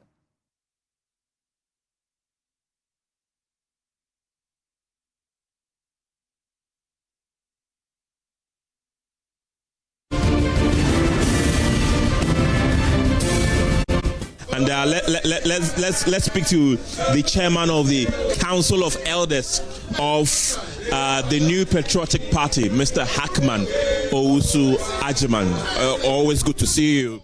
Thank you very much for joining us. You are part of the decision-making body of the New Patriotic Party.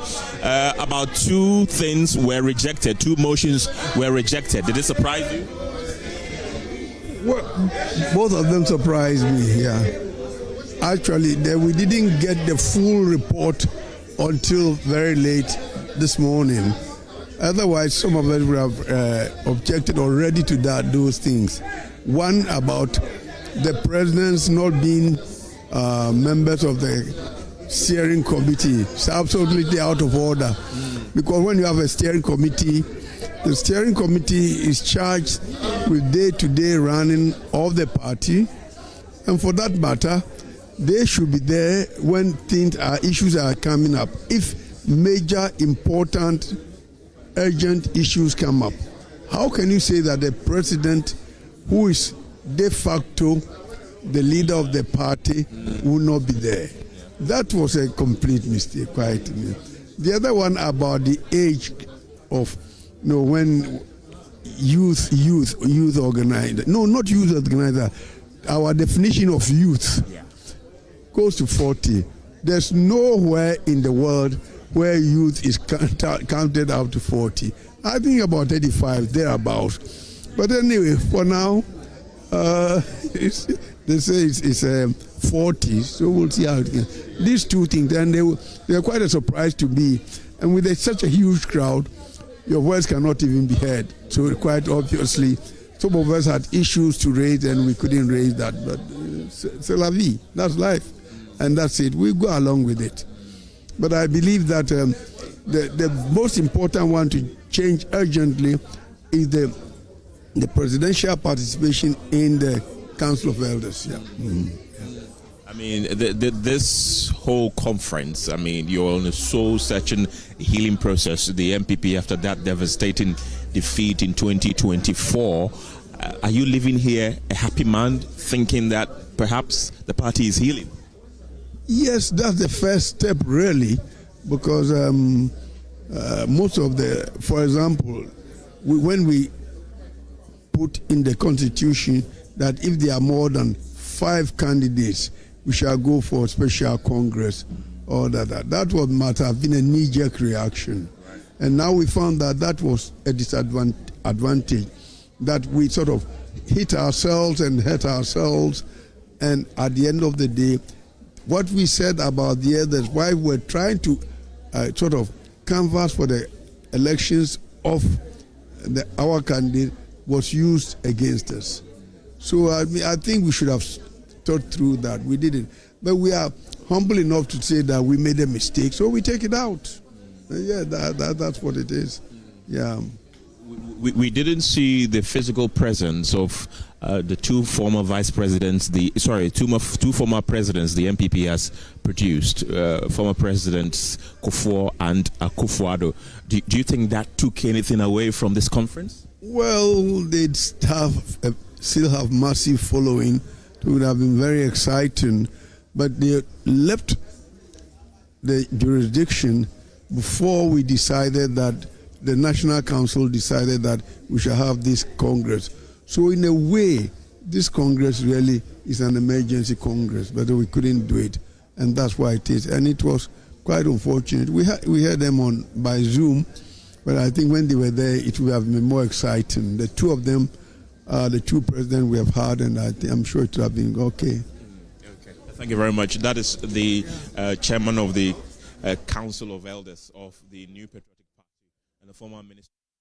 That's the chairman of the NPP, actually Hackman Owusu-Agyeman there, just speaking to my colleague Kenneth Jesse. He's raising some key concerns, which I was actually researching before we came back on. One of the key motions that has already been amended, and he's raising concerns about that. When it comes to the representation on the steering committee, he says here that he's objecting to the fact that the president will not be allowed to be a member of the steering committee. And this has already been amended and agreed on by the delegates. And according to him, it says that it is out of order, a complete mistake.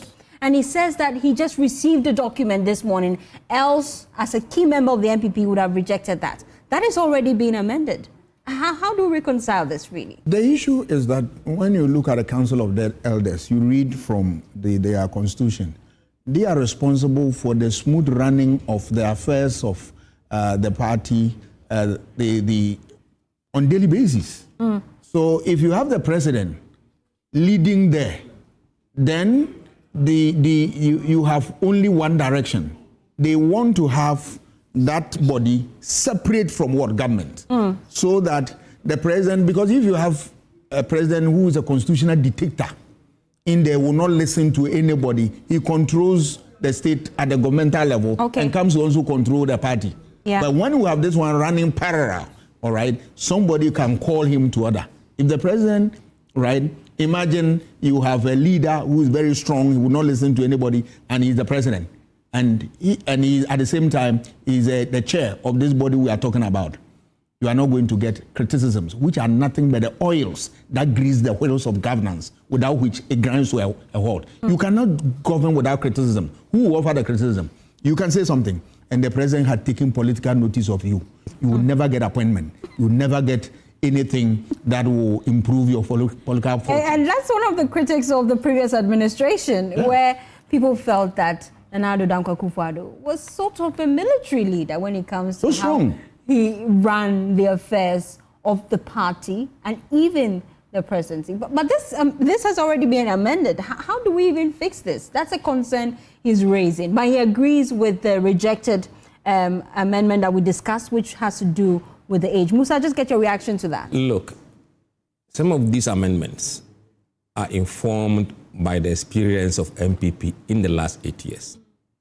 And certainly they might have felt that Nana was too powerful, that they needed to have a bit of separation of power between the group and the presidency. And his involvement probably made people kind of coil in their shells without necessarily being able to speak. There are certain people, when they are present, everybody just keep quiet. I think they are trying to cure that. It's a good thing. We've had a very strong presidency in this country. Even our constitution is heavily executive, with the president having so much power. So this is the beginning to clip the wings of the president to make them a bit more less powerful than they have been. And let me add to what Mr. Dankwa has said. You realize that we are worried as a society in the sense that our presidents have too much powers. So imagine he get more powers from the party. I tell you, he will take us on a ride, right? Because I have said, and I'll continue to say, that the framers of this constitution, they did a lot of work for us.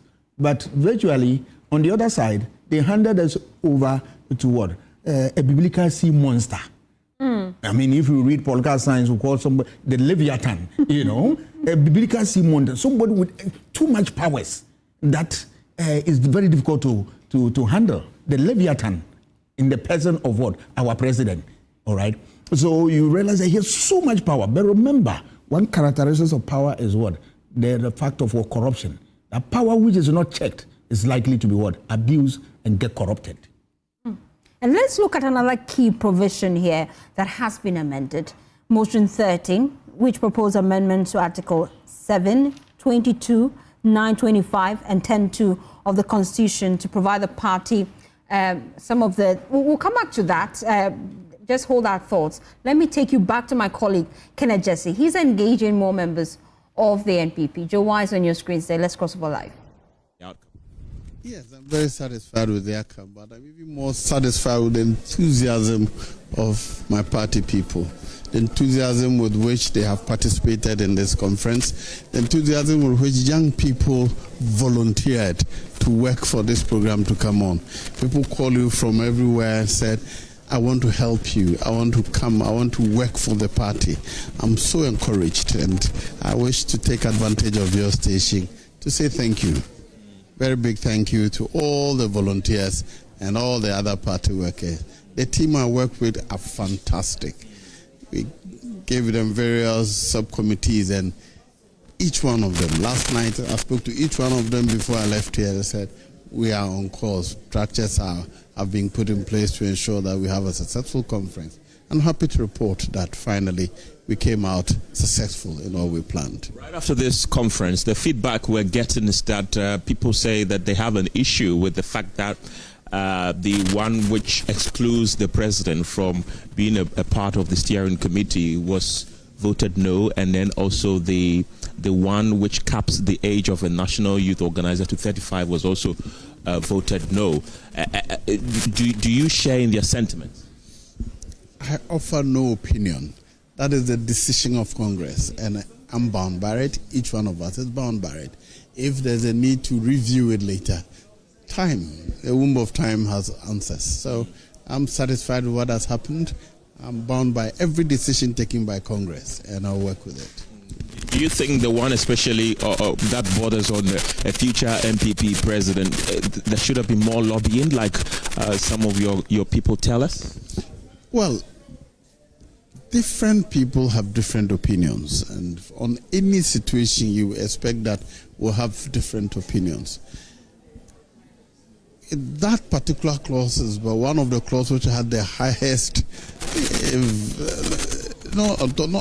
proposals different people offered different kinds of proposals in respect of that particular clause. So whatever the committee came up with, or the kind of horse trading, this one says it should be this, that one says let's see if we can marry them. So they came out with a motion that get the best out of the various proposals, and I'm happy with what Congress decided. As the chairman of the planning committee, I want to ask you, why wasn't Presidents Akufo-Addo and J. Akufo not here? Well, they had indicated to us that they had taken international trips earlier.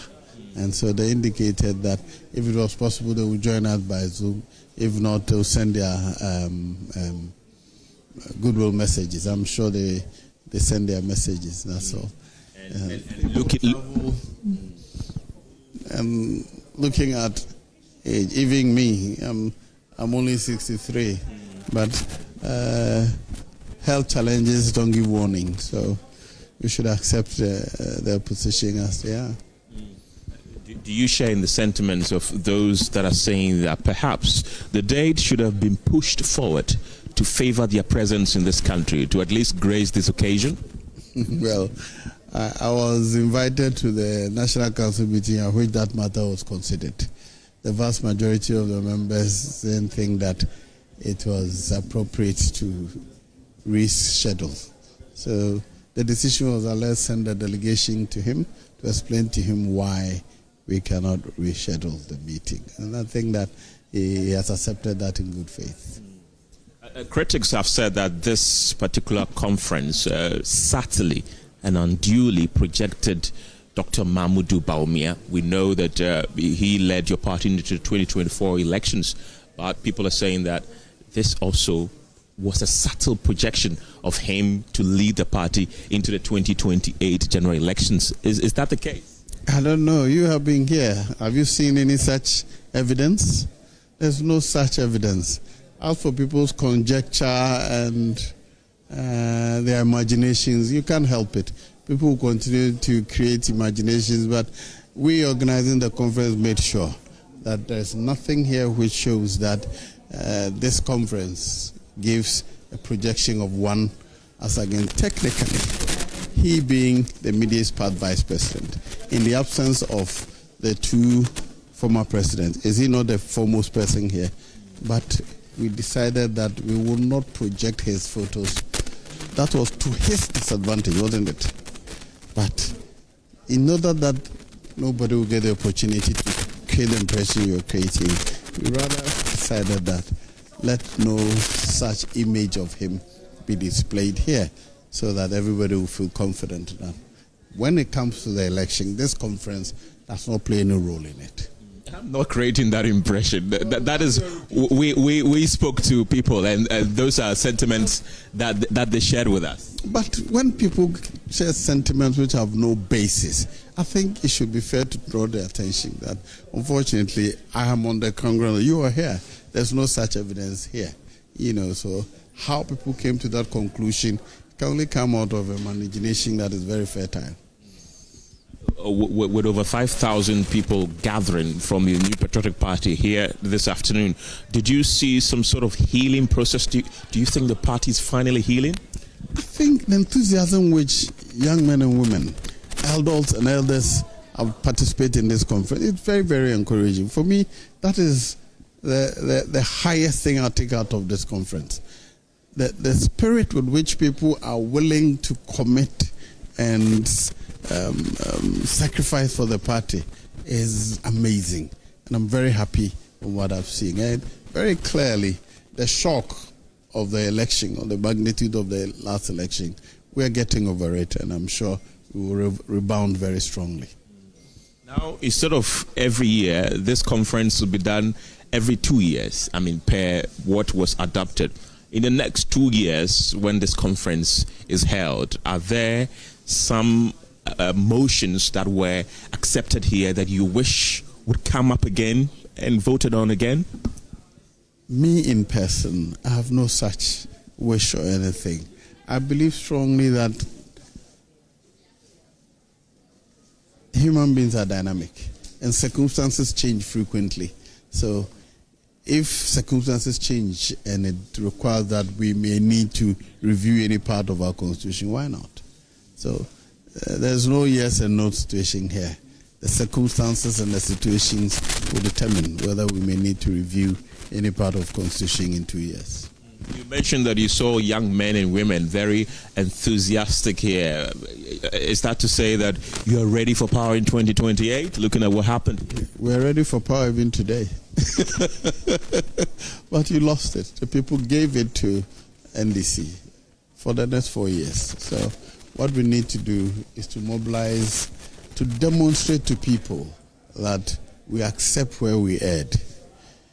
We are remorseful for what we didn't do right, and to give them assurance that we pledge to do better. Public service is a difficult one, very, very difficult, because you always have to keep the balance. People want more than you can afford. How do you share the resources? Even the mode in which you share it, they all become issues of contention. But the temerity with which you serve people eventually is rewarding. So we'll be guided by what we did wrong in the past. And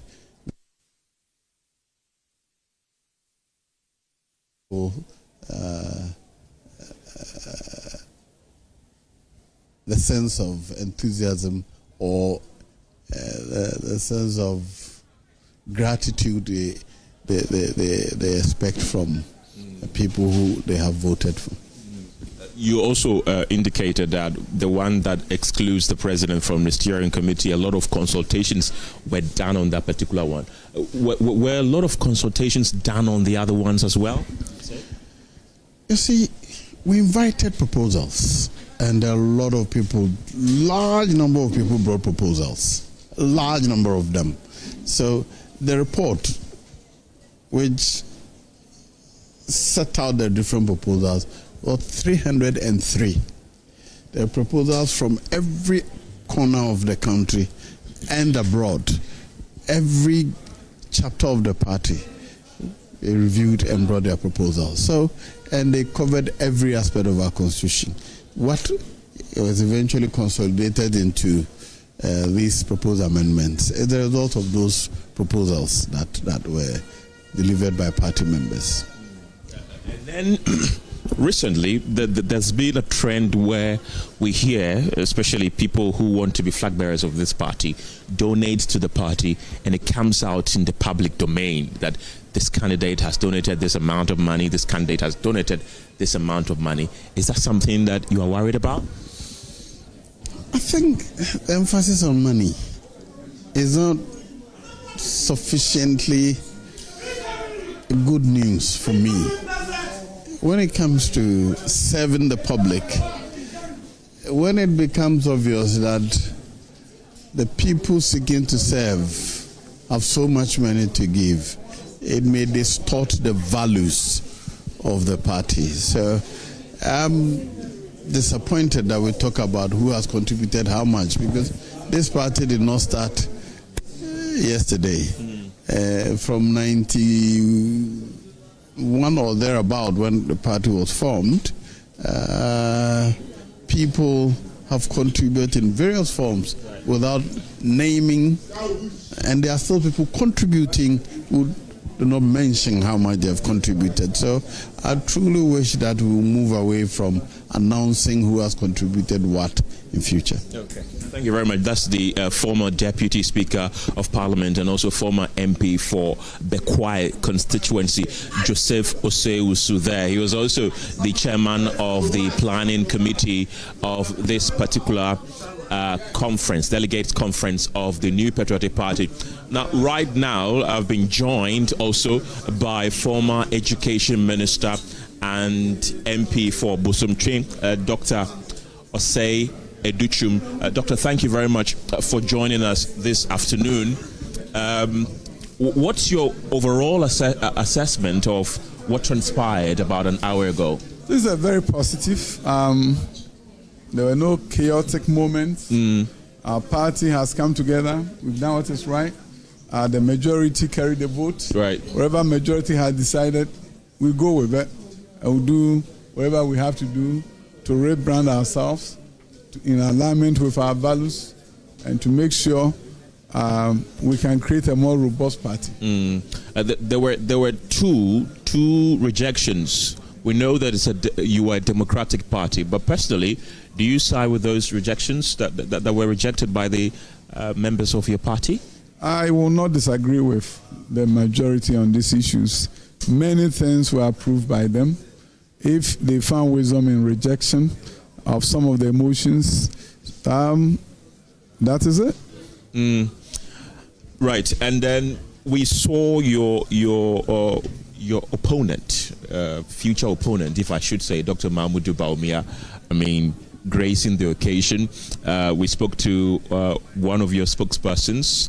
I asked him whether he feels that he was given an undue advantage because he's a former vice president. He was given the chance to speak here. We saw his posters amongst the dignitaries of the New Patriotic Party. As a future contender, do you feel like the former vice president was unduly projected ahead of the other candidates? I'm on JoyNews, one of the best networks anywhere in the world. He's not here. Am I getting undue advantage? No, I'm taking advantage of that opportunity you have extended to me. If he walked there, I'm here on Joy, having a conversation. He was just walking around. I'm here. My words carry more weight than whoever was given the opportunity to walk around the field.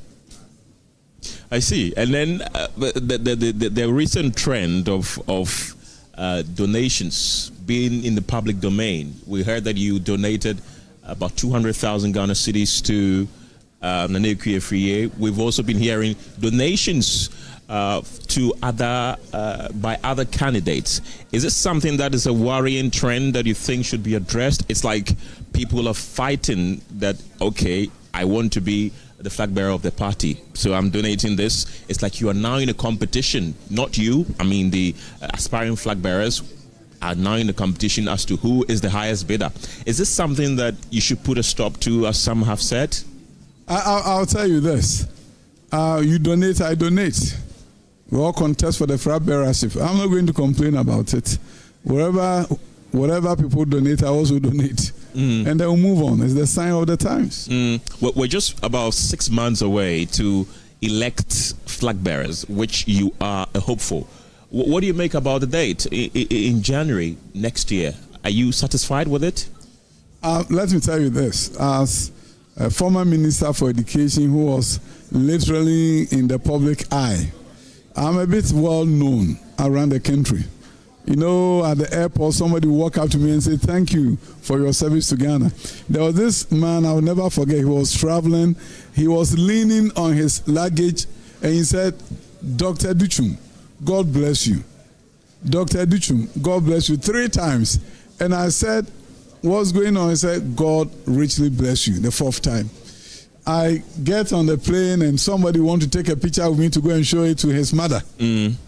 I get into various places on the street. People walk up to me and say, "Thank you for your service to Ghana." Okay. I went to a funeral in Dunkwa at the Methodist church, and the pastor said, "Dr. Educhum, we are happy you are here, even though this is not a happy moment. I want you to know that the work that you have done, this nation is grateful."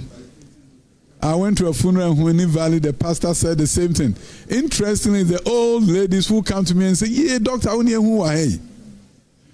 out there and I'm here on your channel. People are recognizing me. 6 months, we're going to fight it out. Ghanaians are looking for something new." If you're a delegate, what I'm saying is this: you are not electing a flag bearer. You want to elect somebody who could potentially be the president of the republic.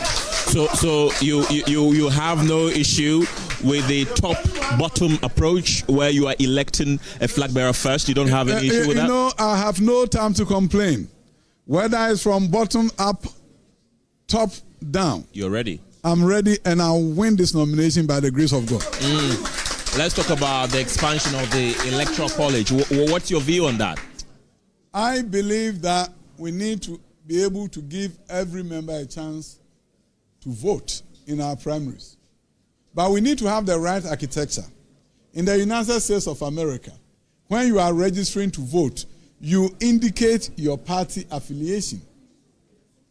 So you indicate whether you are a Republican, you are a Democrat, or you are independent. For many years, if you declare that you are independent, you cannot go and vote in Democratic primary. You cannot vote in the Republican primary. These days, they are making some changes in some states.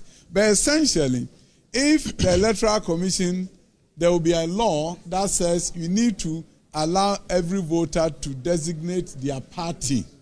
Then when you do one man or one woman, one vote, you can't have somebody who is an NDC sneaking to register as MPP and voting in your party. Okay. Especially in the urban areas. In the rural areas, everybody knows everybody.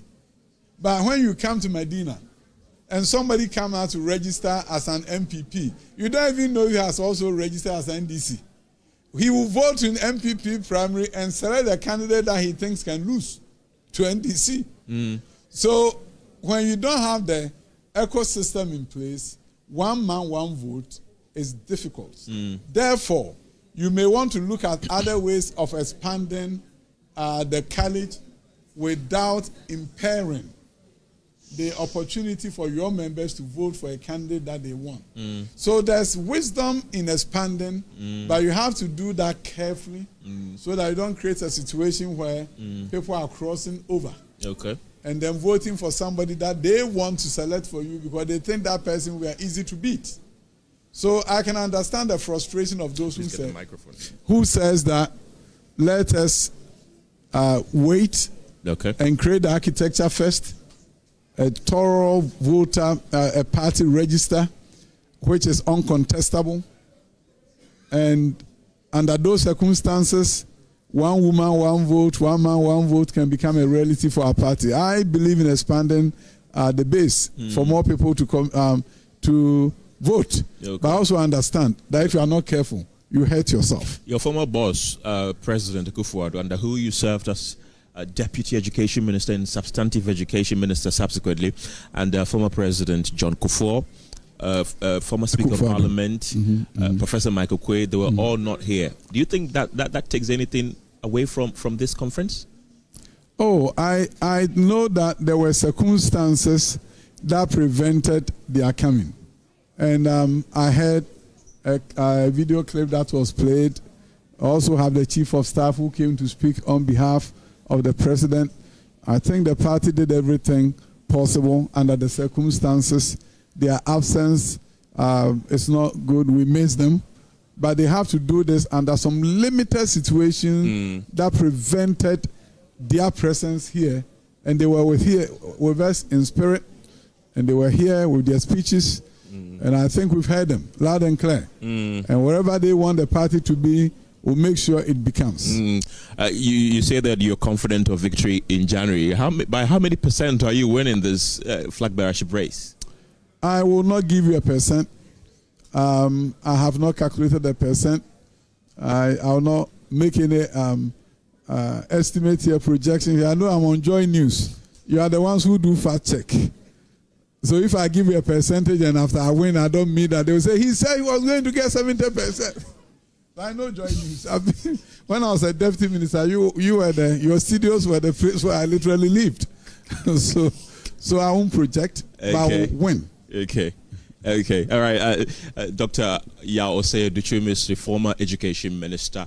Thank you very much. He's also the MP for Boston. Thank you very much.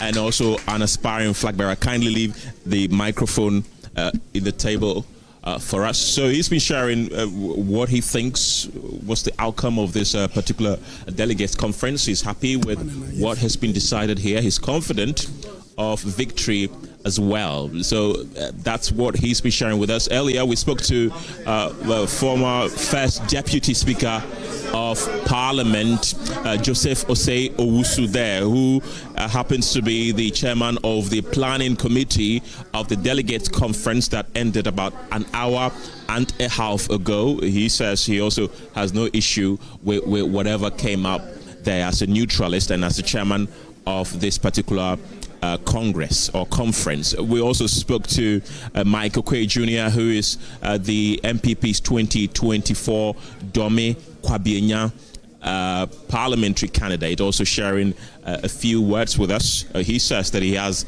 an issue with the president being excluded from the party's steering committee because the president effectively becomes the party's leader when he wins power. Of course, let's get more reaction here. And Doc, thank you very much for joining us this evening. You sat through the entire proceedings. Satisfied? Yes, I'm satisfied. I've been here for the past 2 days because we set up the medical stance to make sure that nobody gets injured. Anybody who gets injured or sick will be taken care of. Our God being so good, we didn't have any untoward event, and everything went smoothly. So we thank God for bringing this very important event to an end, and I think it has started the rebuilding, and I believe that this is the way to go. So once we have this done, it paves the way for us to move forward as a party, rebuild, restructure, to recapture. You worked closely with the former president, Nana Akufo-Addo, and he wasn't here. The former president, John Kufuor, wasn't here as well. Do you think their absence takes anything away from this? No, it's a party. I mean, there were other elders who were also here, and they are aware what was happening here today. I'm sure they followed everything online, and that is the beauty of our party and democracy. So do you think what you saw here showed a party united? Yeah, let me tell you something. When I was coming this morning, from the traffic light, the main traffic light to this place, it took me about 45 minutes. So I look at the vehicles, the buses bringing people in. I look left, I look right, and I saw the colors, red, blue, white, and I became so happy.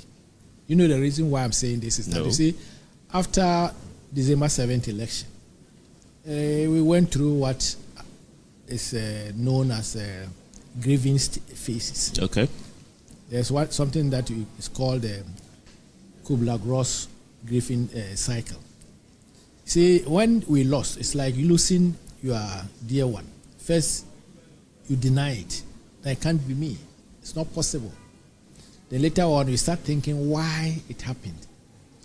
That's the bargaining stage. Then a stage will come where you become very angry. So people became angry and start apportioning blame. This one did it, this one did it. That's the anger stage. And then you move to bargaining stage where maybe let's see what may happen the next time. And then the most important stage is move straight away to acceptance stage. That is what has been done. In acceptance stage, you bring everybody together, you reunite them, you re-strategize, and then you move on. So I believe strongly that is the beginning of the unity. We saw all the potential aspirants. Now there's no aspirant, but there are people who have shown their face. And they were all here. I think everybody saw what happened here. There was nothing like people were joking together, laughing together, and all sorts of things, including the people who are supporting all these aspirants. So that is the beauty of democracy. That is the beauty of our democratic system and our values, core values of the New Patriotic Party. So I'm so much pleased. And I'm sure from today, from Monday, maybe next week going, all our offices from the polling station through the electoral areas, constituency, regional and national will be vibrant. And then the game has started. Okay. Thank you very much. So we're still here on JoyNews, having more conversations with the New Patriotic Party after the just concluded delegates conference here on JoyNews. We've been speaking to a number of key figures of the opposition NPP. They believe that they are still healing. Others also believe that they've completely healed after this delegates conference. They say they projected unity. They've seen a projection of unity, not even in the absence of the two former presidents, Akufo-Addo and Kufuor, will deter them. Let's get more reactions. And I've been joined by Dr. Abuaje Da Costa, the former NHIS boss. Thank you very much for joining us, special guest on this show. I mean, you're a medical doctor, but you're also a staunch member of the New Patriotic Party. Out of 10, how would you rate this conference? Just some correction. I'm not a medical doctor, but I have medical background. Exactly, yeah. But I have a PhD. So, I mean, I must say it's about 9. We've done so well. If you look at the organization, it's been very spectacular. You saw the branding. Everything was on point. I mean, recognizing our past leaders and mixing it with our heroes. So, I mean, security was really good. I think we gave a lot of people water so that they are not dehydrated. I think it was good. I'm being honest. It's been well organized. We didn't see chaos, and to me, it's been a success. And I think we can. It's a start of our rebuilding with our values. So I believe that we'll rebuild together, and we'll instill our values in our members, which will then, I mean, obviously translate into the general population. Right. And I believe that if we are able to do it well, 2028, the Ghanaian people will give us their trust again. Was there any motion that was rejected that surprised you? So far, we know that 2 were rejected. Please get the microphone to your mouth. You see, I think I was surprised about the rejection of the 35 because, I mean, in international conventions, I think it's really 35. So I don't know what went into it that the members said no. But again, it's a collective decision. So what do we say? The one with the president not being part of the steering committee, is that one? Yeah, that one too is surprising. I mean, you see, the president is the leader of the party. So I would have thought that it would be good for the president to be part of the steering committee. But bear in mind, we also have a history. So if you look at Educhum actually became the de facto leader even after we lost the Kufuor became the leader of the party in terms of even I mean, when he lost in 90, then also Kufuor, even when in government, he was people. I mean, so I think it is to cure the fact that there should be separation of powers. Right. That's what I think. So that if you're a party chairman, you focus on party stuff. Then the president will also focus on the governance of the people. So I think that's what is trying to cure. But I believe that shouldn't have been rejected. I mean, that should have been accepted in such a way that the president should be part of the steering committee. I mean, I don't see why the president shouldn't be part. But like I said, I think it's a collective decision. So let's see. Maybe in future we have the opportunity and deliberate again. We saw the MC go over that again and again and again when the people said no. Others have raised concerns that there should have been enough lobbying, perhaps, to have taken that out. Do you share in their sentiments? Like I said, yes, because my position is that the president at all times should be part of the steering committee. But again, a decision had been taken and it's been amended. So, I mean, there isn't. Please get the microphone closer to your mouth. There isn't much that we can do now, but maybe in future we can lobby for it to be back. But let's look at it. I think the people want separation of power. That's what I think. But again, yes. Let's see how it goes. I mean, we've just amended it, so maybe we can implement it and see the outcomes. Then maybe we can learn from it. But it's my opinion that the president should always be part of the steering committee. The party is electing a flag bearer in January. That is 13 months after you lost the December polls. Are you one of those who sharing the sentiment that it's a bit too soon? I think that, you see, I think it's innovative, even though some are not in agreement with it. Microphone, please. Sorry. Even though some are not in agreement with it, I think it's innovative. And you, trust me, it will work for the NPP because, you see, it will also curb the monetization of our internal election. Why? Once you elect the leader or the flag bearer, now anybody who comes after is coming to serve the party and the leader. You see, if we go for internal elections like the constituency, regional, and the thing, people tend to invest in because they have interest. So collectively, if we now elect the leader, then it means that what the incentives for people to obviously pay their way out is actually gone. So for me, it's a good thing. The only thing is we just have to make sure that we educate the people more on why we're doing it, because I've heard a lot of people not happy with it. But again, if National Council takes a decision, right, obviously it has to be accepted. Exactly, and it's not also. It did not. It was. I think it was not part of the motions, but I think it was. It was. Okay, well, it was. Oh, no, it wasn't. It was not part of the motions, but I think it was. Something was said about it, and the people said yes. So, to me, yes, let's accept what the National Council said, and let's try it. I mean, see, we always have to think outside the box. Right. We've always been doing it down-up approach. So let's see what happens. A different thing. Yeah.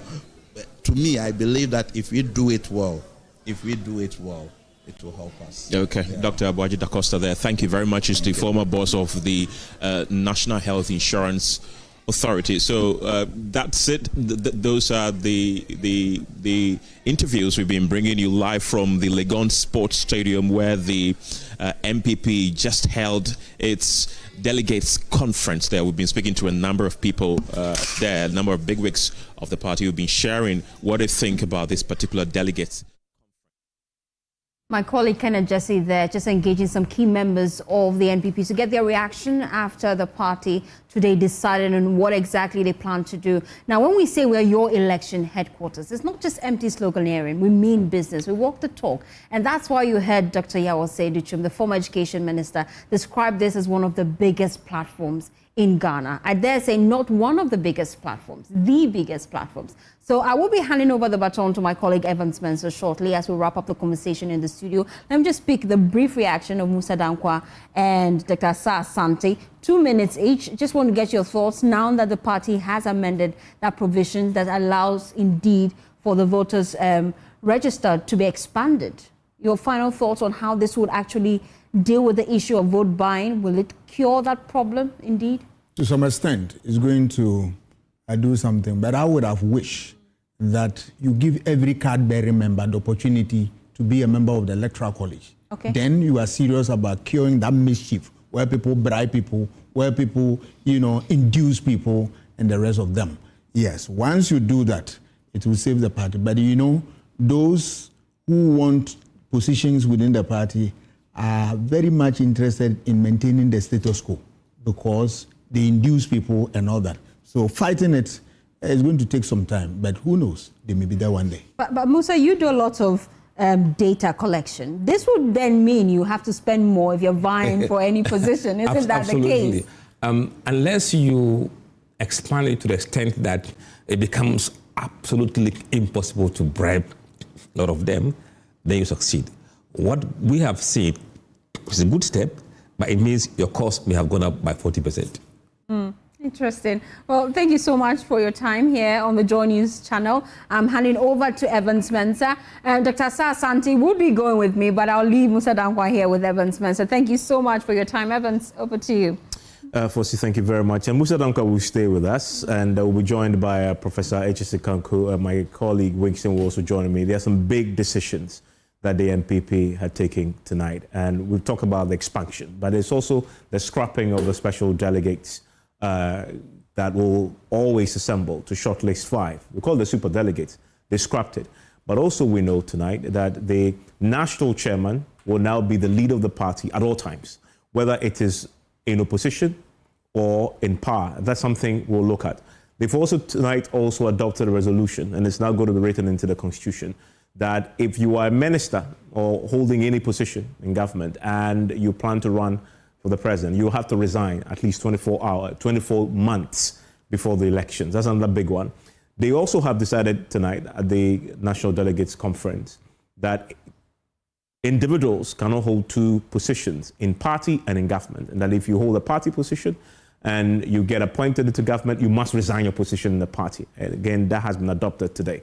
So there are big decisions that the NDC, the NPP have taken tonight that obviously they believe will chart a course towards recapturing power in 2028. Is that really the case? We're going to be examining some of the other clauses that have now been adopted and trying to measure it against what the expectations were going to this.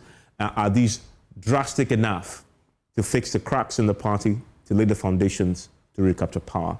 My guest will take a seat and then we'll analyze that. But one of the most, I guess, compelling speeches we had today was from the minority leader. And I'm going to get you to listen to a bit of that, where he really calls out the party, he diagnosed the problem, but also charged them to unite, and that it cannot be individualism heading into the 2028 elections. That is Alexander Fenyomarking. Witness a very disturbing development. Intimidation of our party members and a dangerous trend of persecution of our leaders and supporters. These attacks are not random. They are strategic attempts to weaken us, but they will fail. They will fail because our response will be unity. Our motto moving forward from today should be touch one, touch all. When one of us is touched, all of us must rise. We are one family, and the strength of our family is its loyalty in crisis. If we choose unity over ego, purpose over personal ambition, no force can ever stop us in 2028. When we are united, no external force can divide us. But when we are divided, even our strength can be used against us. Rebuilding does not mean avoiding or overlooking our differences. It means confronting them with maturity. It means refusing to let factions become permanent fractures. It means calling each other back to the center, the core which brought us this far. Your servant in Parliament hereby assure you through me that the NPP caucus remains resolute. We are not retreating. We are strong, united and committed to the values and ideologies of our party. We shall continue to defend the legacy of our party in Parliament, hold governments accountable, and show the Ghanaian people that we remain the better alternative. We believe Ghana's greatness lies in the hands of her people. Your sweat, your courage, and your dreams. In freedom, you, the Ghanaian, are the author of your destiny. This is our covenant. They are the binding principles of the NPP. The NPP has never been a party of despair. We are a party of destiny. But that destiny will slip from our hands if we allow disunity, bitterness, anger, and self-interest to consume us. Let us end the hate campaigns and the subtle sabotage. It is time to choose unity over ego and party over self. If we fight one another, we will end up falling together. But if we fight for one another, we shall rise together. We have known victory and defeat. We've made mistakes, but we are not a broken party. We are only a battle-tested party. We must not allow current challenges to blur our vision or break our ranks. Yes, we have differences. Yes, we've made mistakes, but we must never forget we are what we stand for and where we are going. Let this be a reminder. No matter how talented a leader is, they are nothing without a united, disciplined, and visionary party behind them. That symbiosis, leader and party rising together, it's what we must seek to achieve. No individual can make it alone. Everyone needs the party. And thank you for staying with us throughout the day. This is our wrap-up, and we're going to get in some reactions, some of the key decisions taken by the NPP today at this National Delegates Conference. I know a lot has been said about the expansion of its delegates list, and it will take effect. The first time this huge delegates list will get to decide for the party will be at this presidential primaries next year, end of month, January 2026. But that isn't the only change that was made today. In fact, I listened to Kojo Ponkrumah make the point that they have increased the delegates list by more than 40%, I believe he says.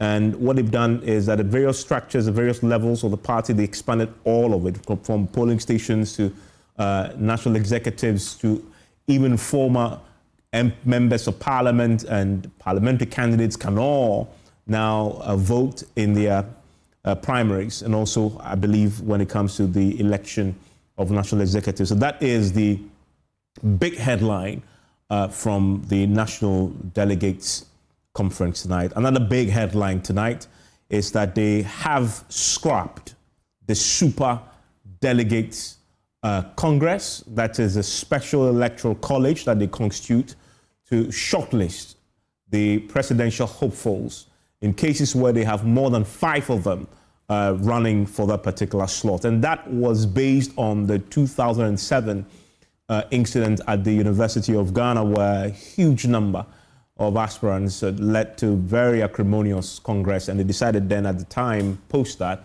to reform that constitution and introduce that clause. What they've done tonight is to go back to what used to be. And we'll analyze that for you tonight and get reactions to that. But the other very important decisions also, one of them that will generate a fair bit of controversy is a decision tonight that the NPP is going to be doing what the NDC have been doing for quite some time now, which is the communication director's position will now be an elected one. You know, the NDC did that with the National Communications Officer when Sami Jemfi was elected. The NPP from now henceforth will have that position elected, and that position, the formal designation will be the communications director. He will be elected now. He has a campaign just like all the other national executives and be elected. His deputy will still be appointed. That's another key decision from the conference tonight.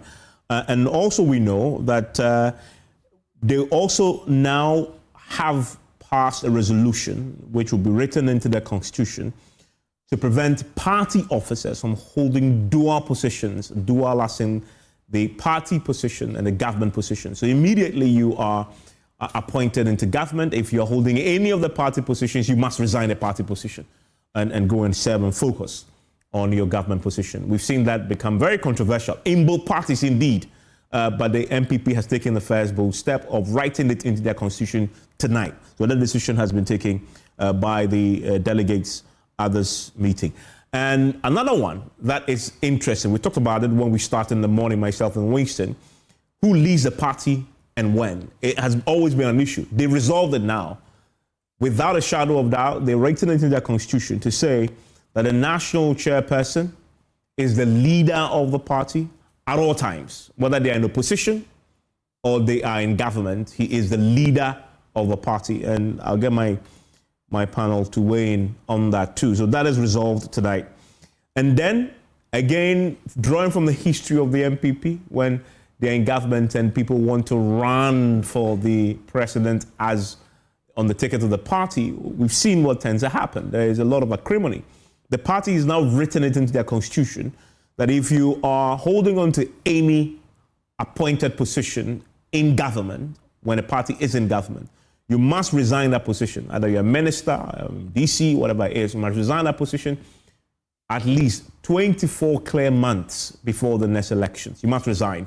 And that is clarity that the party, again, has decided to write into their constitution.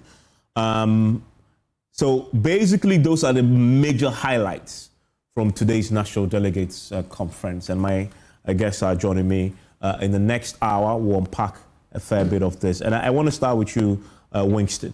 And I know let's spend a few minutes on this expansion, because that is being spoken about quite extensively.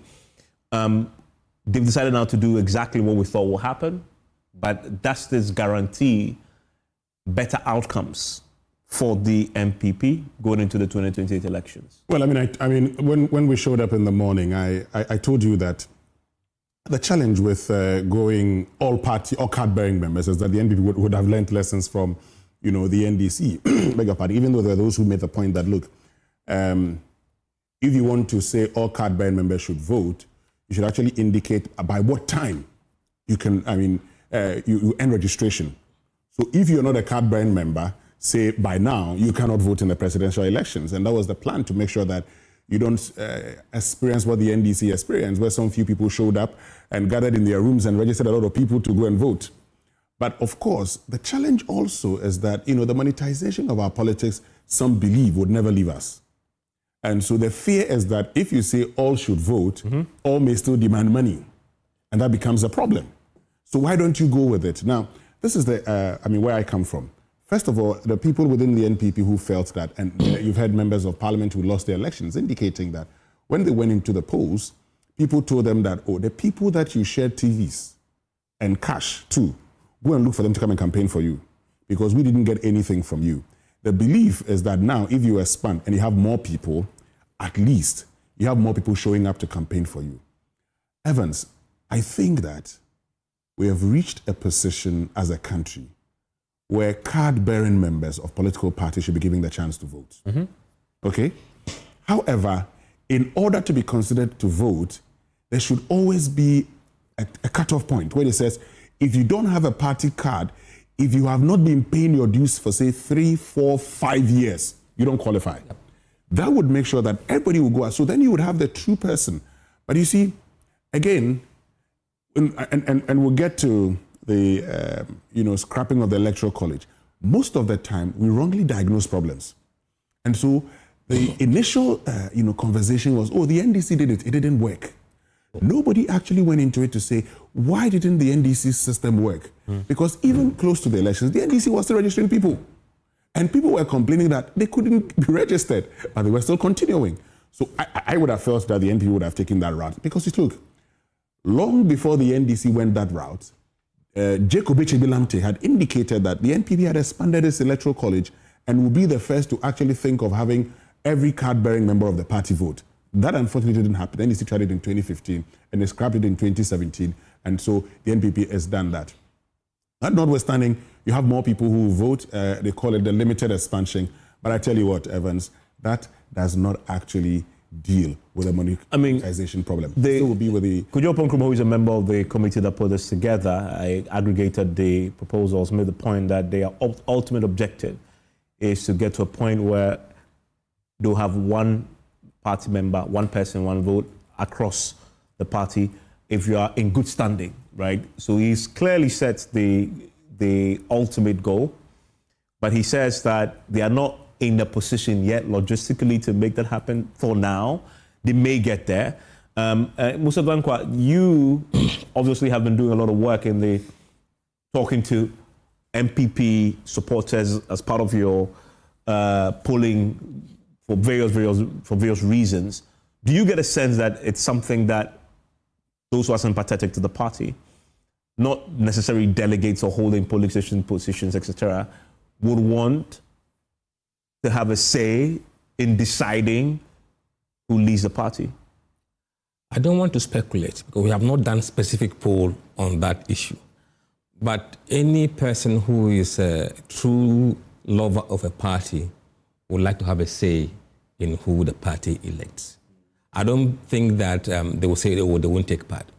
But probably what may be a bit of challenge will be the financial commitment they may have to make in order to qualify them to vote. And that's where you see those who are genuinely party loyalists. They would commit resources in order to get a party in the position where they want to see it. But I believe that, as Winston said, look, I believe if you expand the Electoral College to include card-bearing members in good standing, with a cut-off period, then you address the problem the NDC faced during their time. We should get to a point where we have this. Now, when you do have this, you tend to broaden the people who select the flag bearer. And that tends to reflect the actual demography of the people who would eventually make decisions in the end. The smaller the group, the more dispersed the views of the wider public is with the clique. It's just like any research sampling, right? It has to be representative of the population. Absolutely. So the bigger it is, the closer it gets to representing what will happen in the national election. Absolutely, absolutely. And you see, in certain regions, for example, where a region is a swing region, you may say that, I don't know whether Dr. Sasante was saying earlier on, like they do in the United States, where it's a swing state, you allow independent people to also vote. Well, the U.S. election, yeah. So if it's a swing region, then independent voters can say, okay, let's allow them because they can tell us how to vote in the end. Yeah. But in the regions where it is clear blue and clear green, it's your party guys who should normally be. So we could try something and in the end have a refined solution that will suit our needs. Exactly. In Ghana, the independents will be very, very difficult to fish them. How do I see in your polling? You still have in the independent. Yeah, they are floating voters. Look, people are very frank. You see, a lot has changed in the way we see elections in this country. In the past, it was difficult to ask someone which party you belong to or you vote for. They don't tell you. Now, openly, they tell you.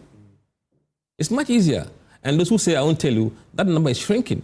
I mean, Prof, what do you stand on this expansion? Well, I think that as our democracy begins to evolve and we get advanced in our democracy, it is important that we also have procedures, processes, and changes that reflect this advancement of the democracy. The political parties are foundational or fundamental to the success of our democracy. And in as much as the more intra-party democratic politics that is available in the political parties, or the more there is democracy, internal democracy in our political parties, the better for the success of our democracy.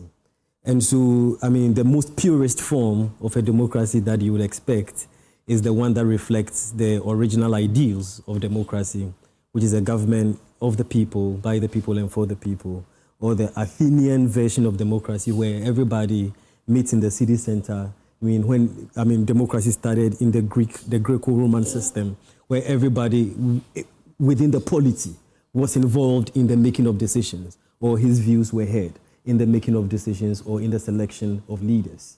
And so the more it tilts towards that purist system, the better for us. And so, I mean, there are so many advantages in making sure that the kind of democracy we have, the kind of decisions we have, the kind of leaders that we have are a reflection to a larger extent or as much as possible of the will of the people on the ground. And so any effort that, it promotes that should be welcome. At the end of the day, it is advantageous for the political parties themselves. Because when these foundational measures are taken, you are sure that some of the most fundamental aspects of democracy are fulfilled. When party leaders or people who put themselves up for election have, whether executives or whatever, have to go and appeal to a wider swath of the people in the party or the grassroots, it has a lot of advantages. It enables them, the accountability measures are great. It enables them to hear from the people on the ground. The assessment and the review of their performance is more expanded. And it helps a lot more voices to be held, to be heard in terms of representation. But it also makes sure that the people who are elected are a reflection of those on the ground. And the advantage is that when this is extended to the presidentials or to national elections, the people that they present at the national level would be as close as possible to the will of the people or winning national elections, because sometimes you find people who are good for a political party or who are good for internal party mechanisms but may not be that great when it comes to the national level. Yeah. So I think that the more some of these measures are put in place, the better for the parties themselves as it fulfills that representational element or principle of selection when it comes to politics. And closely linked to that is a decision they've taken tonight to abolish the special electoral college, what we call the super delegates. And Mr. Dankwa, you have done polling about the most likely aspirants, if you like, for the party. At the last count, how many do you have? Because Kwabena Japan, you have Kennedy Japan, you have Bawumia, you have Educhum, you have Brian Champon. Is a Dynamo in there? A Dynamo is still in there. So that's 6. And then we haven't heard from him yet, Patrick Boama. Okay, he's also been speaking, but he hasn't confirmed. He hasn't confirmed. So far, at least we have 6. Yeah. If we cross 5, then the special electoral college would have been activated to now vote and shrink that number down. But on the back of what has happened today, that is no more. Yeah. Consider you've been polling on that. I mean, is this a good move? I think it's a good move. It takes the notion away from the notion that, the elite, the cream of the cream, will go and pick few people they are quite jelly with, and the rest will not make it through. I think it's a very good move. It's very fair and very democratic in this sense. And I think they would allow, or they will bring in a runoff in a case where there is no outright winner. So that solved those issues. I believe that thing was in the bad taste. I mean, Winston, you were in Legon in 2007 when... I was at the Trade Fair Center in 2009, rather. No, I'm actually talking about the reason why we had 2009. I wasn't there, but you weren't there. Okay, I was there. And on the back of that election, the troubles that we all saw the party now go to try and mend the cracks. Then came 2009 when they did this change to try and solve the problem. So you don't want all these, you have to open the floodgates, like 1,000 people go and run for the president. So shrink it. So they came up with this very creative way of doing it. Today, they said they're going back to it. Is that a good thing? You know why, first of all, the problem was wrongly diagnosed? I'll tell you. By 2009, the party had actually decentralized and so had actually cancelled that Legon system. You weren't going to have the party gather at one place again because from 2010, the party was voting in the constituencies. So you didn't have the situation where you had 17 people in one room trying to speak to delegates and resulting in a fight, as happened in 2007. Yeah. And that's why I say that, that whole thing was wrongly diagnosed. The other point is that to say, because there are a lot of people, there'll be no unity. Okay, let's say 10 people decide to contest, like it happened in the last primary. Now, you bring in constituency chairman and regional executive committee members and others to vote and reduce the number to 5. Now, before it gets to the 5, what would they be doing? Are they not campaigning? They're going around campaigning. So the very things you are trying to prevent will still be there. Okay? Part of the problem in 2007, 2008, 2009. Now, it was a period where the NPP had a feeling that they were doing very well. So many people felt that if I could win the party's flag bearership, I was going to be president. And you saw it. And Nadu almost crossed it. So a lot of people showed up wanting to be president. And at every point in time in an election, there are people who would show up wanting to be president, not because they believe they would win, but because they believe that they have ambition, and so may nurse it. What can happen in that situation is that it's either you nurse your ambition or you kill your ambition. So depending on how you run your campaign and the circumstances around the election, you either would nurse or you will kill your ambition and you can never show up again. My point is that they got it wrong in 2009, and it's good actually they've realized, because no matter what you do, and see, part of even the problem is that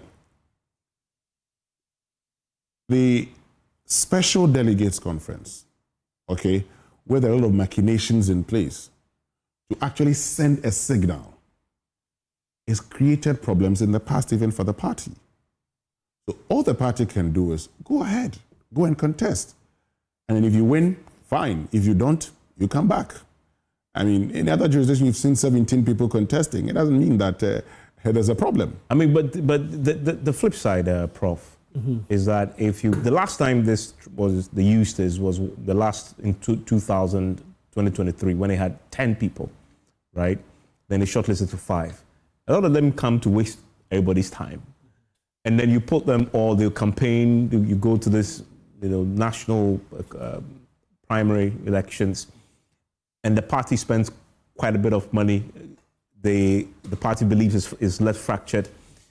So just save the men from the boys. Right. and let the real contenders, those who really, if they win, can help the party possibly either retain power or recapture it, be the only ones who really get the considered by the bigger delegates. What they've done now is to go back, right? That leaves, who knows, they may probably have 20 people. Right. Because people feel it's an opportunity that because of how bad the defeat was, there is a target on the back of Bawumia, obviously, because people see he's the outright favorite because he's the most marketed. This may invite a lot more people into the race. The NDC actually had a case where this gentleman joined who people actually accused at one point being wasn't mentally sound, right? So this was a mechanism to sift. Right. They're taking that away. Are they exposing themselves to the law of unintended consequences? Well, thank you very much, Vance. I don't think so. I've long disagreed with the whole electoral college thing for different reasons, although I understand what Winston is saying. When that thing came up in the first place, I found it as very limiting, very constricting, because you cannot artificially control the process. In the US, Democrats have 10, 12 people contesting. The heavens don't fall down. The last time Republicans, they had about 17 people. Nothing happened. They went through the process. The idea is that in a democracy, you don't constrict, you rather expand. You rather allow more people to take part, as many people as possible to take part in the process. Those whole arguments are about it being a beauty pageant, that it was going to lead to division, that it was going to expose the party, and that just anybody at all can take part in it. That is going to happen anyway. Even if there were just 5 people contesting, those divisions, those attacks, those jabs, that fear, that visceral fear that, we know it down, otherwise people are going to tear each other apart and the party is going to, there'll be nothing. It's going to happen anyway, even if there were just 2 people contesting, because those factionalisms are always there. So, I mean, it was not a popular opinion at the time. I think I even wrote about it. It was not a popular opinion at the time. But, well, fast forward, I mean, they've had to go back again.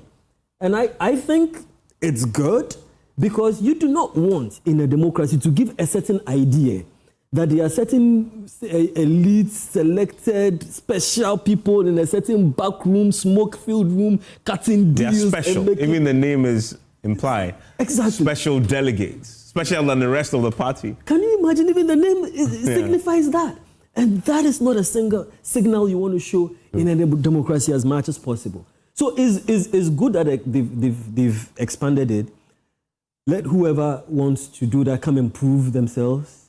It gives wider participation. The grassroots are able to have that feeling of belonging. You see, one of the things that does not bother well for a party, and when these things happen, sometimes since 2012, I've actually gone to the ground and done snap interviews sometimes, right from 2012, the NDC rally here at Obrasport, NPP Congress, we do snap elections and polls.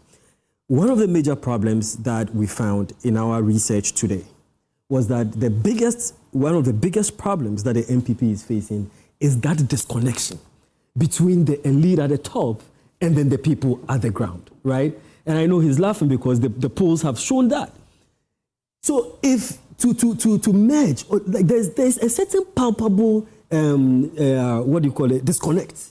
Yes, between them at the top and the grassroots. So to alienate that or to solve that, you shouldn't, the tone, the signal that you give should as much as possible obliterate that kind of feeling. And so the more the people feel that they own the party, the more they feel that they've made a decision, the more they feel that they own the process, whether it's direct or indirect, in any way possible, the more they have that feeling, the more they are likely to be committed, the more they are likely to be less apathetic, because the second problem we found today in the research was not the grab, but the apathy. If they feel that, hey, you know what, this does not reflect our view, some people want to sit somewhere, they're going to sit back. And that is one of the problems that they faced. So I think that this is good, not just for the party, but for democracy. And it helps other people the more you go out there. I've covered primary elections and party conventions, both in Ghana and the United States, spanning a large period. Last year, I I was in Boston doing the same thing.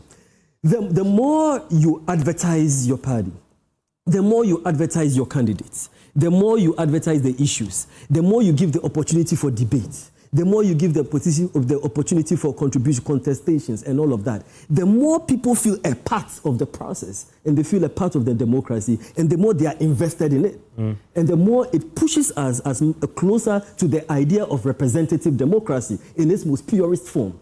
So I think this this changes pushes us as close as possible to that. And if we want to remain the exemplary democracy that we think we are, those reforms need to start at the party level. Okay, Winston. Look, I even think that if the NPP wants to, sieve the numbers, if I could put it that way, they can go the US way.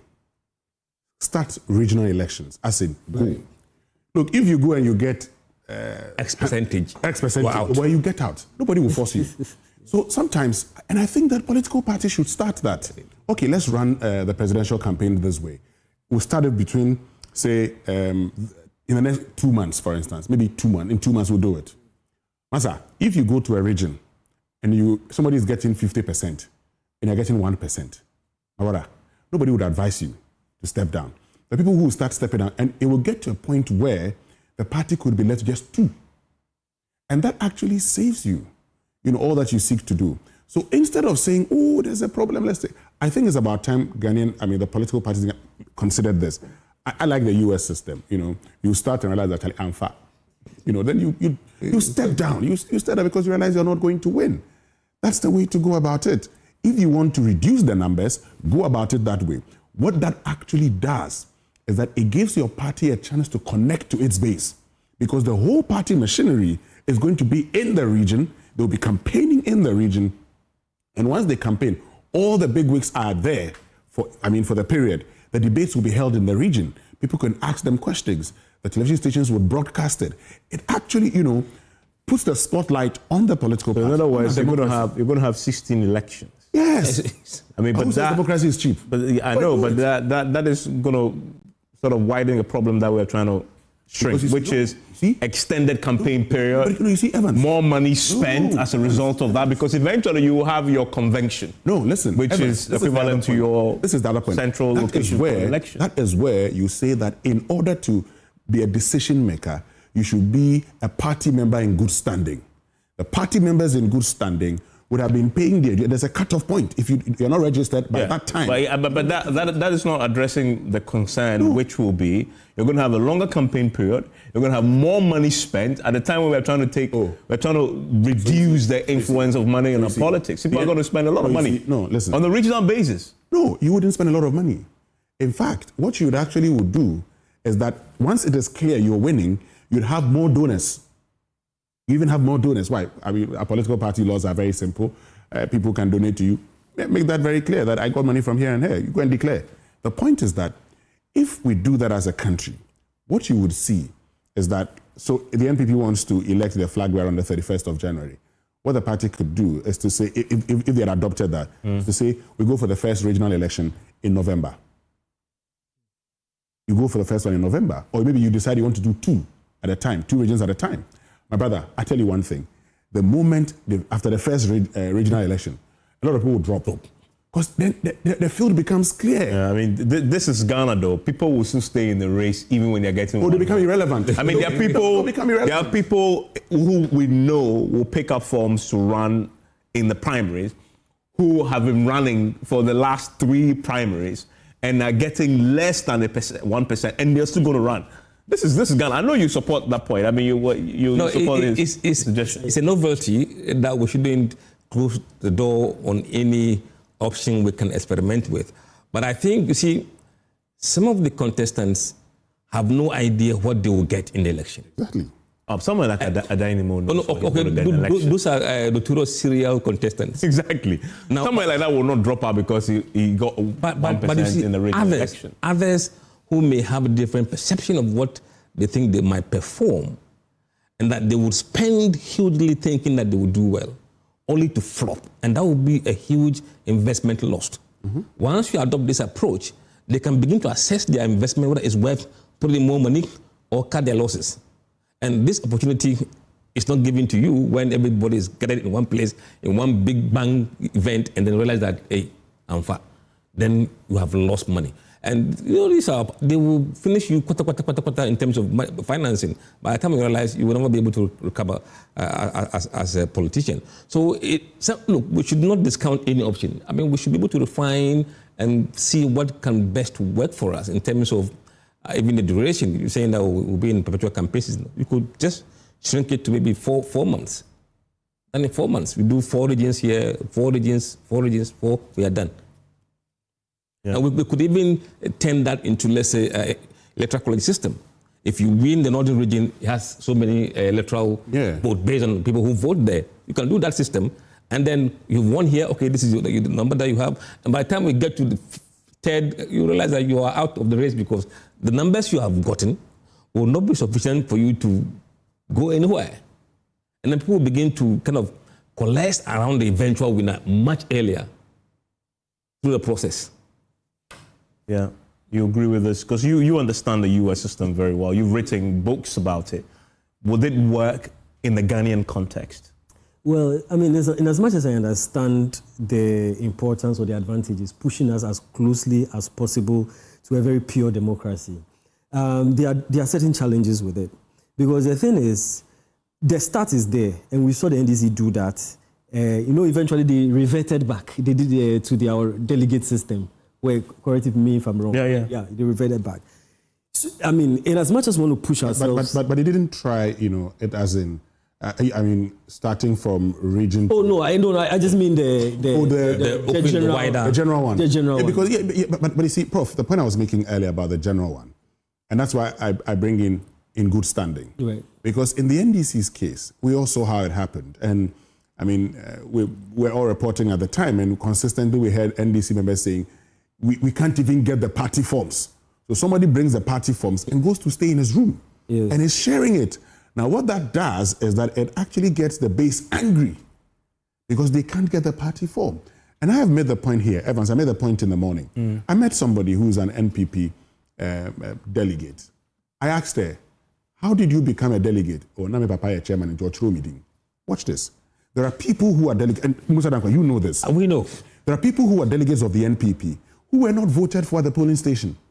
What happens is that when they go and meet, some people just write names and say, you are this, you are that, you are that. And then they move on. Look, so that in itself is a problem. Yeah, let me just conclude what I was saying. So in order to curb that, right, I mean, the idea is to move towards a more pluralistic system, a more representative, a more inclusive rather than exclusive system. That is true. And I would have wished that whatever problems or challenges that the NDC faced, instead of totally abolishing it, well, I'm not saying I would have wished, but one of the things that could have happened was to see whether they could address that rather than abolishing it, those challenges. You get what I mean? But anyway, going back to the specifics of what you were saying, the biggest, disadvantage of that system is that in the US itself, there are complaints that people are pushed out of the race way too early.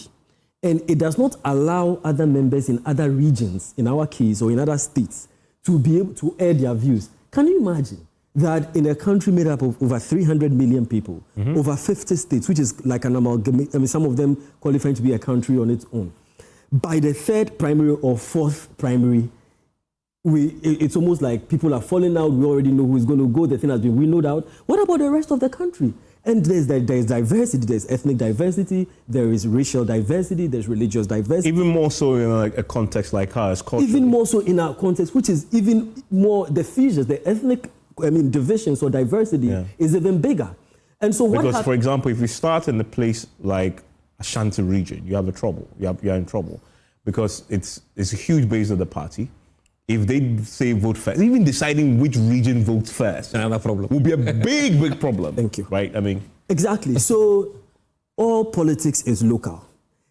The issues that happen in the Volta region may not necessarily be the same issues of concern for people in, in Bono region or in Upper East or Upper West.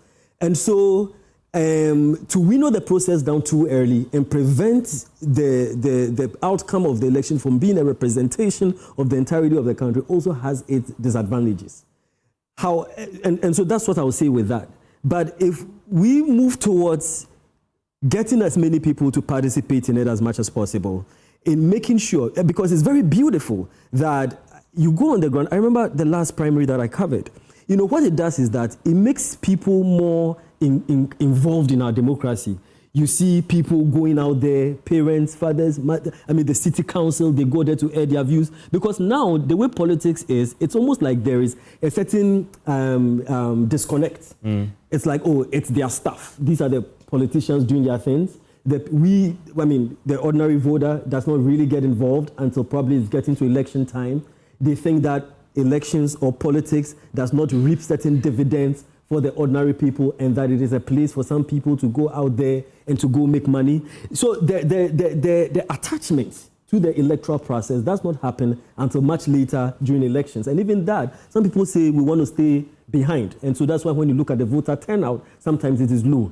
And so to make sure that the democracy is as involving, as participatory, and that people are not observers or just citizens, some of these processes, the primary processes and the local election, the constituency involvement, allow the democracy to be more, to be a more expansive one, and allow people to feel that the outcomes of democracy, even at the local level, when it comes to devolution and decentralization, are connected to the vote that they cast. Okay. And that is why an expansion of the voting system is always very good, you know, because you have everybody really interested in the process, and that's beautiful. But we should also be careful not to, broadly transpose from other places here, because they do have their inherent disadvantages, which we may not even be able to contain. And also, I was making the point, I'll come to you, Winston, just a brief point on that.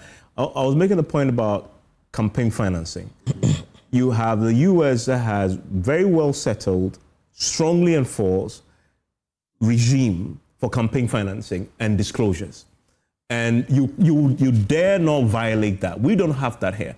So when you extend the primary process from regional bases up until all 16 regions, if you may, that obviously would expand the length of time that you will have for campaign. There will be more money spent. And you made the point, rightly so, that those with the money bags will begin to spot who to put their money, who to go and sponsor, right? Because they're making it easier for them now to grab because they believe the person has the chance to win. That has significant challenges in the country, in an economy, in the jurisdiction where our campaign financing laws are pretty weak. Even those we have, we are not enforcing. Evans, I'm going to use, there's a proverb in Akan, and this is not to discriminate against anybody. I'm just repeating the proverb for purposes of analysis. They say, you see, it means compare yourself to the best. So when it comes to our democracy, let's compare to the best. But you also must understand the dynamics, the local dynamics of course, in the US. Quite this is my disagreement with Prof. briefly is the fact that I agree that disadvantage that the US have talked about. But you see, in a Republican case, you see, for instance, some of the states, when you get all the votes, for instance, that's a problem. We can learn from it and say, no, the percentage that you get will go a long way into shaping it. So you will see that, oh boy, I'm not getting the numbers. So let me step down. So if you think that you can go the long haul, if you still think that based on what you're seeing, you're likely to make it, you can go. But I tell you that there are people who probably will look at it and say by the time it hits half, they know that, look, based on the number of delegates left, I just don't have it. So let me step aside. Then he will step aside.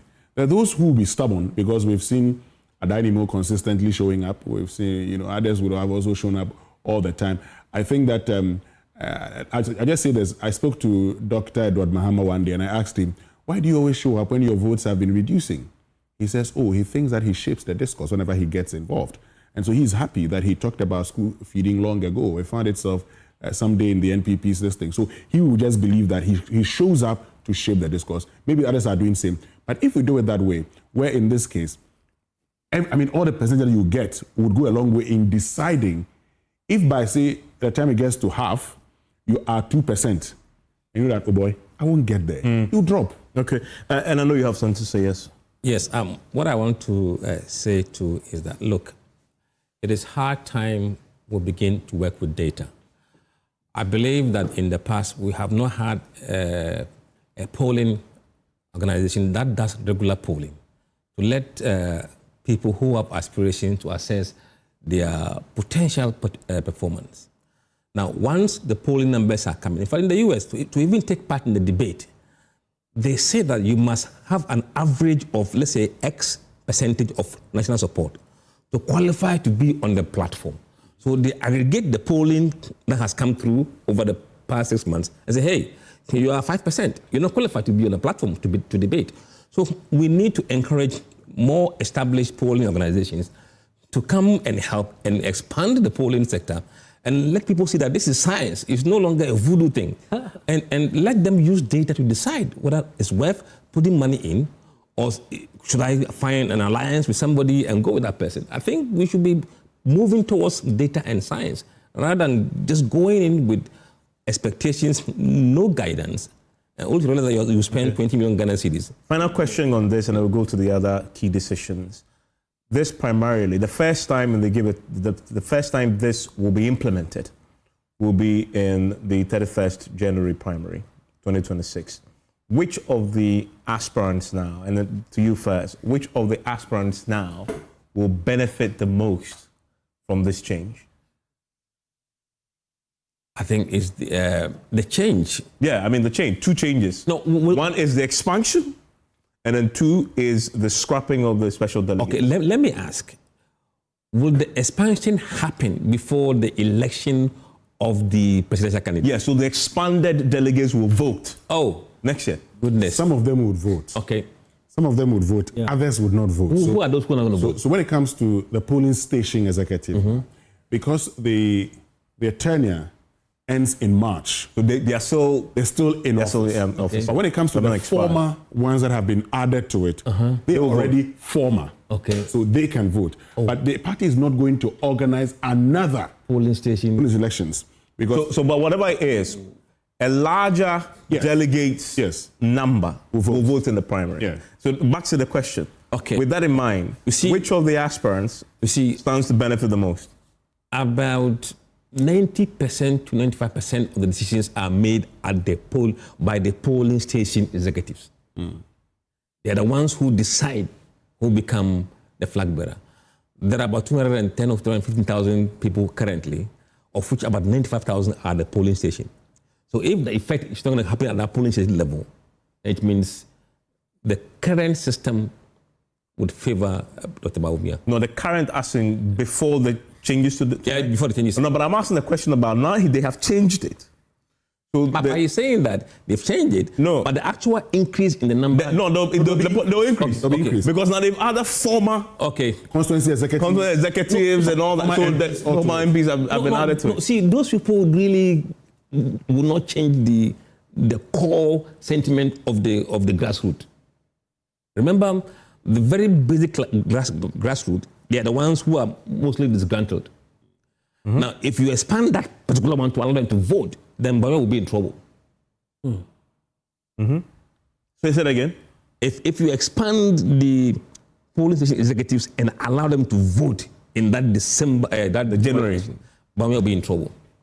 But they are not voting. So they are not. So what you're saying in effect is, because the polling stations, the expanded list now, because they've actually expanded the number of polling station executives at all the levels. Yes. They've expanded it now. Yes. So it's going to increase. Because that is not going to be implemented until after, then Bawumia will have it easy. The expansion will favor him.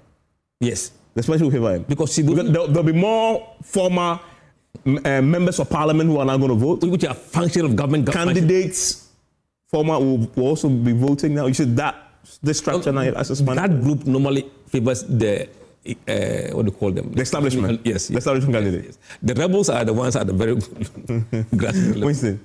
Yeah, I mean, well, I know it's one of those questions that is pretty difficult to sort of quantify, but we can guess. Yes, you can guess. And it depends. I put it this way.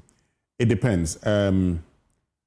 As we speak now, Musa Dankwa is here. This has just come up. So subsequently, he will go and do the polling and come back. And now he will have to now include the expanded list in your population. Yeah. Now, No, you can do that. But, I mean, what we do is that if their expansion would not disproportionately reduce the size of the polling station executives, you can still rely on those guys and get the results. Yeah. Now, you'd have to, first of all, so who are the former executives that are going to vote? As we speak, I do not have an idea who they are. How far back? I mean, some of them go way back. I mean, but former is former. Yeah. Once you're alive and you're a former, I don't know. So you get to vote. I'm saying, you don't know where they are. The identities and So, if we knew them, we probably would look at them and say, okay, this person may likely do this, may likely do that. Then I would do my, it would be a qualitative thing that I would do here. I'll sit here and just look at it, and based on my understanding of them, he would go and do his, go and do his polling and come back to us. But whatever it is, look, anybody who leads a political party into an election is the man to beat in the next primary. I mean, that's settled. Okay, so it cannot be the case. And look, I'll tell you one thing. There's a school of thought. There's always that conversation about Kufuor in 1996 beating Educhum. There are those who also argue that but for the disqualification of Kwame Pianim, would have been tough for Kufuor. There are those who believe that his disqualification played to Kufuor's advantage, resulting in the victory that Kufuor had. Well, that's a conversation that have been had before. But whatever the situation was also, post-1996 into 2000, how Kufuor conducted himself made sure that he came back again. So a lot of things will play. But I say that every person who leads a party into the next election is the man to beat. Yes, Dr. Bawumia is not an Akufo-Addo. I've said this before. So you're saying, bottom line, because my question was direct. Bawumia is still the man to beat. No, but that's not my question. My question is, so now this current structure that they have approved that will elect the next primary, you're siding with this point, that it will still favor Bawumia. I have told you that unless I know the people in there, you understand? As we speak, I don't know them. Yeah, but then it doesn't address the question, right? Because the question, so you're saying that, that is a given. I've answered your question. But the structure has changed. So even if I've said no, it would have still been an answer. So I've answered your question. So who benefits more from this expanded delegates list? Look, when it comes to the former members of parliament, based on what I know, I'd say Bawumia would benefit. I do not know about the former concerned executives and others. I cannot say. Okay, if the endorsement that the former MMDCs had gave is anything, you can say that's the point. But the other executives, former executives, I don't have the data on them, so I wouldn't be able to tell when it comes to that one. Okay, you want to chip in? Would you think benefits more from this expanded list? I mean, I don't like making declarative statements, but and when it comes to politics, you never say never. And so for me, I think that if you're a political candidate, as much as possible, what you want to do is to make sure that the race towards you getting the position of leadership of your party, you are accepted widely within the party. Yes, you may not win every vote, but if you want the campaign to be people to sign on to the campaign, there should be that feeling that it was an election, or the outcome of the election was a very fair process, that the outcome of the election, people were not were not unfairly taken out of the process, and that everybody who has the chance to vote in the election had the opportunity to do so. If that is what these new changes present, then I do think that it is the responsibility of the various candidates to go out there and make sure that they are appealing to whatever constituents that they have. If you restrict yourself and concern yourself with the party process and kind of go through a process where it's like okay, these people, this new system benefits this person and does not benefit that person. You see, what happens at the end of the day is that you come out of the primary and there are still people who feel disgruntled. There are still people who feel that the process was not expansive enough.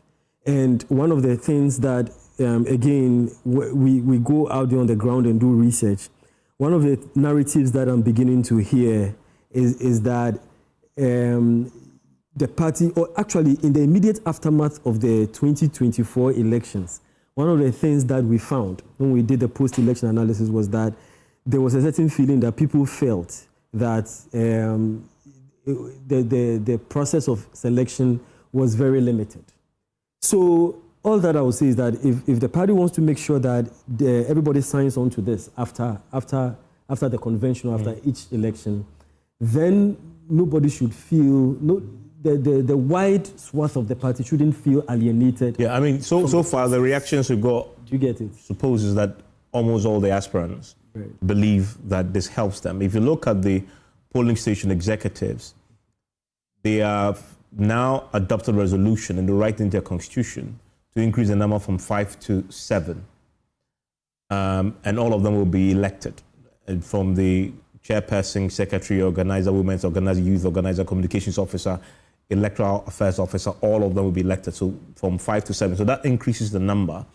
Musa Danko's point is that if this was to take effect in the January primary, then Bawumia would have taken a bit of a hit there. But I mean, as it stands now, the additional 2 will have to be elected. But because they are doing the top down, they will have to, the status quo will still, apply. That was the biggest chunk of increase you find in this latest move by the party to amend this. Yeah, normatively speaking, delegates list. That would be the expectation. But let me just sound a word of caution that this party, the party is no more Nana Akufo-Addo's party.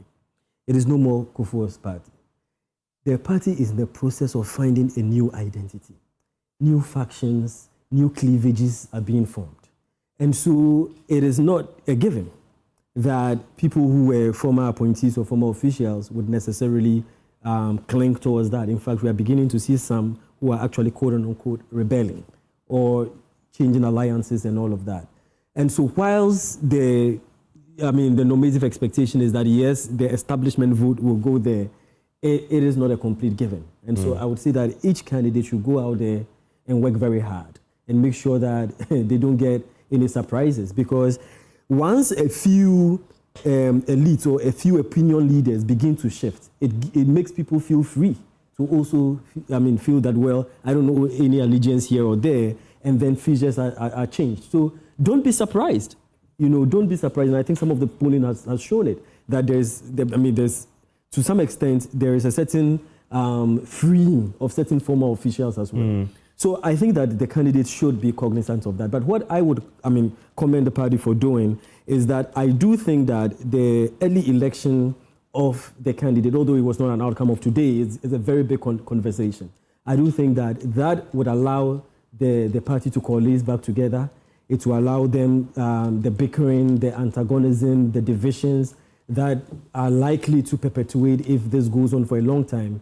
They are likely to end that or, prevent themselves from digging into a deeper hole. And so the earlier they have that and close ranks and come together to do what political parties are supposed to do, which is not just having internal fight, but also being a very plausible alternative to the existing government in terms of policies, in terms of holding them accountable, in terms of making sure that they are preferring alternative policies for the nation. That business, they will get on to it very quick and fast. You can only throw a pity party for as long. The wailing and the crying, it is enough of it. I think they have to move on. The election is over. They have to come together, move on, and see how best they can close ranks and be a very plausible and credible opposition. And Wing Sing, to another major decision tonight, which is around the national chairperson. The national chairperson now, after today's resolution, which was adopted, shall be the leader of the party at all times. At all times, whether they are in a position or they're in government. But instructively, he shall also chair the campaign committee, which I thought was interesting. Yeah. In the past, I believe the presidential candidate sort of appoints who the committee chair is. Yeah. But they've now adopted a resolution that imposes whoever the chairperson is as the chair of the campaign committee for the party and for the candidate. What do you make of that? I think it's the way to go. Now, the bit about the national chairman, and earlier we're having the conversation about, the NPP seem to have, been lost in this whole president leader, flag bearer leader, because, since its formation, the national chairman has been the leader. There were attempts in the past to have the president be the leader. Dan Botry makes the point that he fought, when that idea was mooted during the Kufuor administration. Even under President Akufo-Addo, people still suggested that. And I remember having a conversation with Dan Botry, and he said, the first thing he did was to call Akufo-Addo and said, you will not let, you know what, I would not let this stand. Because you and I both fought it during the era of J.A. Kufuor. You wouldn't be leader of this party here. And Akufo-Addo said, I agree. And remember when we had that conversation, Akufo-Addo said, oh no, at the party's conference, he said, I am not in support of it. I don't want to be the leader of the party. So it's good that the parties clarified that, because in the last election, some of them kept referring to Bawumia as the leader of the party when he wasn't the leader of the party, per the NPP's own way of doing things. Also, if you realize, the NDC has a system where the party chairman is the chairman of the campaign. Check it. Let me clarify. I just pulled up the exact wording of the clause that was adopted. It says that the national chairperson shall chair the party's campaign advisory committee. So this is the advisory committee, so not the campaign committee itself. What actually happens is that within the NDC, you realize that Professor Joshua Labi was the chairman was the campaign manager for the presidential campaign. But Asidu Nketia was the chairman of the NDC's campaign. So the president can have his campaign manager. So the president has his campaign manager. But the chairman of the party's whole campaign is the party's chairman. So it's the advisory committee. And that's important because the chairman must play a major role. Now, this is what I see the NPP trying to do. And it's actually part of the reason they rejected the president's position on the steering committee. The NPP wants to make it very clear that even if we are in government, the party is different from the government. Look, Dan Botry would say part of the problems he had was that his belief was that the party is different from the government. And at all times, the party is the one that engages in propaganda. And I go for the Ghanaian way of propaganda. The professor is here. The party is what engages in the Ghanaian version of propaganda and not persons who are in government. So I see the NPP trying to say, look, this is the party brings you into office, and at all points in time, even though you are in office, you cannot cross into the party. And the party would still be the one to advise you on what to be done, because it is the party that brings you into office. Yeah, I mean, and also we've seen how absolute Akufo-Addo's control of both party and, if you like, his own government was. He had absolute control. And there are many people who say the party is where it is tonight, trying now to reset, recapture power because of the absolute power Akufo-Addo had, and that if you dissented, you are a goner.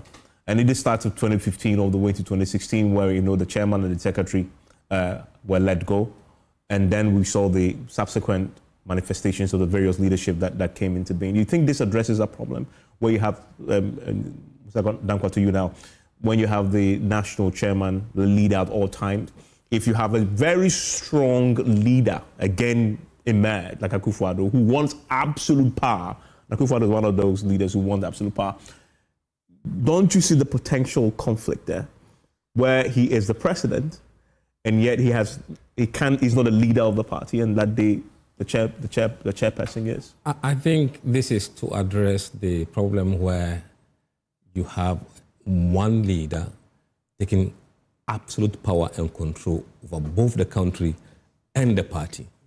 And if you're not lucky to have somebody who is reasonable, then you're going to be in big trouble. And I think those changes that they made today probably was after reflecting what has happened in the past 8 years. And they felt we need to cure this before we have somebody who is as powerful as Nana Addo's character. And I think this is looking forward into the future to address that. I mean, it's always good to have a party chairman leading the party, and then the president also leading the country. But you must have a very strong national chairman. Look, yes, the NPP is not blessed with that now. No, I mean, by the end of opposition. So by clarifying this, it means that any person they want to put in as a chairman must have the gravitas, the backbone to deal with any person in the future. So they'll be mindful who they elect as a chairman. Yeah. Evans, before he comes in, quick clarification. So the NDC is actually the general secretary who's the chairman of the campaign, as the CEO of the party. Is the general secretary. and not the national chairman. I mean, just by way of clarification. So that is one of the very fundamental changes the NPP had done tonight at this National Delegates Conference that just ended a short while ago. And if you're just joining us, it will obviously have ramifications for the party going further. And Musa Danko makes the point. It means that you cannot have a weak national chairman. No. Especially when the party is in government. You have the president who would obviously, and those close to Akufo-Addo will tell you that he wanted to have a say in who becomes the party's general secretary, national. He wanted to have a say, and we all know that when you're in power and in government, the presidents want to influence that process. They want to influence the outcome of the national elections, and then you have a chairman who then is a leader, and then you have a president who then disagree. That chairman must be very, very strong. Yes. And that obviously raises questions about the current chairman that they have, who obviously on health grounds was not seen today. But you have a comment on that before I move to the other big decisions? Yes, what I was going to say was that, you see, it's very important how they manage that relationship. Because if you look historically, whenever there has been a fissure or a contestation between the national chairman and the presidency or the campaign, it hasn't augured well for the party. You know, back to Alajete, Kufuor's era and all of that. So I think this has to be managed very, very carefully. I understand if they say he's the chairman of the advisory committee, that's okay. But if you want to extend it to the campaign, that would have been a bit weird. But now you've... Yeah, I mean, but as but still, there's a potential conflict there. This is an advisory campaign committee that he chairs, right? So they must advise. And it's an advice, so whoever the presidential candidate is can decide to rubbish it. Yes. That has the potential still to sow division. Yes, that is why I'm saying that this is a relationship that really needs to be managed carefully. Yeah. Because anytime you look at a political party that is successful, there is a certain agreement, or at least there is no, rivalry between the party and then the government or the presidency or the campaign. So the national chairman needs to be a strong person. He needs to be somebody of wisdom, of experience, who is well-mannered, well-tempered, but then able to crack the whip and hold himself up, to put the party together. But at the same time, there should be a good relationship with, if they're in government, with the presidency, and if they're out of government, with the campaign as well. Yep. And that is why it is important that even presidential candidates also make sure that they are a part of the party executive process, so that whoever becomes chairman does not cause problems for them. Because if you look at the Republican National Convention, the Democratic National Convention sometimes runs previews would fight with Donald Trump. They say, no, the president is doing this. This is not what the Republican... And it's interesting, and Luis, I'll bring you in. I know you have your own comment, but this is also interesting for the NPP on the back of the decisions they've made tonight.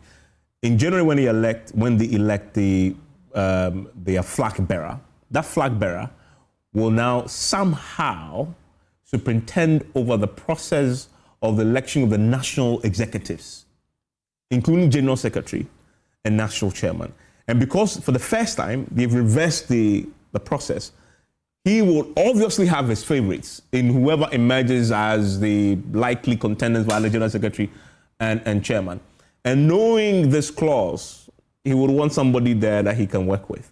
Doesn't that also then lay the foundations for accusations that whoever the flag bearer is at the end of January then is seeking to control the process towards election of it, and that in itself can generate further division towards 2028. It always will, and you know that the likes of Osei and Sabonsu has always been an advocate of, get a flag bearer, get him to get his, people that he can work with. But those who are against that have said, no, the flag bearer should be able to work with everybody. But of course, if you're a flag bearer also, with this current provision, you would want to influence, the elections. And you made the point about Akufo-Addo, and I have said, look, you may not like his governance, you can't take away his politics. I think that he's actually he's the best politician we've seen in the Fourth Republic. He held the NPP for 16 years, one man. Yeah. And you can't take that away from him. So the NPP may have learned their lessons. But the truth is, look, talking about strong chairman. In 1992, B.J. Darocha was the chairman of the NPP. Very strong. If you're a Dubai, B.J. Darocha, In 1995, Peter Alajete.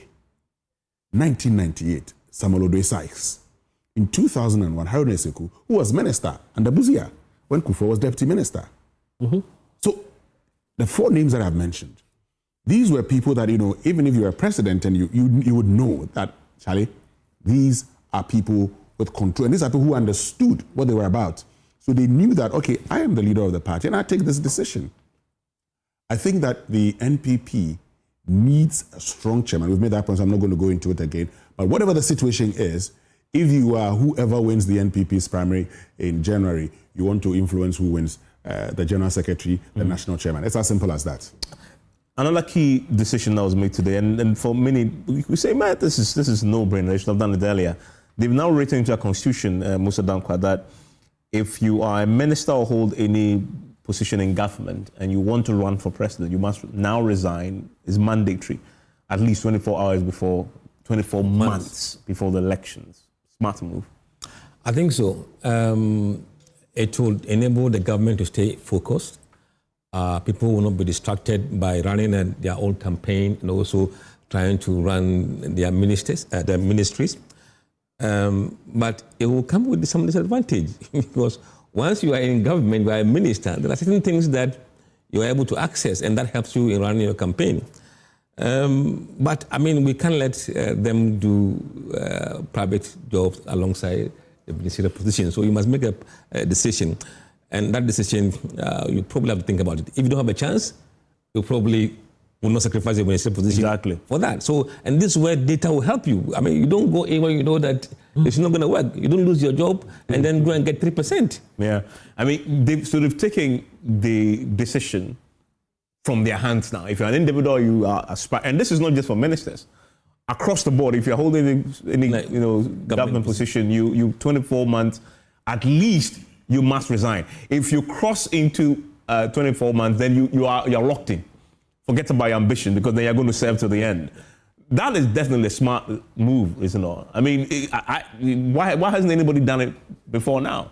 You're thinking? It's a no-brainer. You know, I remember, sitting back and looking at it and saying, it is practically and humanly impossible to hold a major government position or any government position and then be running for president at the same time. Running for president, if you work in campaign politics literature, is a full-time job. You cannot hold a national position, try to run the country, and even the fissure or the contestation between at what point are you using state resources and at what point are you using very blurred. That line becomes very, very blurred. And then the nation suffers. There's a trade ministry, there's an agricultural ministry, we have a country to govern, we have a nation to work out, and then you are running for president at the same time. I think this is a no-brainer, and I was like, yes, of course, why not? That's just common sense. Yeah, Winston, let me add to that because we're out of time. There's another provision that has not also been adopted, which also says that they now made it, they've prohibited the situation where an individual can hold a government position and a party position at the same time. So, Samuel Oku's scenario, for example, played out where he was he was appointed the boss of NLA, but also held some position. It's happened across both parties, really. Yeah. NPP have written it into their constitution tonight that you can't do that. If you're holding a party position and you're appointed into government, you have to immediately resign your position in the party and go and focus on managing the affairs of your office in government. Smart move too. It's smart. What has happened in the past is that many of these persons do not contest again, but they do not resign. And so you realize that the moment they are appointed, their deputies take center stage and then eventually would seek election or another person would seek election. So I remember when Major Carrot Kwashigan was appointed as health minister in 2001. He was then national organizer of the NPP. He didn't contest again. You've talked about, when Otikwa Afisa-Jaba was appointed as a Women, Gender, Children and Social Protection Minister, she didn't show up again. But she didn't resign from her position. And so I think that it's a smart way of going about it.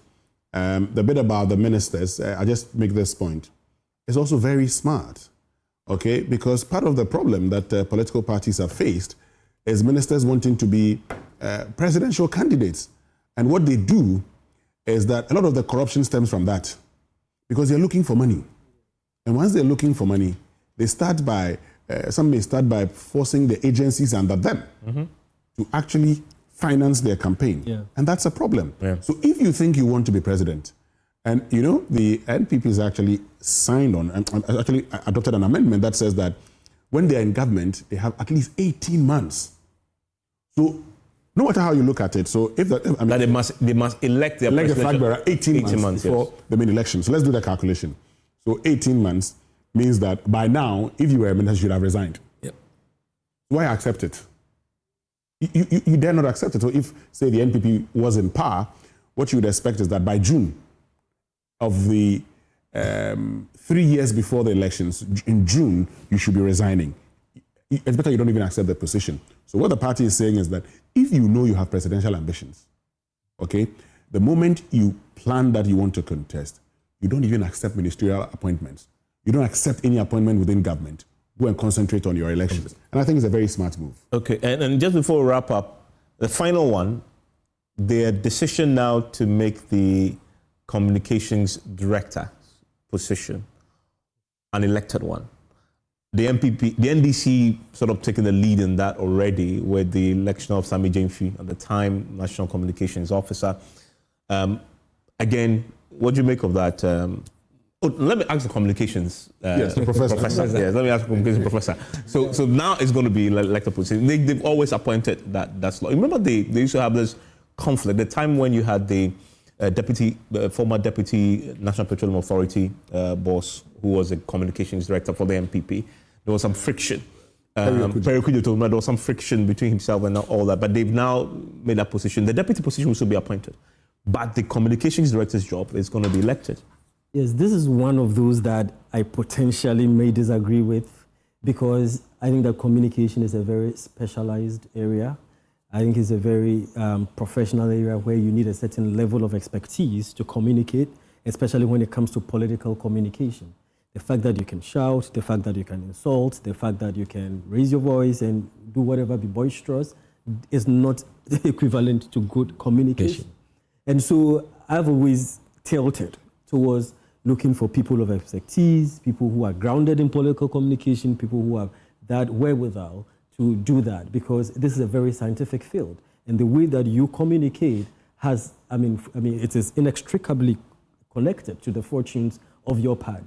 If it so happens that the person who is elected is great at that professional communication, that's okay. And it could happen that way, but it could also happen that it could be a reflection of a certain basic understanding of what politics is, and those the political fist fights and all of that, and that the person might end up rather being a disadvantage or might actually undercut the fortunes of their political party. Because the person must also now design and implement communication strategy for the party. Yes, absolutely. And that's scientific, right? So you might actually end up, so much so that there are some times that you find some communicate, when they open their mouth, they rather reduce the votes of their party, and all that. So I don't know about this, but I don't know. The only thing I can think about is that maybe they want somebody who reflects their language, who speaks their values, who talks for them and all of that, but that is not all that there is to professional political. I agree with him, and I think it's because they've taken the science out of the communication. They think it's the usual traditional communicating way and be able to arouse the crowd and speak. But look, communication person must be an expert who understands data, who will use the data to kind of strategize how to get to certain messages. It's not about who is popular. No, because when you go through election, you cannot deliver somebody who is popular, famous. But that person could be bankrupt in ideas when it comes to communication strategy. And that, I think, could backfire. It's worked for the NDC. Why not for the NPP? No, it may be by chance. It may be by chance. You look, Musa, Prof. Yes, sir. In the NPP, check their communication directors. One of the best, Nana Komian. Yeah. No doubt. Yeah, we all agree to that. We all know Nana Komian exactly. He is a very good communicator. He understands the field. He would design strategies that would work. But you see, in our politics, the role of the communications director, most of the time, is not one who's designing policies to actually champion a lot of things. If you check the NPP's appointments of communication directors, they've actually right from the constituency to, they look at the person who goes on radio the most. Yeah, but it should not be the case. I'm coming. It should not be the case. But sometimes, because that has been the case, how about you now allow the people to decide, this is the person I want. So that person now would go and tell the people why he thinks or she thinks he or she should make communications director. He should go and tell them, this is what I intend to do. There's also another thing.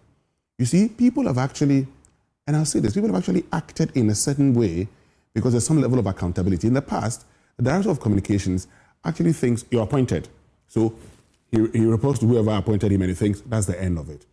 The parties realize that now that they've gone into a position, some of the things they should begin to do is actually get people to be accountable to the very people who elected them. So now, and we've seen it, I'll end on this note. Look, the NDC communications wing is always grateful to Sami Jenfi because a lot of them have gotten certain positions within government. The NPP, and Evans, I passed by the Legon University of Ghana Stadium.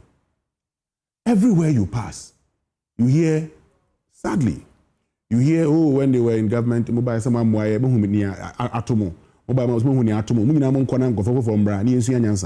the people were saying.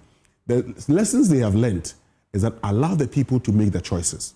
Let them make the choices. Once they make the choices, they feel that, okay, we have put these people there, and so they are going to serve our interests. The party is beginning to learn a thing or two. Now that they are in opposition, so be it. Winston, thank you very much. You've also been listening to Musa Dankwa. He is the head of the Global Info Analytics, and Professor H.C. Kanku. You know him, regular on the show, Associate Professor, University of Media Arts and Communication. He's also the acting dean of the Faculty of Journalism and Media Studies. My name is Evans Mensah. This has been your election headquarters.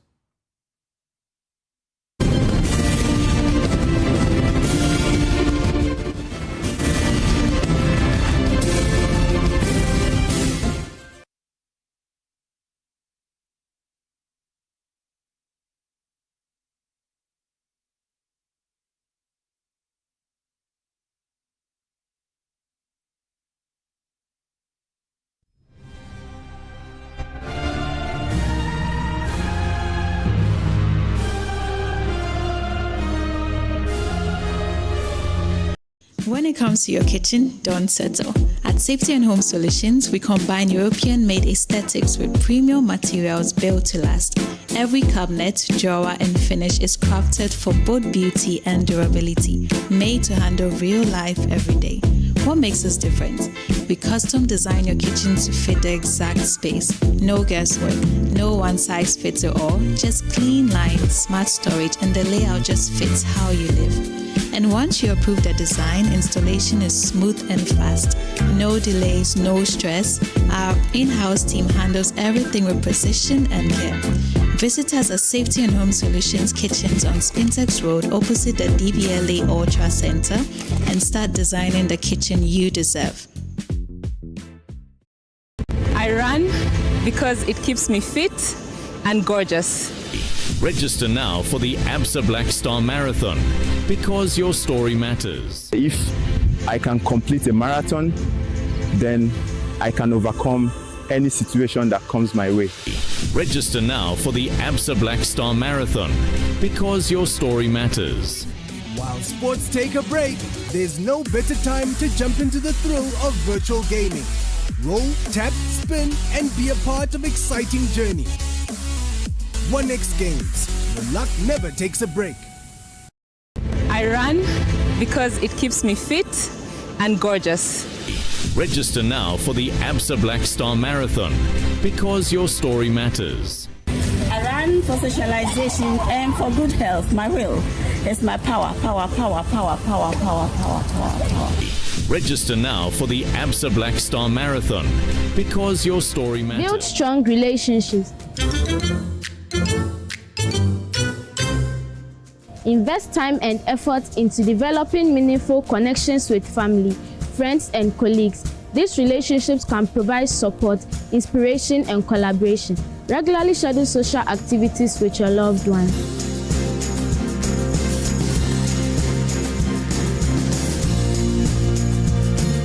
Good conduct, great life is brought to you by Indomie. Tastes great. Kivo 4-in-1 Gary Mix. It gets everything inside. Champion taste.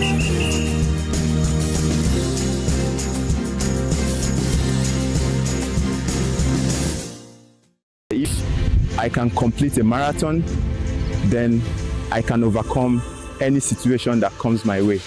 Register now for the ABSA Black Star Marathon, because your story matters. Every day, people have money emergencies. Ma, I need my school fees emergency. Mommy, chop money emergency. Emergency. Rashid, have your rent emergency. Now, there's a new emergency number in town.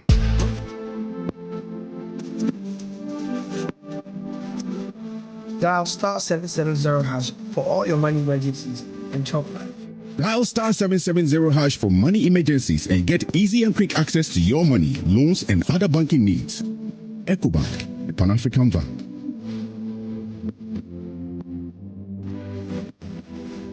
Build strong relationships.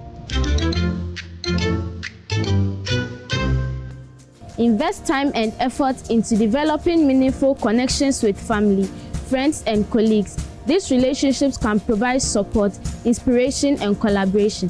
Regularly schedule social activities with your loved ones.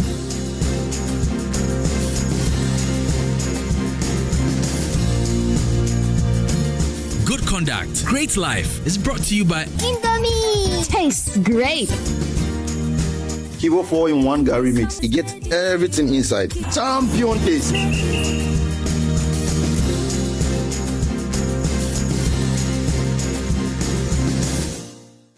Hey, Charlie, welcome back.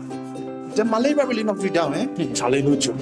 Fever, headache, vomiting, loss of appetite. I couldn't even eat my usual fufu. You and your fufu. But I hope you got tested before the malaria treatment. Yes, I did.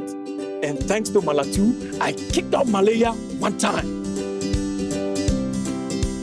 When malaria strikes, take Malatu, containing artemether and lumefantrine. Comes in tablets and suspension for effective treatment of malaria. Great to have you back. Thank you. No problem. Malatu is suitable for adults and children. Manufactured and distributed by NS Chemists Limited. This advertisement has been vetted and approved by the FDA.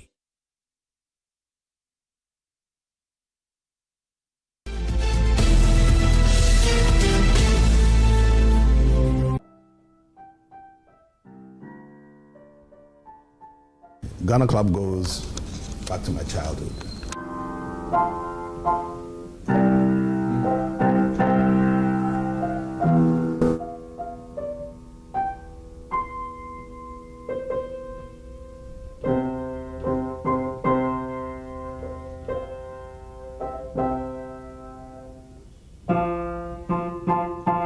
Back in 1947, the civil servants who started this club used to meet at what was then the British Council. They didn't have their own place, as the Europeans did then, and had their whites-only European club. And it was only in 1947 that we got given, the governor gave us this place. And, you know, it was the first Speaker of Parliament, Niyama Olenu, who was the first president.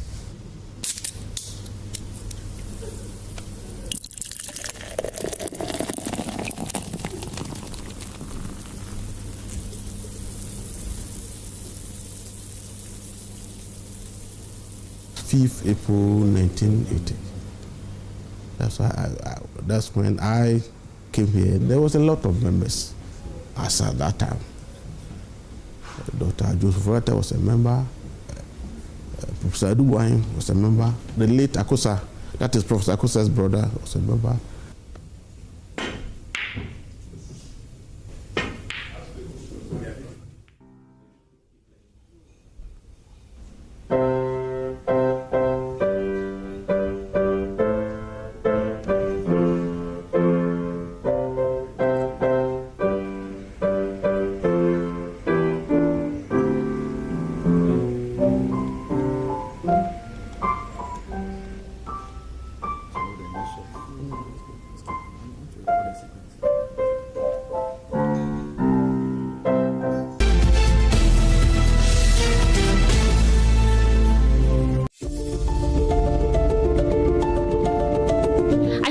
makes a nation great is the strategic balance of power between the citizenship and the leadership. Every decision you make, whether you're a leader or a citizen, is based on the quality of information you have, your understanding of the various perspectives of the issue, and how timely you get that information. So when you wake up to the AM show, you're waking up to the most current information and comprehensive conversations to help you make an informed decision. But we're also people who care about the development of this country.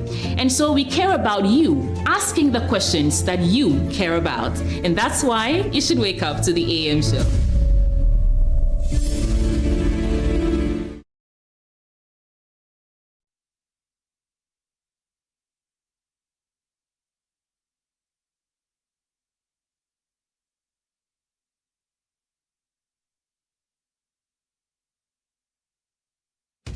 Cut out the noise, the anger, the hostile opinion, the spin around the issues, the superficial colors and effects.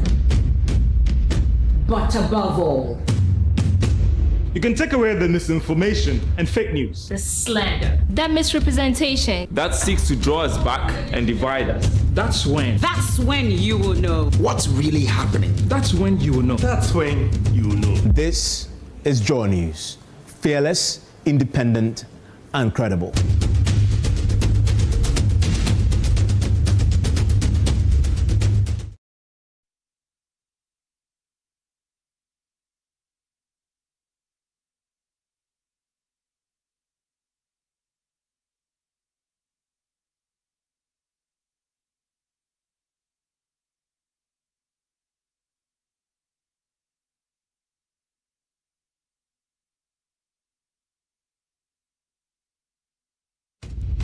cut out the noise, the anger, the hostile opinion, the spin around the issues, the superficial colors and effects. But above all, you can take away the misinformation and fake news, the slander, that misrepresentation that seeks to draw us back and divide us. That's when you will know what's really happening. That's when you will know. That's when you will know. This is JoyNews. Fearless, independent, and credible.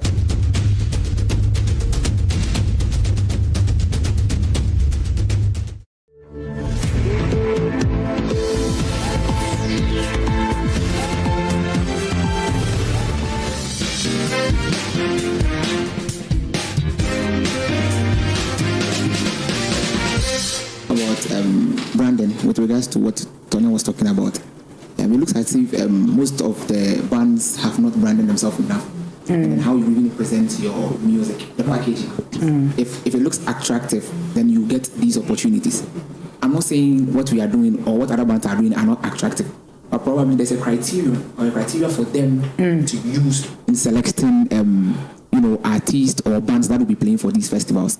So when we take all these things into consideration, I think we will get there. Yes.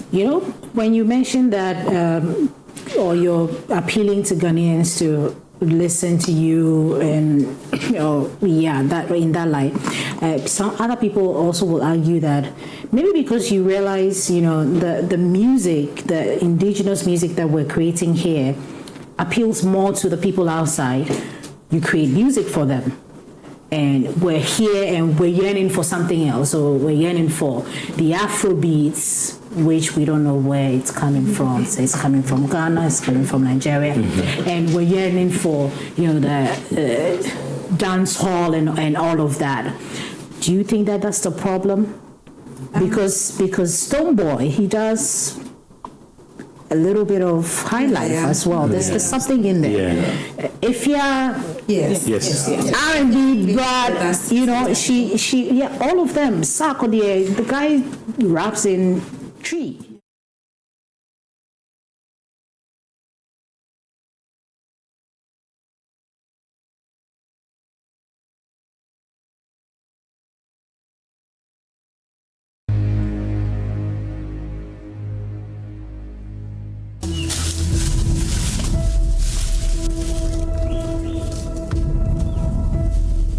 The Produce Buying Company Limited is Ghana's biggest indigenous cocoa buying entity. It evolved from the produce department of the Ghana Cocoa Marketing Board and was incorporated as the Produce Buying Division Limited on November 13, 1981 as a 100% state-owned enterprise and a subsidiary of the Cocoa Board. But the light of the company that gave many cocoa farmers some hope appears to have dimmed in recent times, and things are on a nosedive. Since last year, 2021, I started beginning of the season, February.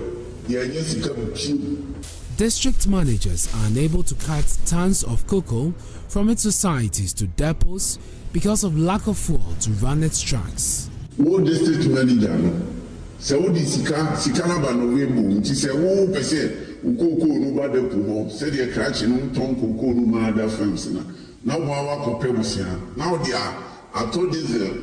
Now they are koko na be depo. Its purchasing clerks are now using PBC facilities to buy and trade cocoa for competitors because there are no funds to pay farmers who sell their beans to the produce buying company. Fludo.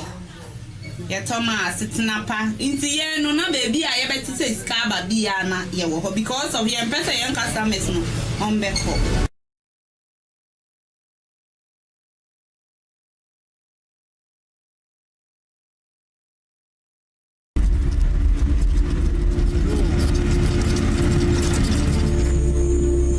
In 2021, a whistleblower and senior staff of the produce buying company petitioned the presidency over the possible bankruptcy of the state-owned venture. He raised alarm about the downward trend of PBC's market shares.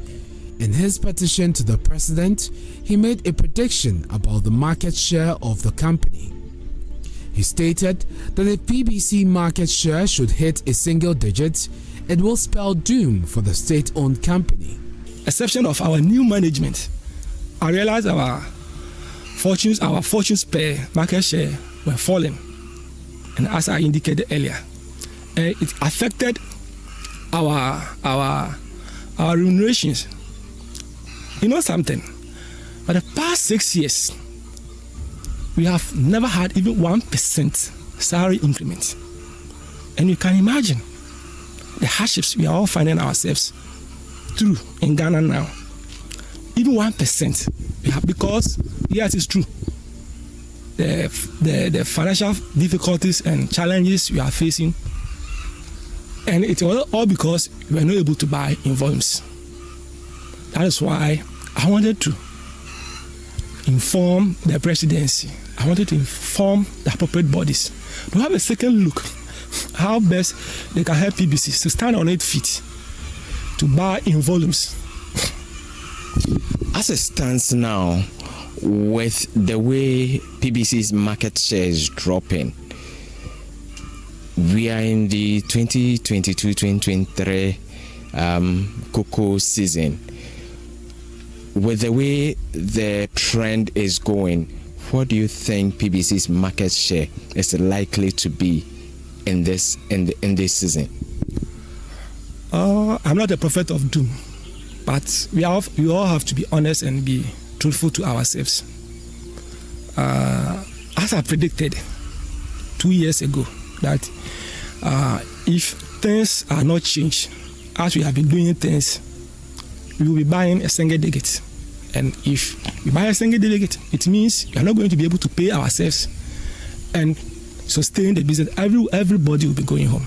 He blamed management for the predicament of PBC and urged a change in business strategy to protect the livelihood of the over 900 staff and 15,000 commission-based clerks. After blowing the whistle, he was suspended, demoted, and eventually sacked for drawing the attention of the presidency to save the company and enable it buy in huge volumes of cocoa. Invited by PBC executive management, they intimidated me. Now why should I write to the presidency why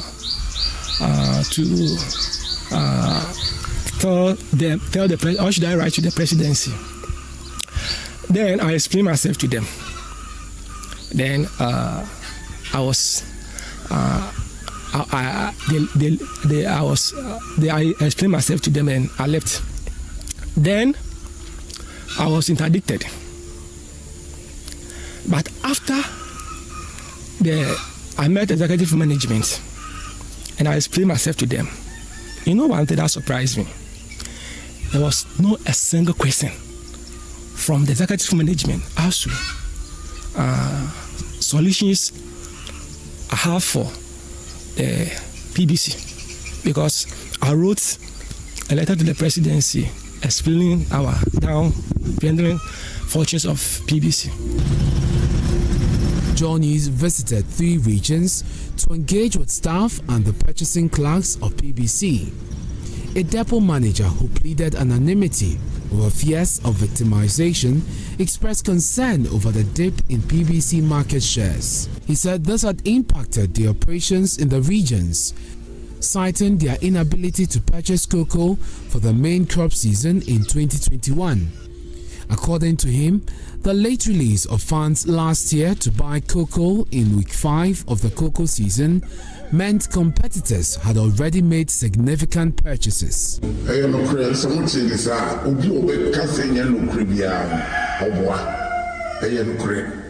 Since last year, 2021, I started beginning of the season, you told me February, Light Club this year, PBC Anthem. Even 2022, this year, November, and San Diego Scadia starting. The Burbs, Kaba, Kukubo, Nemais, or my is carrying another firms, or what to Kukuning in every. It is says here, I'm an Okasan. PBC, Jessica, Kukuno, Asan. He lamented that district managers have to contract personal loans before they are able to cart cocoa from the societies to the depots. What district manager? Saudi Sikana Webo, she said, oh, per se, Ukoko no bad depo, said a cratch and Tom Coco no other firms. Now, our Copebusia. Now they are told diesel. Now they are Chikuko now the depo. They say district managers now they pay no, they talk diesel. The purchasing clerk who spoke to JoyNews said when PBC was not providing funds for the purchase of cocoa, they were compelled to use their sheds and weighing scales to buy cocoa for competitors in order to maintain their customer base.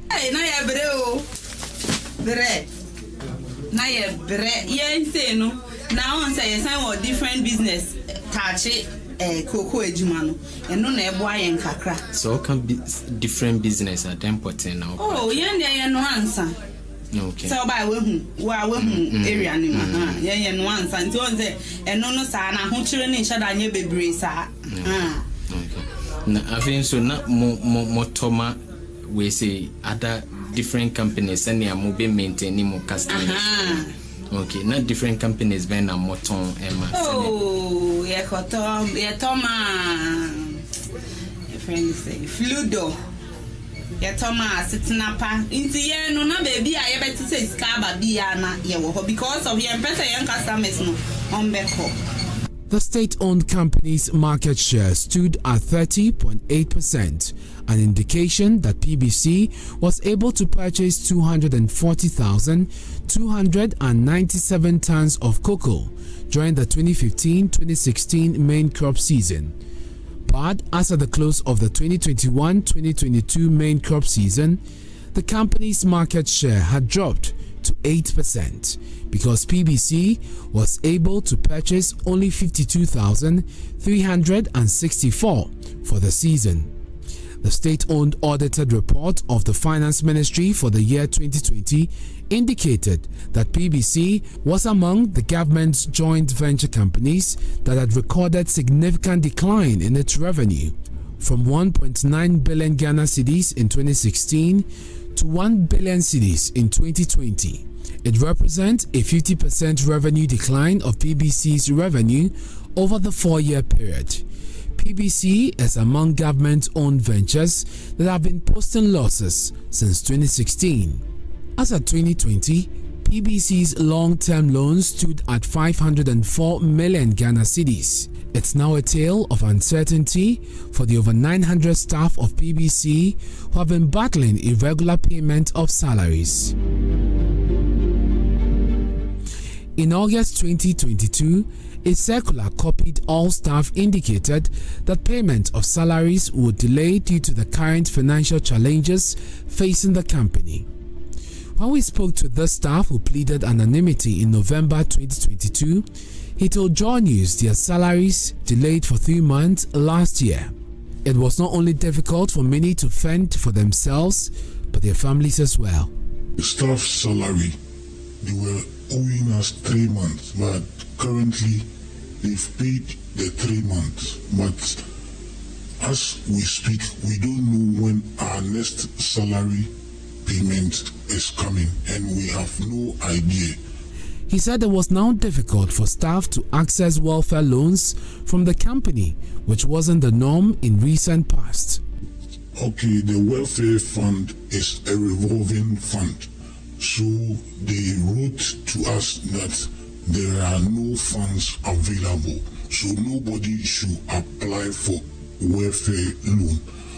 But with regards to the tier 3, we have paid it is our money, and we have contributed, and it is 10 years now, and the agreement was that when it is 10 years they have to pay all the monies to us, but it is 10 years now and they are refusing to release the funds to us, which is making all the staffs, every staff is agitating.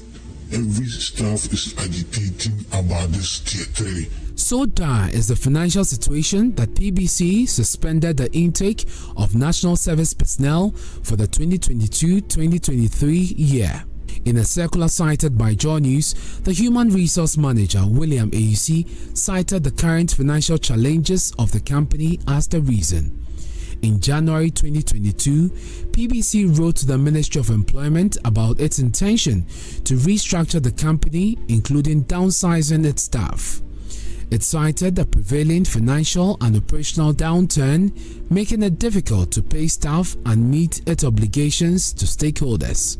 It said the staff who would be affected by the downsizing are those without establishment. Our sources suggest that when COCOBOD secured the Cocoa syndicated loan last year, it loaned PBC with an estimated 350 million Ghana cedis. Management used 50 million cedis to cover staff remuneration and other administrative expenses. The national projection PBC set for itself for the 2022-2023 main crop season was to purchase 170,000 tons of cocoa. But with the limited funds in PBC's account, this target remains a pipe dream and leaves staff in another boat of uncertainty on what fate hangs on the survival of PBC and possible payment of their remuneration. About 4 years in eBay, shares market share look for man echo. Because woman you woman so woman appointees, government appointees na do Oba. It will be Oba who na adwuma no kra woni mu we no an see na be transfer onye adwuma. It market share no the company ni ba wo tumi nka anokre no enkyere pieces na ye no wo ye adwuma na ye nso no ye ne pharmacy ne tie kra ase ho. And you pharmacy ne situation ke dru bi ya na ye bo wo company investiga ma see am more pharmacy ya timi ko pelo ni ya wunsa ahuchiri bi mu ati see bo abo pharmacy ne kakra won tenso won beti koko no October no wo twia ebi dia kura timi ko ba 1 year na pharmacy de akrache for ne ka elsu company ni mu hwe wo investiga kura ma sika ni to go kura wo mu nya bi ma ebe de na wo nya bi dia abobosi eti ye no oda ye wo ma company no eti wo se nya no bi na mpanimfo no e wo ma company no osoro ho omo da se omo sika na omo di na ne hia wo. The fears of the staff of PBC keep growing with each passing day. The staff have the happenings of one of the subsidiaries of PBC, that's PBC Shea Butter in Bupe in the Savannah region, at the back of their minds. PBC Shea Butter has stopped operations, its offices abandoned and operational vehicles parked. Their fuel stations and tanks are beginning to rust. The once vibrant entity is a pale shadow of itself. The machines that used to process the shea butter are redundant and gathering dust, with spiders filling its parts with cobwebs. The boilers which gave a sense of life at the premises are sitting in deafening silence. Bags of shea butter are wasting away in the company's storehouse. Its storage facility are now the delight of birds. Atta Mudasiru, a staff of PBC Shea Butter, blames the lack of foresight on the part of management for the plight of the company. Well, we the staff, we have been in this situation for a very long time now, and then we have assessed the situation, and we have realized that there are three things that brought us into this situation. Number one is leadership. Two is lack of raw materials. Three is lack of sustainable market. But the lack of raw material and the lack of sustainable market all boils down to leadership. Because as we all know, we didn't get up one day and find ourselves in this current situation. There were clear indications that showed that we were coming down. Because when you have a situation where your raw material base is depleting and you are unable to replace, you have a situation where your market base is depleting and you are unable to find sustainable market to support that. There is a problem, and that problem is leadership, because leadership is supposed to look for all these things to make sure that the company is in its place. Since then, it's been untold hardship on the staff. It's been 8 months since they were paid. Musa Mohammed says he's heavily indebted, making it difficult for him to step out during daytime. Some of us are highly indebted. At least I can say 95% of we the workers here are indebted. We can't even go to town. To feed our family is a problem. Some of us, we have to go to market and buy things on credit, expecting that they will pay a salary, they will get the money and pay. The money is not coming, no salary. Some of us, we have to take money, borrow money. They have to even go to the GM, tell the GM that your workers have bought things on credit, they are not paying. The last time we took salary was May. As I'm talking to you, look at the way I've dressed. Yesterday, my children told me that they are going on vacation our day. To get money to buy Talia and those things for them, I couldn't. So the situation we are going through is not easy, my brother. We are suffering. Apart, we are suffering. Muna wahala so say, muna zimu. Kada zamu sabulu we work our basina. So atanyamu. Atanyamu. The management is unable to raise loans from the banks because of PBC's indebtedness. Borayi Yusuf cannot remember the last time he set his eyes on top managers of the company. The company have 5 managers, but currently as we speak, we have only 2 managers who are on post, and they are the supply chain manager and the general manager.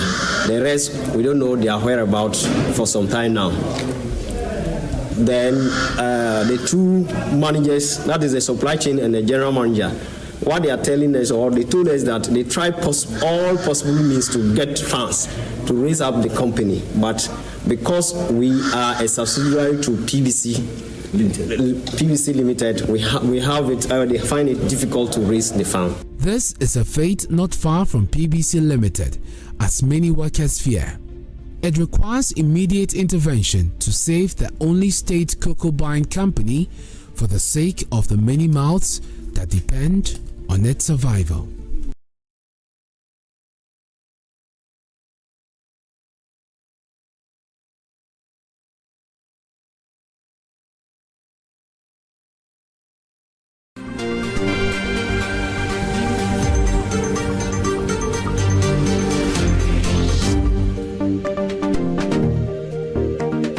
Privileged to have a statesman, someone who's been part of the fabric of the democracy of this country for all these years since we entered the Fourth Republic and even before.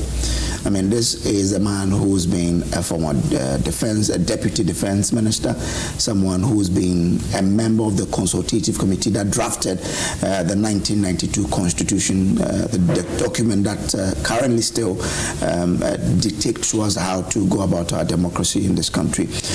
He's been someone who has been a senior presidential aide and head of the policy evaluation and oversight unit of the Office of the President. You remember the late President Anthem from 2009 to 2013. He's also a former Ghana's ambassador to the Netherlands. And this is a man who has been around and so has a lot of experience in the issues that concerns the motherland Ghana. Today, we have him here to have this chat with him. Dr. Twenedu, good morning to you and thanks for coming. Good morning. We're grateful Thank you. We're grateful that you've hosted us in your house. Okay. My pleasure. I would want us to start from the latest development in Ghana. I'm sure on Friday you sat by your TV to monitor proceedings in Ablekuma North. I did. As you watched what was unfolding, what was going through your mind? I said, which direction is Ghana's democratic practice going?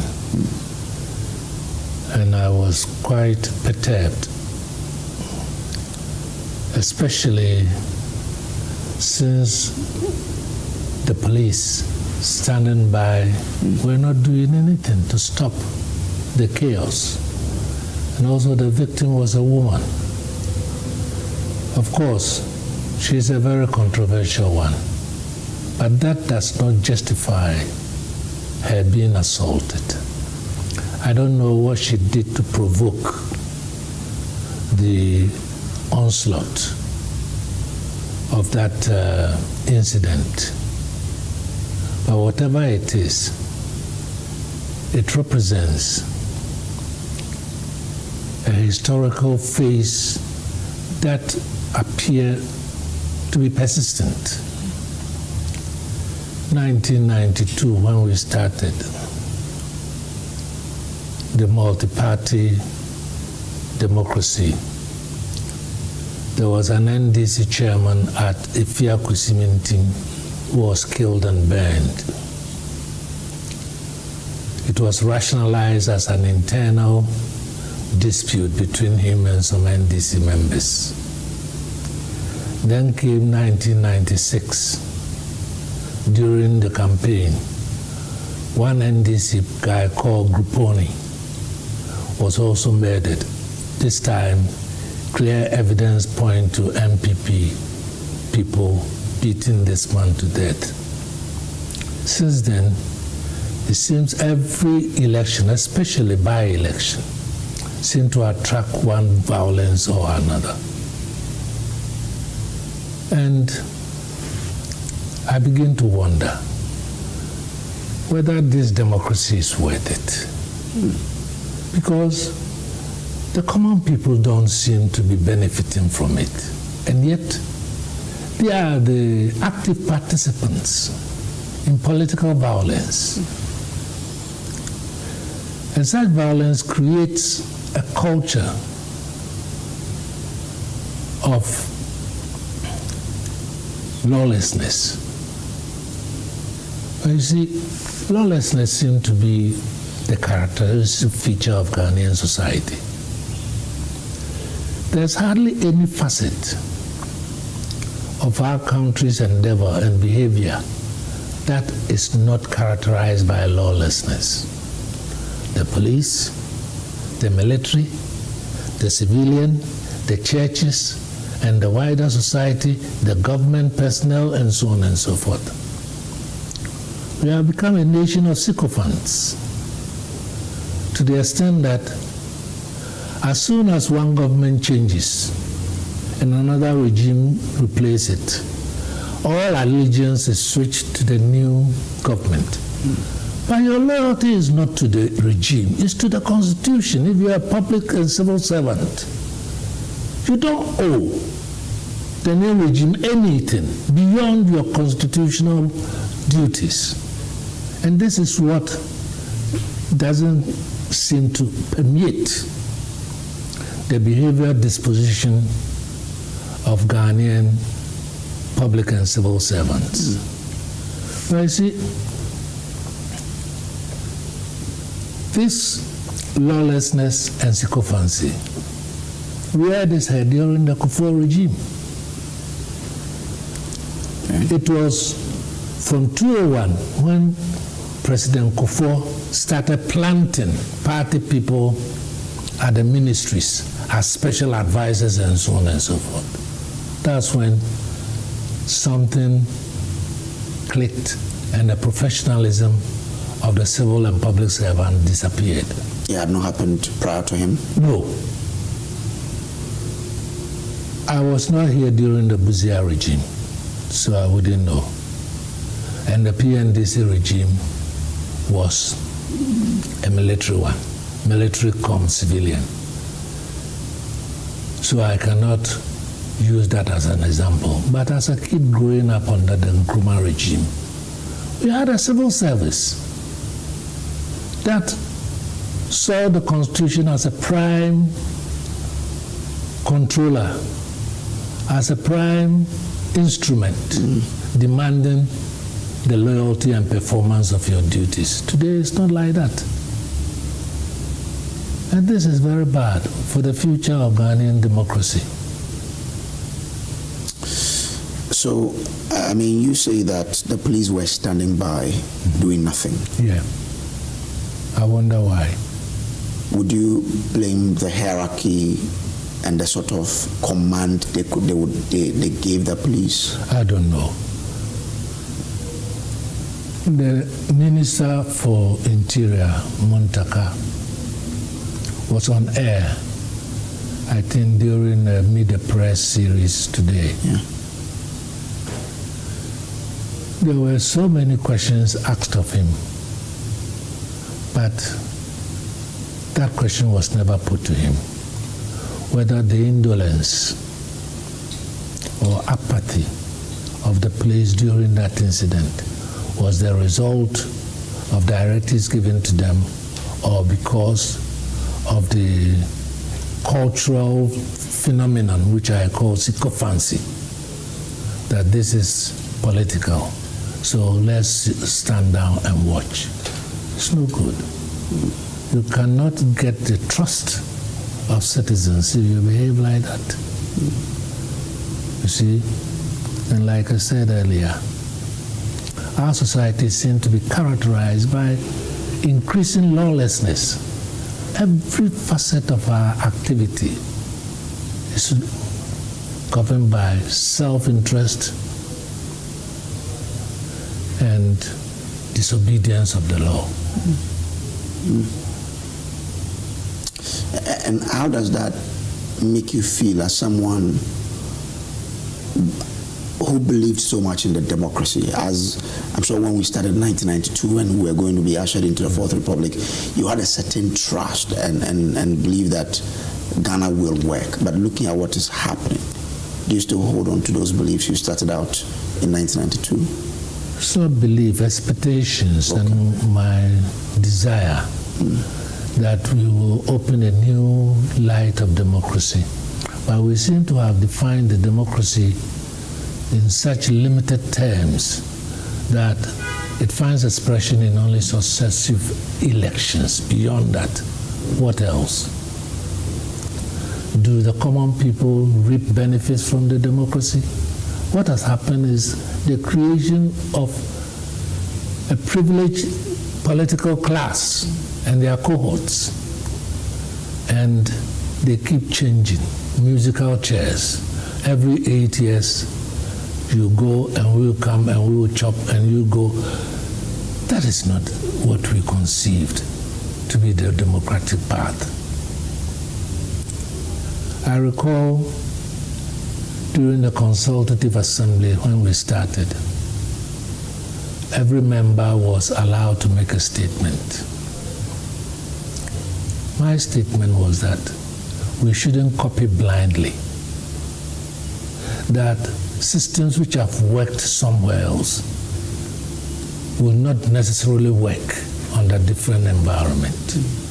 Development is not a linear thing, that every stage should be traveled by every country. That's not it. That was the statement I made. And I wanted to see a new face of commitment to democracy, but we haven't seen that. So the standard of judging the performance of the government especially of the NDC government, must be higher. And therefore, it is up to President Mahama that history does not repeat itself, like happened at Ayawaso. Ayawaso was a state-sponsored thuggery. This was not. But nonetheless, the NDC still bear responsibility because the people involved are alleged to have come from the NDC. There is no evidence, but it is up to the police to identify who the culprits are. For the benefit of the doubt, how do you differentiate between Ayawaso being a state-sponsored and Ablekuma North not being a state-sponsored? Oh, but you saw it.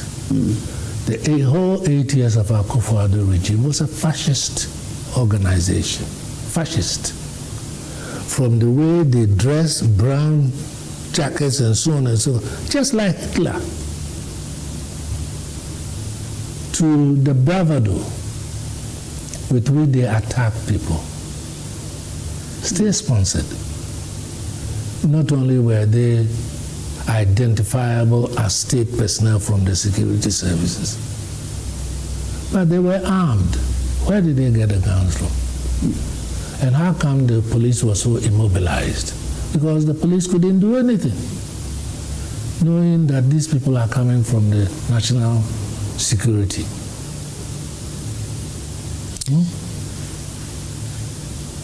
Does it come to you as a surprise when after Ayawaso, the security could not do anything? Ablekuma North, the security could not do anything? That's the sycophancy I'm talking about.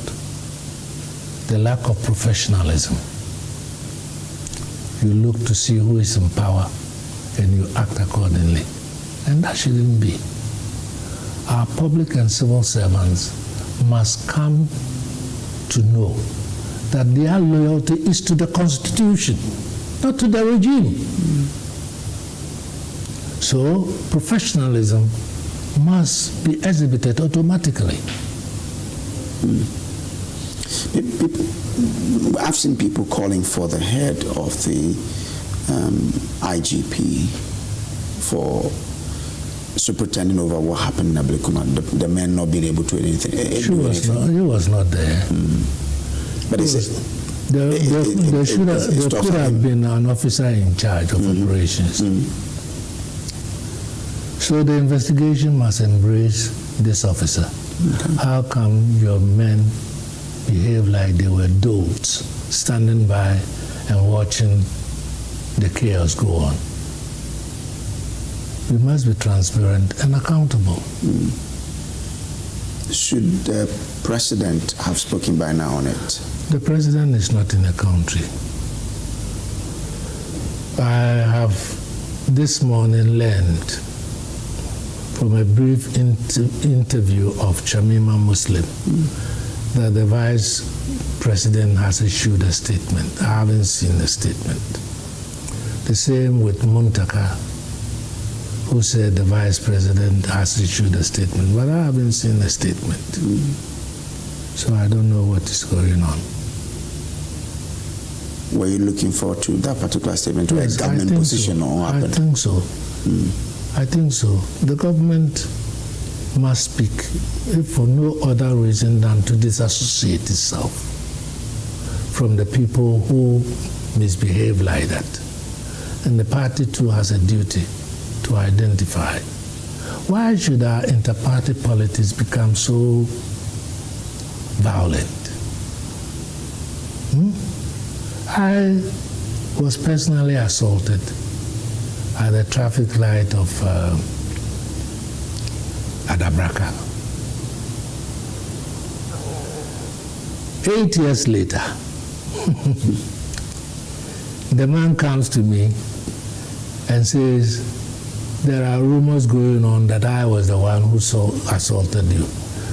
I said, you are. He said, oh, but even though I use a Tigo, I said, have I mentioned Tigo car?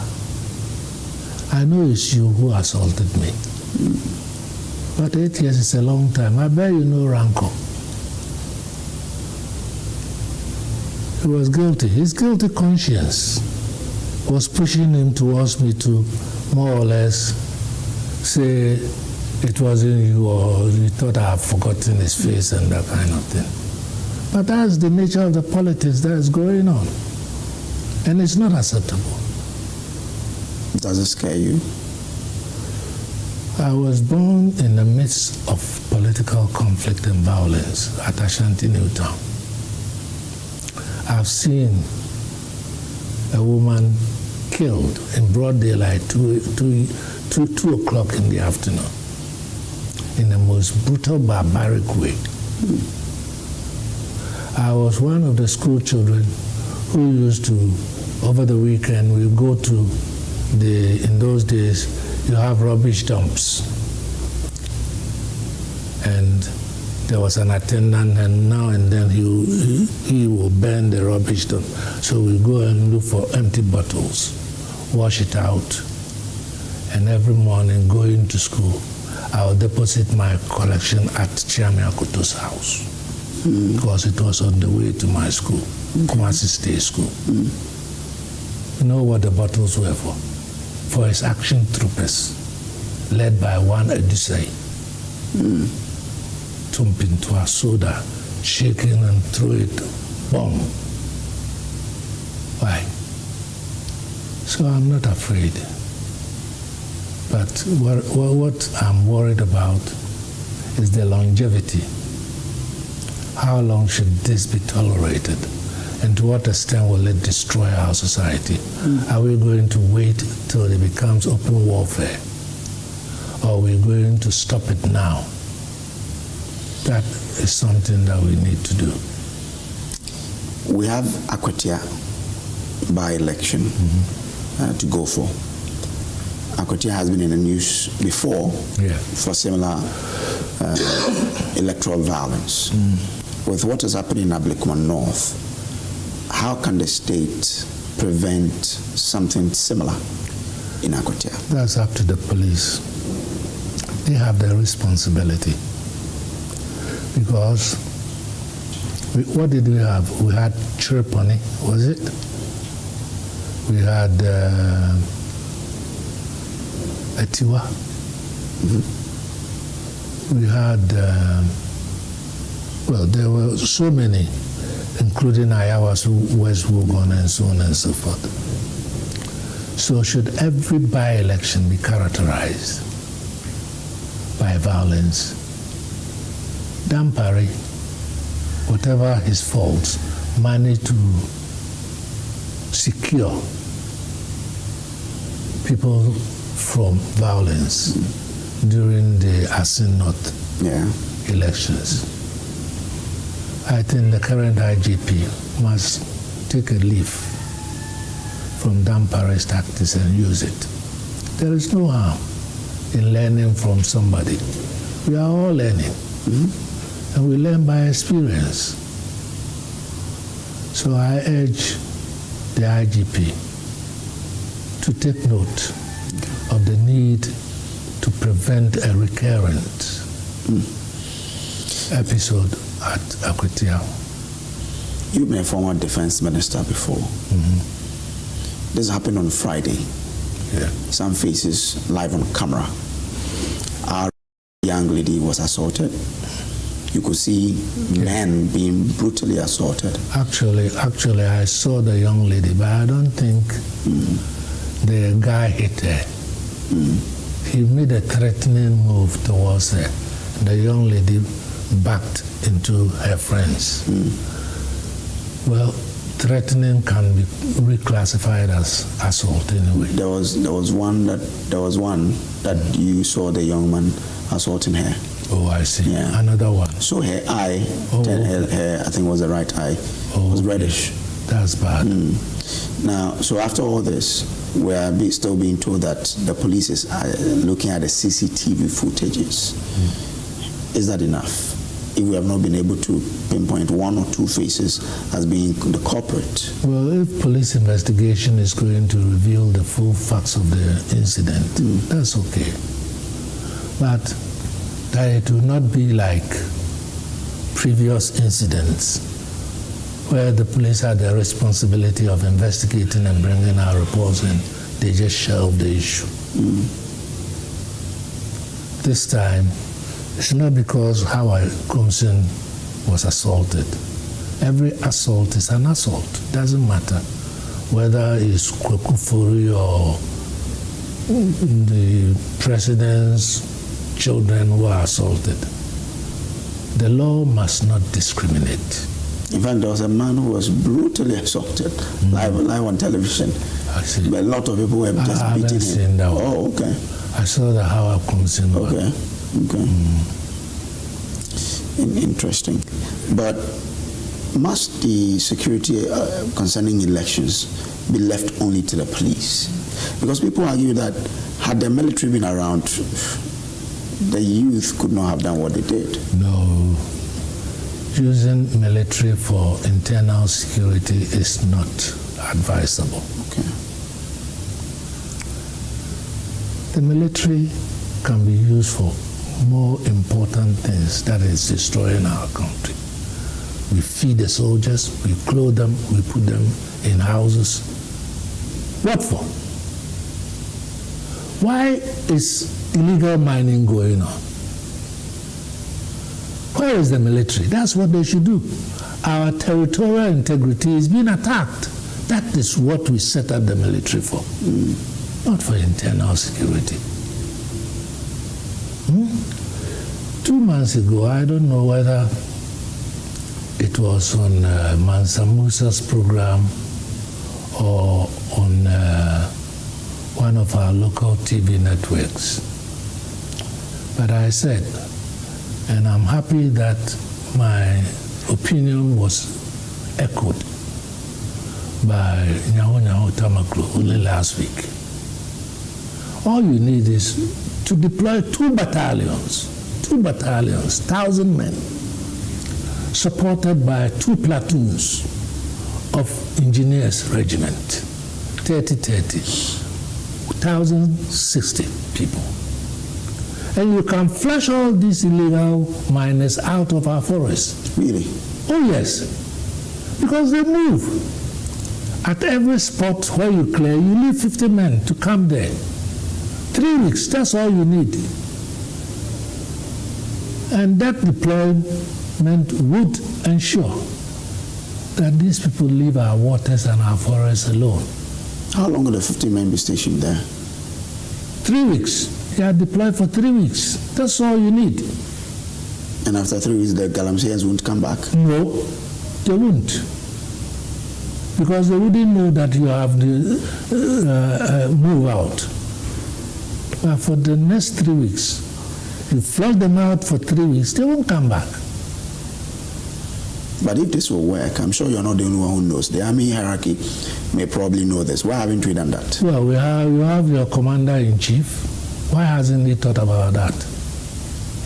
If the goodwill that the people of Ghana gave the NDC is going to be dissipated, it will have to be the inaction on Galamsey issues and corruption issues. So far, we've had the Attorney General in the quest for transparency coming out to reveal steps that he has taken to bring certain persons to book. But so far, we haven't seen any prosecution yet. And I don't trust the special prosecutor. He talks big, he talks small. He doesn't know what he's doing. It's a shame. Is he protecting them? Look at the mess he made of the Sialaraban case. Look at even the prosecution of this guy from this MC candidate. Oh. Yeah. It's never succeeded in any prosecution on corruption. So what are we paying him for? But he can prosecute. But if the judges disagree with him, there's an extent to which he can perform. If you build up your case, the judges will not ignore evidence. The judge will not ignore the evidence. But if you fail to present a convincing evidence, then that's what you're going to get from the judgment. So you believe he's not been able to build his case as well? No, I don't think so. He's building his case as well. He talks too much. What would be your advice then? That's my advice. Talk less, do more. Interesting. So with the Galamsey, you don't agree with people who say shoot to kill is option. You think that deploy the men 3 ways they would do it. Deploy 2 battalions, 1,000 men of infantry, and flush them out of the place. If this government is not able to do it, will you be disappointed? Yes, I would be.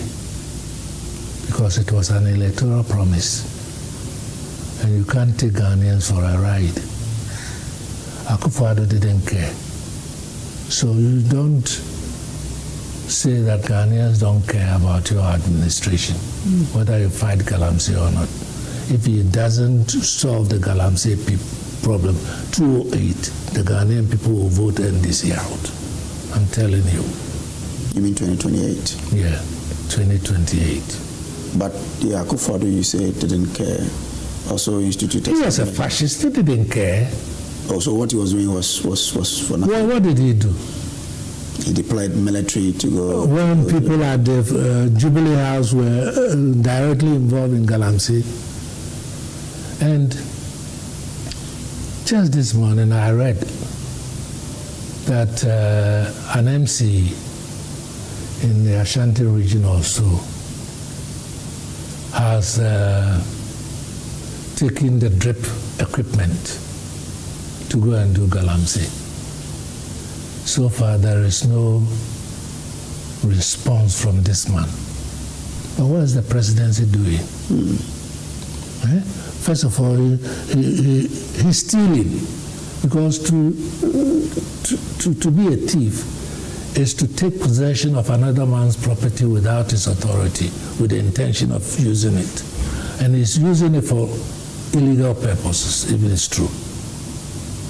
Then there is this allegation against a regional chairman of the NDC in the Western region. Okay, so a constituency chairman. Constituency chairman. Yes, please. Why? And yet you promised the people of Ghana that you were going to uproot Galamsey. These people are killing us slowly. Right now, if you're drinking water, you are scared. The food that you eat, you are scared. Whether it's not contaminated